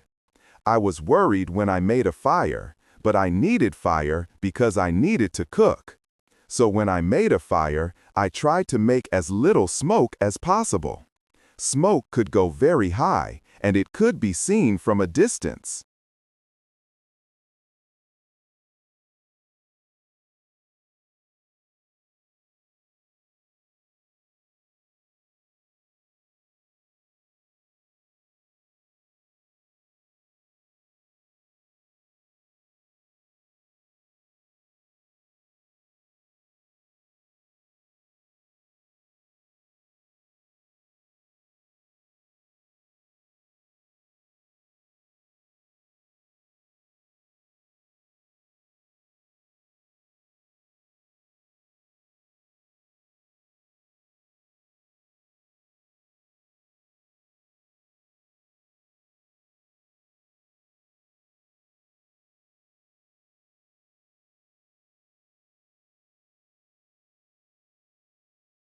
Once I discovered a small cave in the forest near the beach.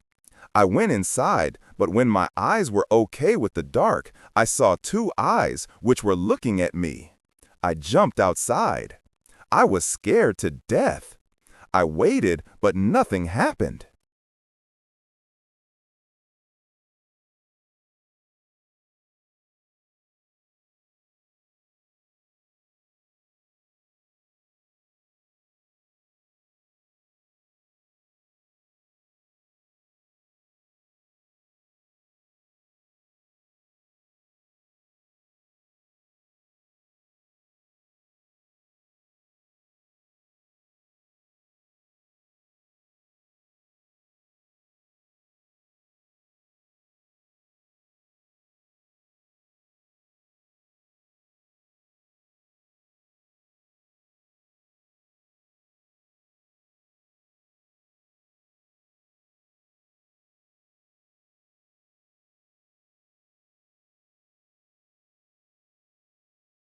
I went slowly to the beginning of the cave and I listened. I heard something. It sounded as if there was somebody injured inside. I took my gun and I entered the cave slowly. When my eyes could see again, I discovered an old goat. It was dying in the cave.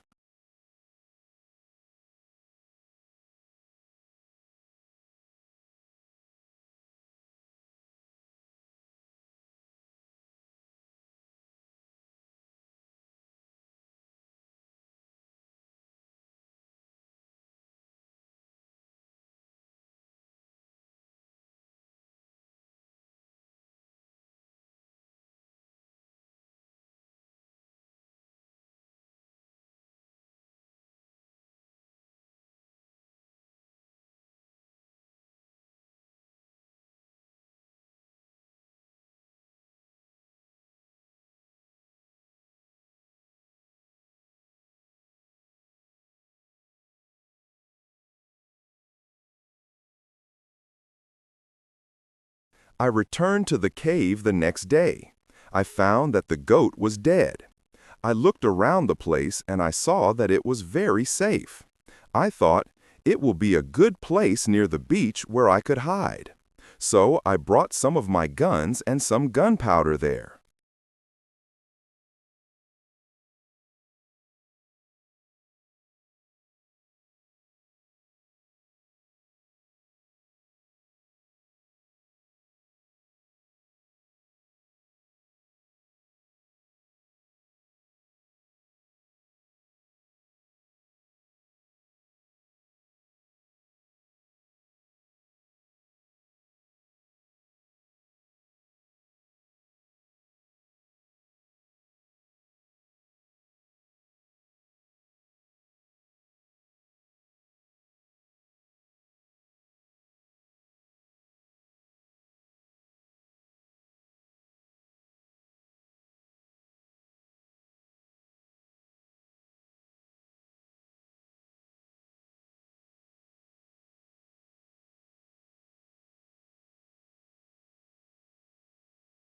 It was 23 years since my first moment on this island.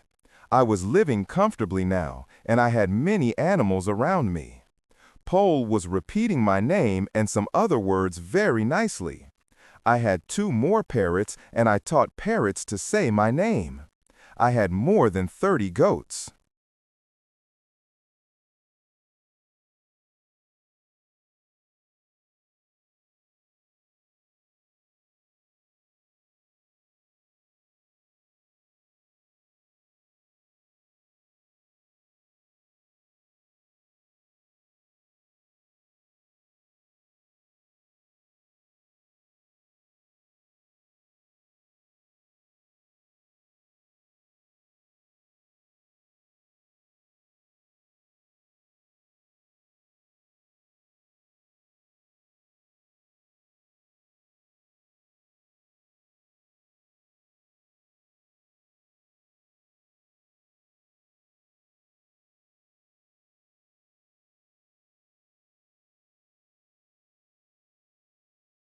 It was the last month of my 23rd year on the island. I was walking to my fields early one morning when I saw fire on the beach. I immediately returned to my house and I prepared all my guns. I took my telescope and I went close to the beach.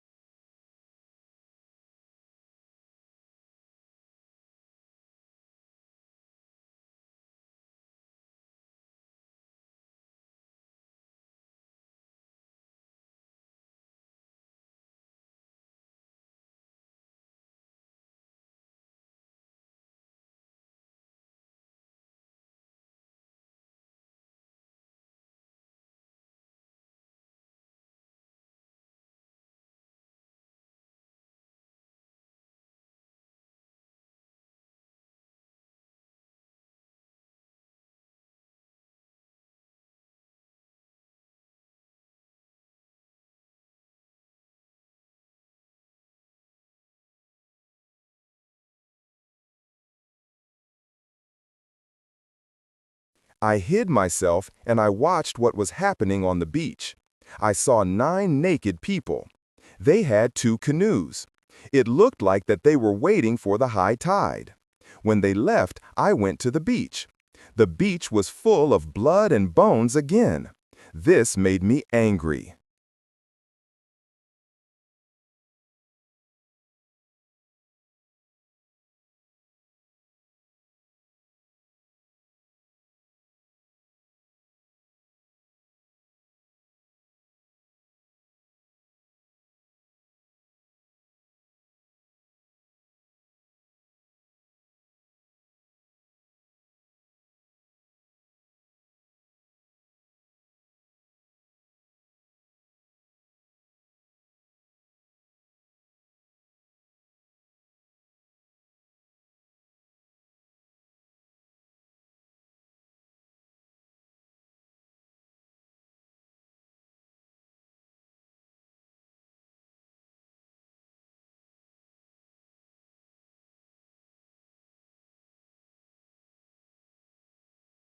I will kill as many of the cannibals as possible next time when I see them, I thought. But they didn't return for a long time. One day in the evening, after a big storm, something happened which disturbed me. I heard the sound of a gun at sea.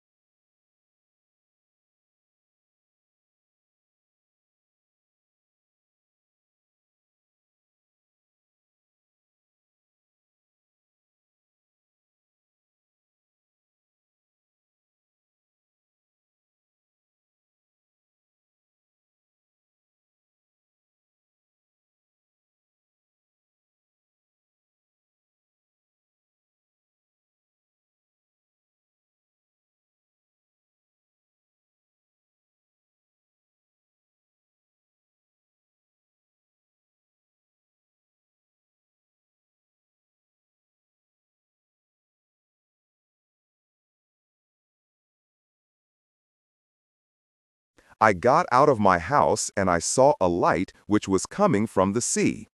A second shot followed. I thought that it was coming from a ship in danger which was asking for help. I took a lot of dry wood and I ran to the beach where I made a big fire.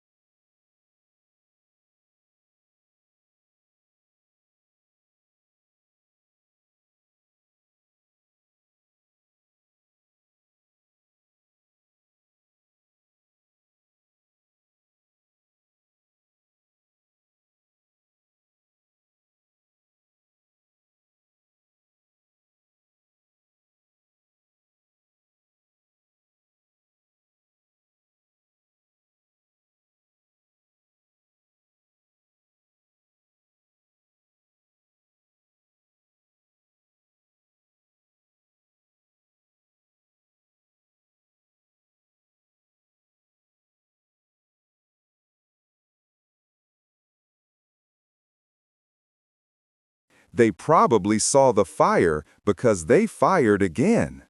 I thought, I will speak to somebody tonight. This is great. I kept the fire until midnight, but nobody came to my beach. It was strange. It was something what I couldn't understand. Maybe in the morning I will know more.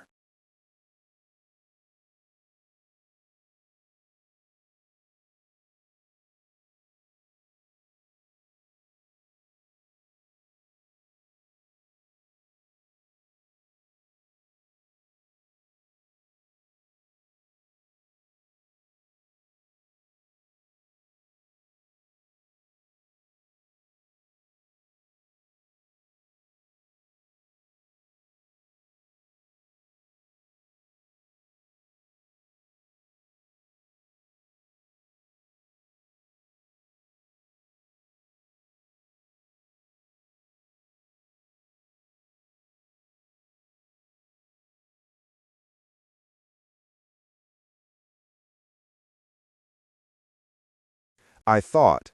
Chapter 21, Visitors. The next day in the morning, I saw the ship. The ship stopped far from the beach. The ship looked empty. I didn't understand it. I expected the people who fired the gun yesterday. I really wanted to communicate to somebody.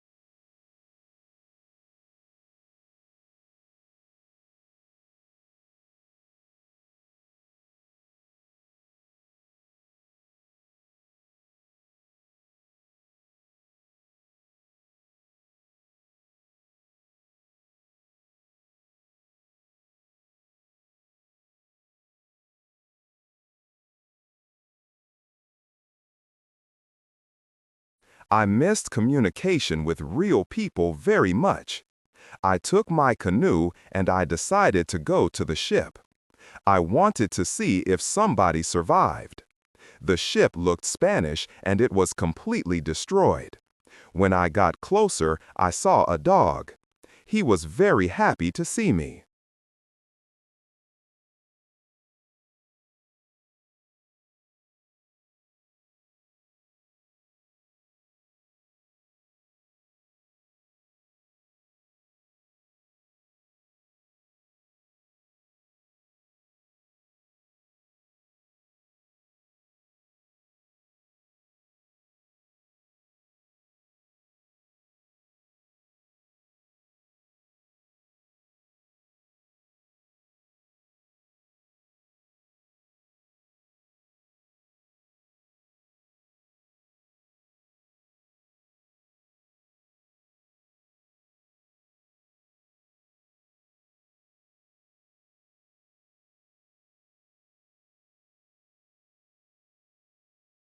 I gave him bread and I gave him water.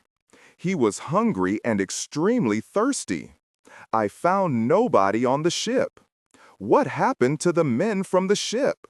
I thought. It was very strange. I didn't have an answer to this question. It was a mystery.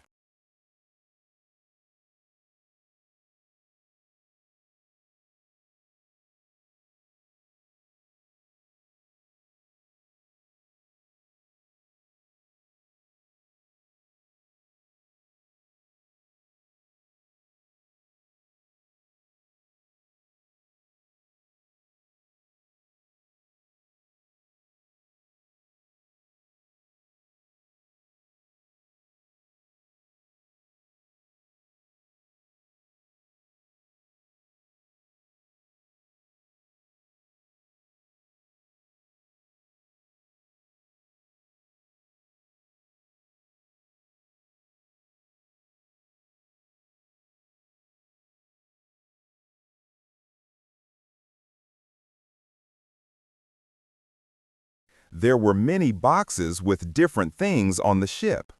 Some boxes were small. Some boxes were big. Many big boxes were full of bottles with alcohol, but these boxes were too heavy. I couldn't take the boxes on the canoe. I found guns and gunpowder.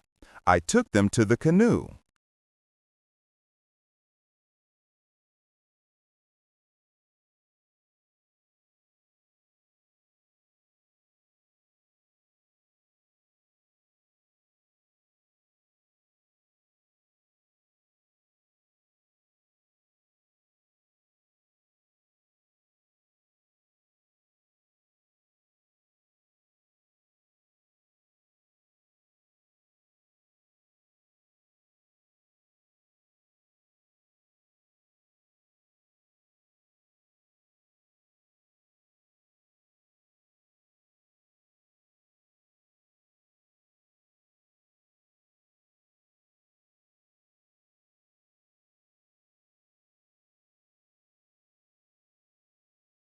I also found some other useful things. I returned to the island in the evening with several small boxes on my canoe. I had some new shirts and also gold, silver, and a lot of gunpowder. The gunpowder was important for me on the island. Gunpowder was more useful than money gold.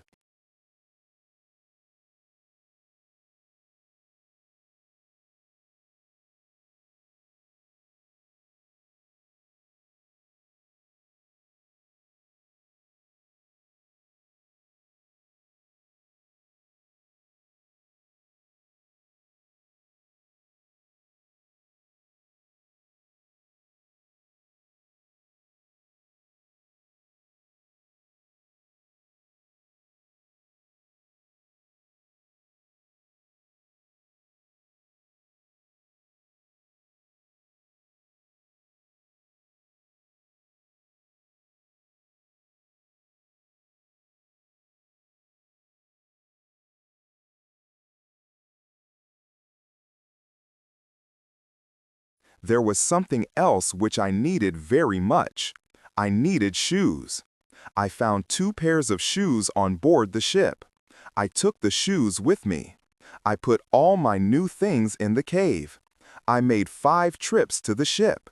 I took everything useful for me. Then I hid the canoe.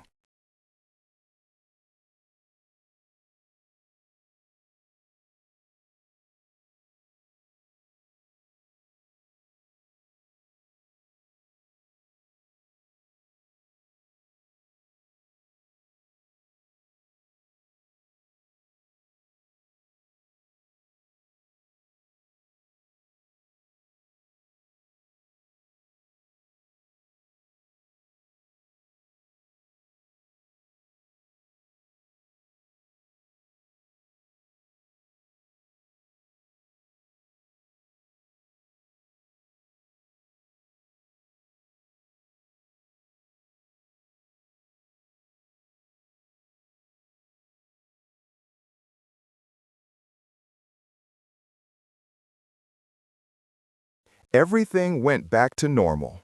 Time went quickly. I often thought about the men from the ship and the cannibals on the beach. It was one night in March when I dreamed that 2 canoes with cannibals landed on the beach. One of their prisoners ran away. He came to my house.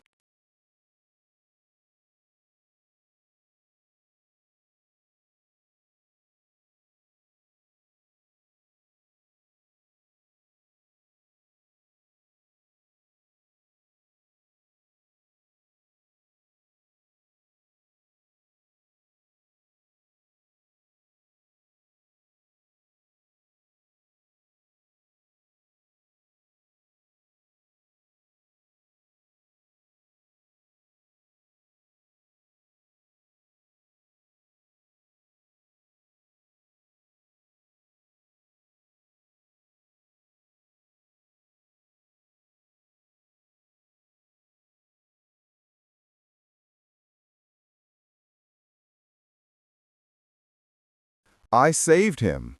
Then he became my friend. He helped me go through the dangerous waters around the island. I woke up, but the dream stayed in my mind. I realized that with someone's help, it could be possible to escape from the island.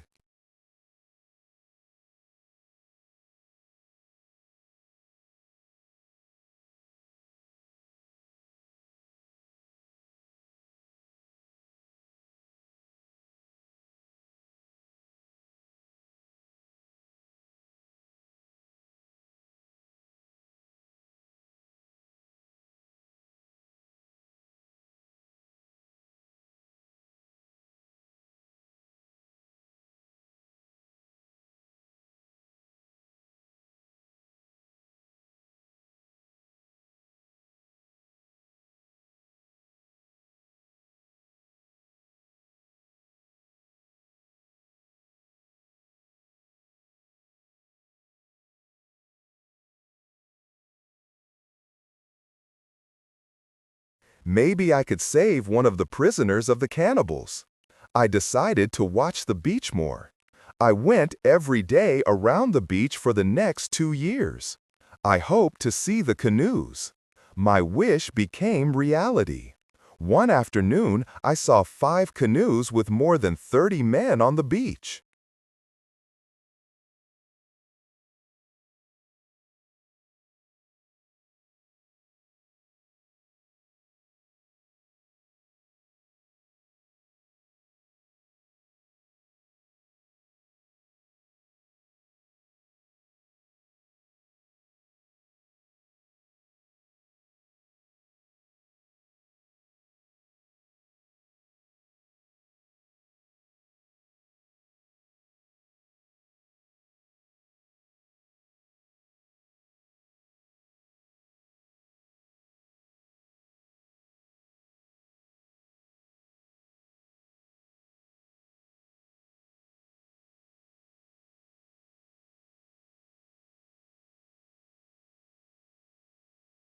I couldn't attack so many men.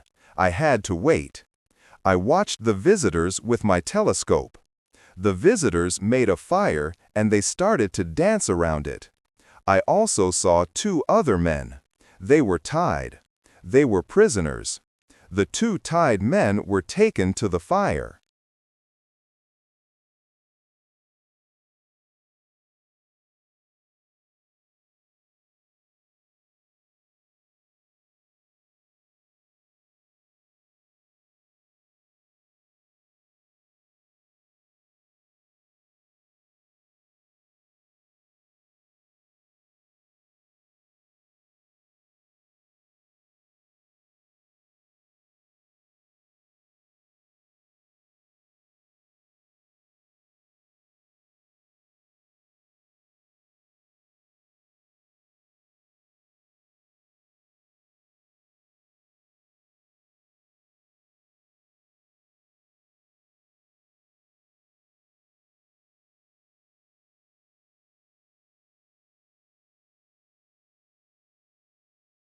After a while, one was beaten and killed.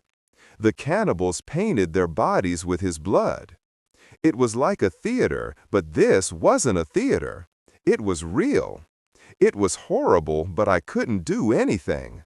There were too many cannibals. The second man waited on the side.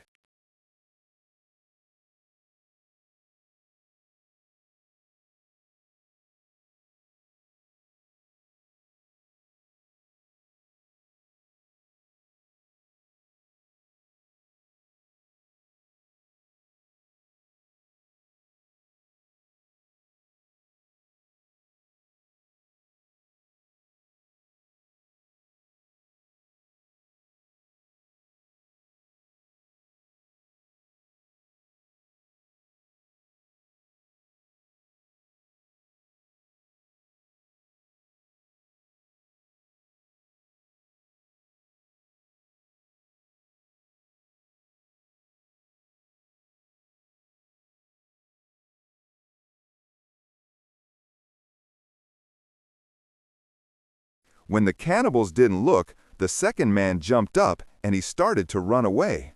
He was running in my direction. I ran to the beach and I hid behind a tree. I saw that he was followed only by 2 cannibals. This was the right moment to save the prisoner.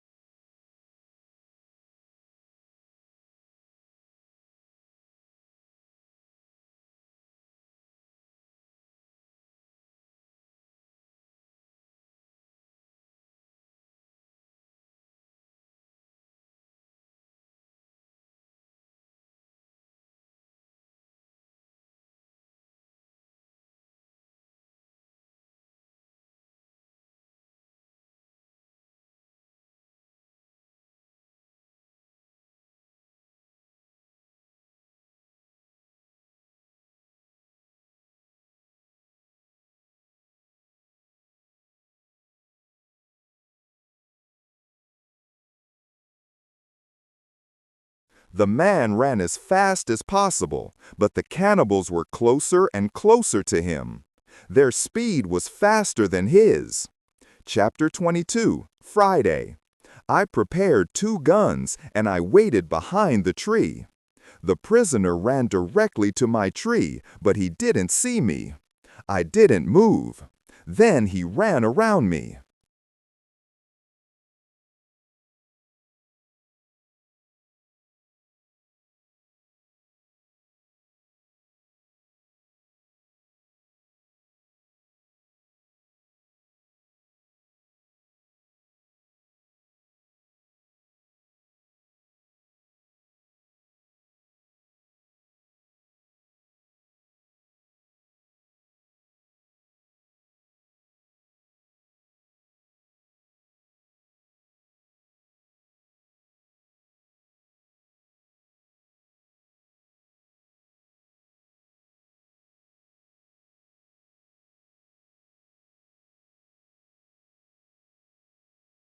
I was still hidden behind the tree. When the first cannibal ran close to me, I jumped from behind the tree. He was shocked. I shot him. The second cannibal saw this.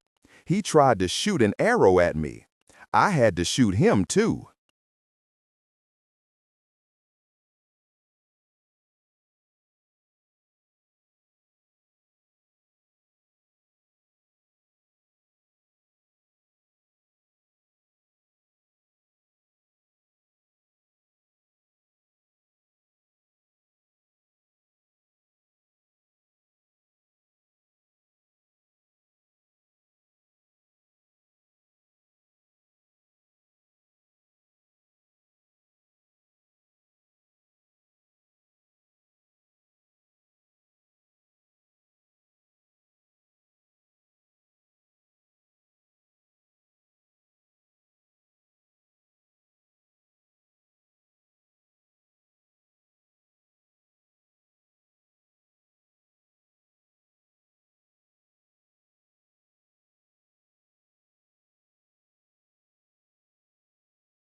The prisoner stopped when he heard the shots and he turned. He was scared. I smiled at him. I showed him that it was okay to come closer. He came to me. He went down to his knees. He put his head on the ground. Then he took my foot. He put my foot on his head.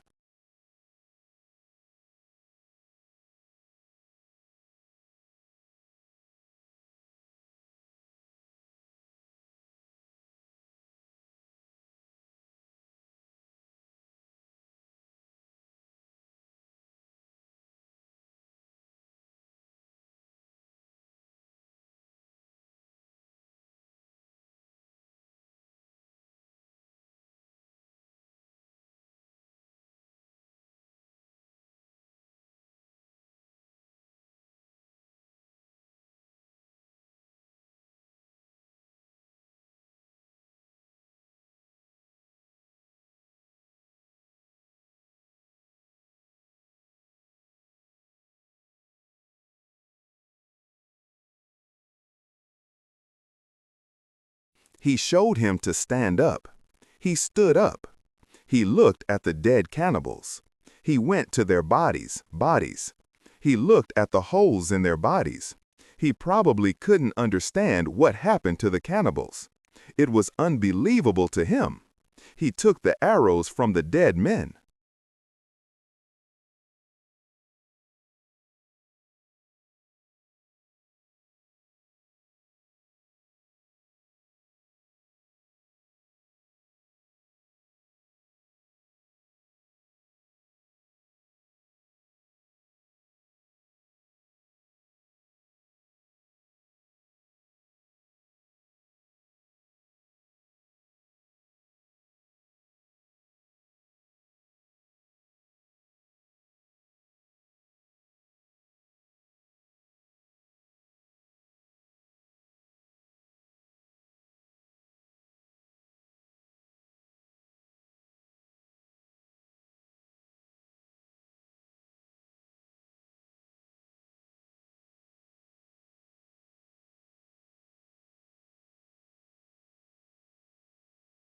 We took the bodies of the cannibals. We hid the bodies in the forest near. Then we went into the deeper forest. I took the man to my cave. The cave was my secret. Nobody could find us there. I gave him bread, meat, and some water.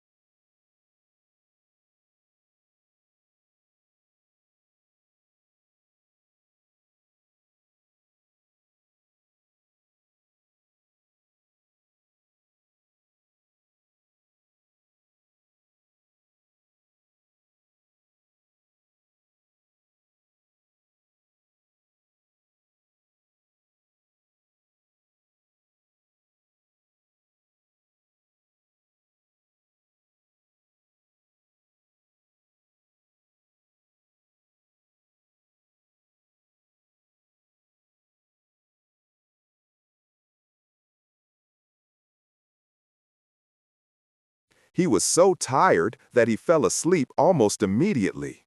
I had an opportunity to look at him. I saw that he was young, slim, but very strong. I thought that he was about 25 years old. He had long black hair, dark skin, and a pleasant face. I let him sleep and I went outside.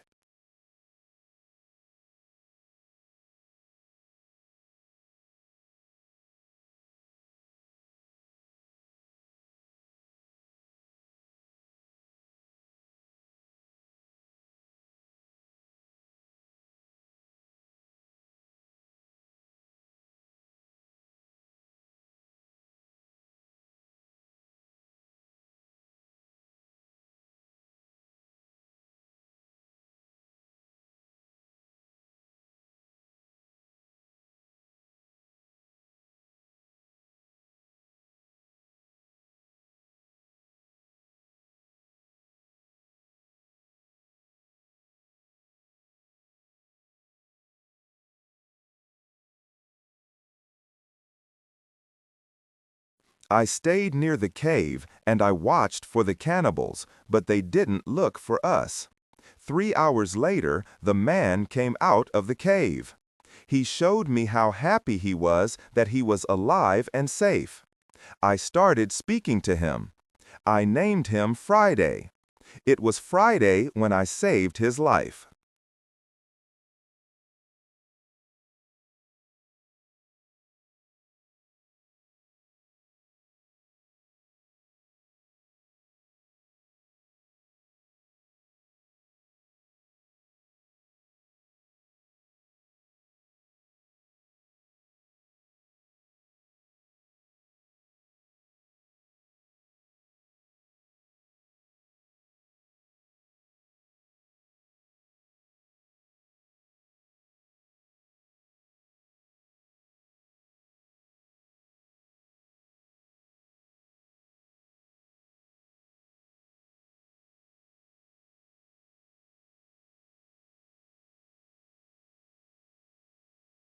I told him my name and I taught him yes and no. We stayed in the cave that night. The next day we went on top of the hill. I saw through my telescope that the canoes were gone. We were alone on the island. We went carefully to the beach.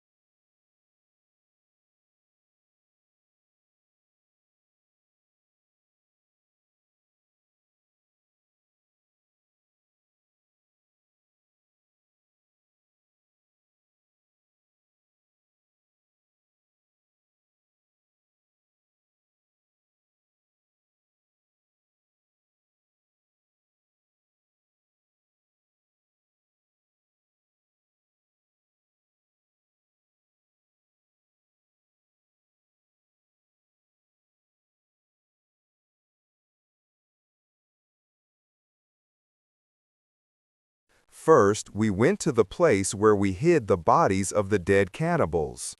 When we found the bodies, Friday wanted to eat the cannibals. I was angry. I showed to Friday that it wasn't good to eat them here. I understood that Friday was also a cannibal. We buried the cannibals.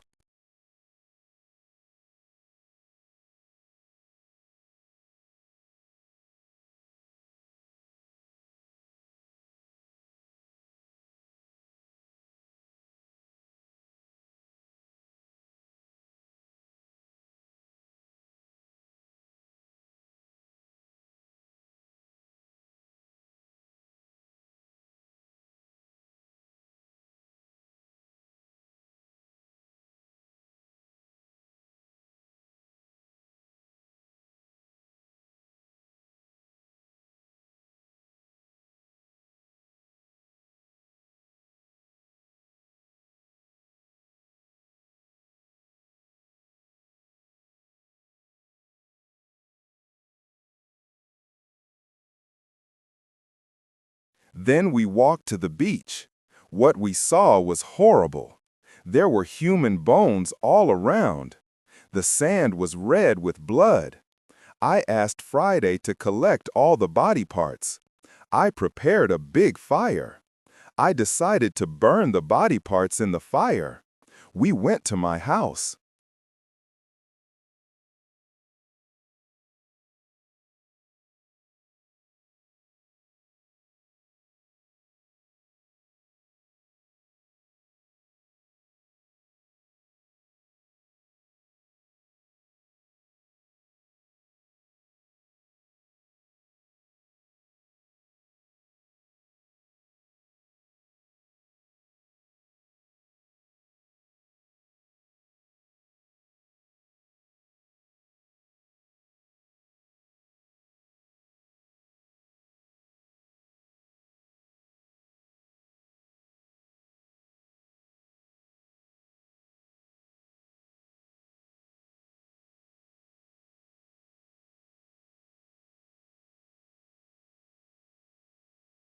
I made a little tent for Friday between the two fences which were around my house.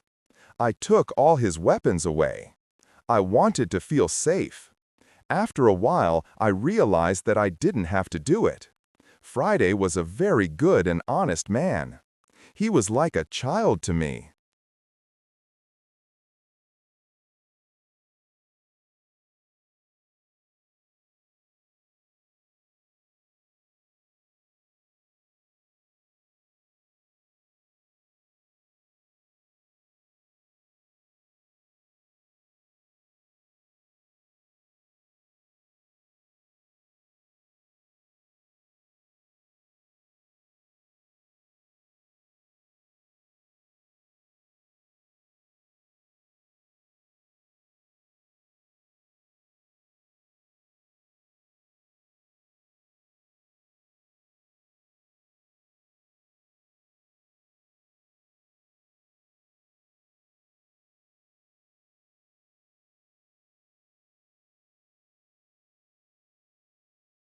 I was like a father to him in many situations.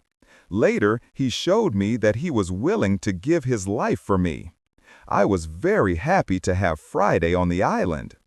I began teaching him everything what he needed to know about life like a European. First, I taught him some new words.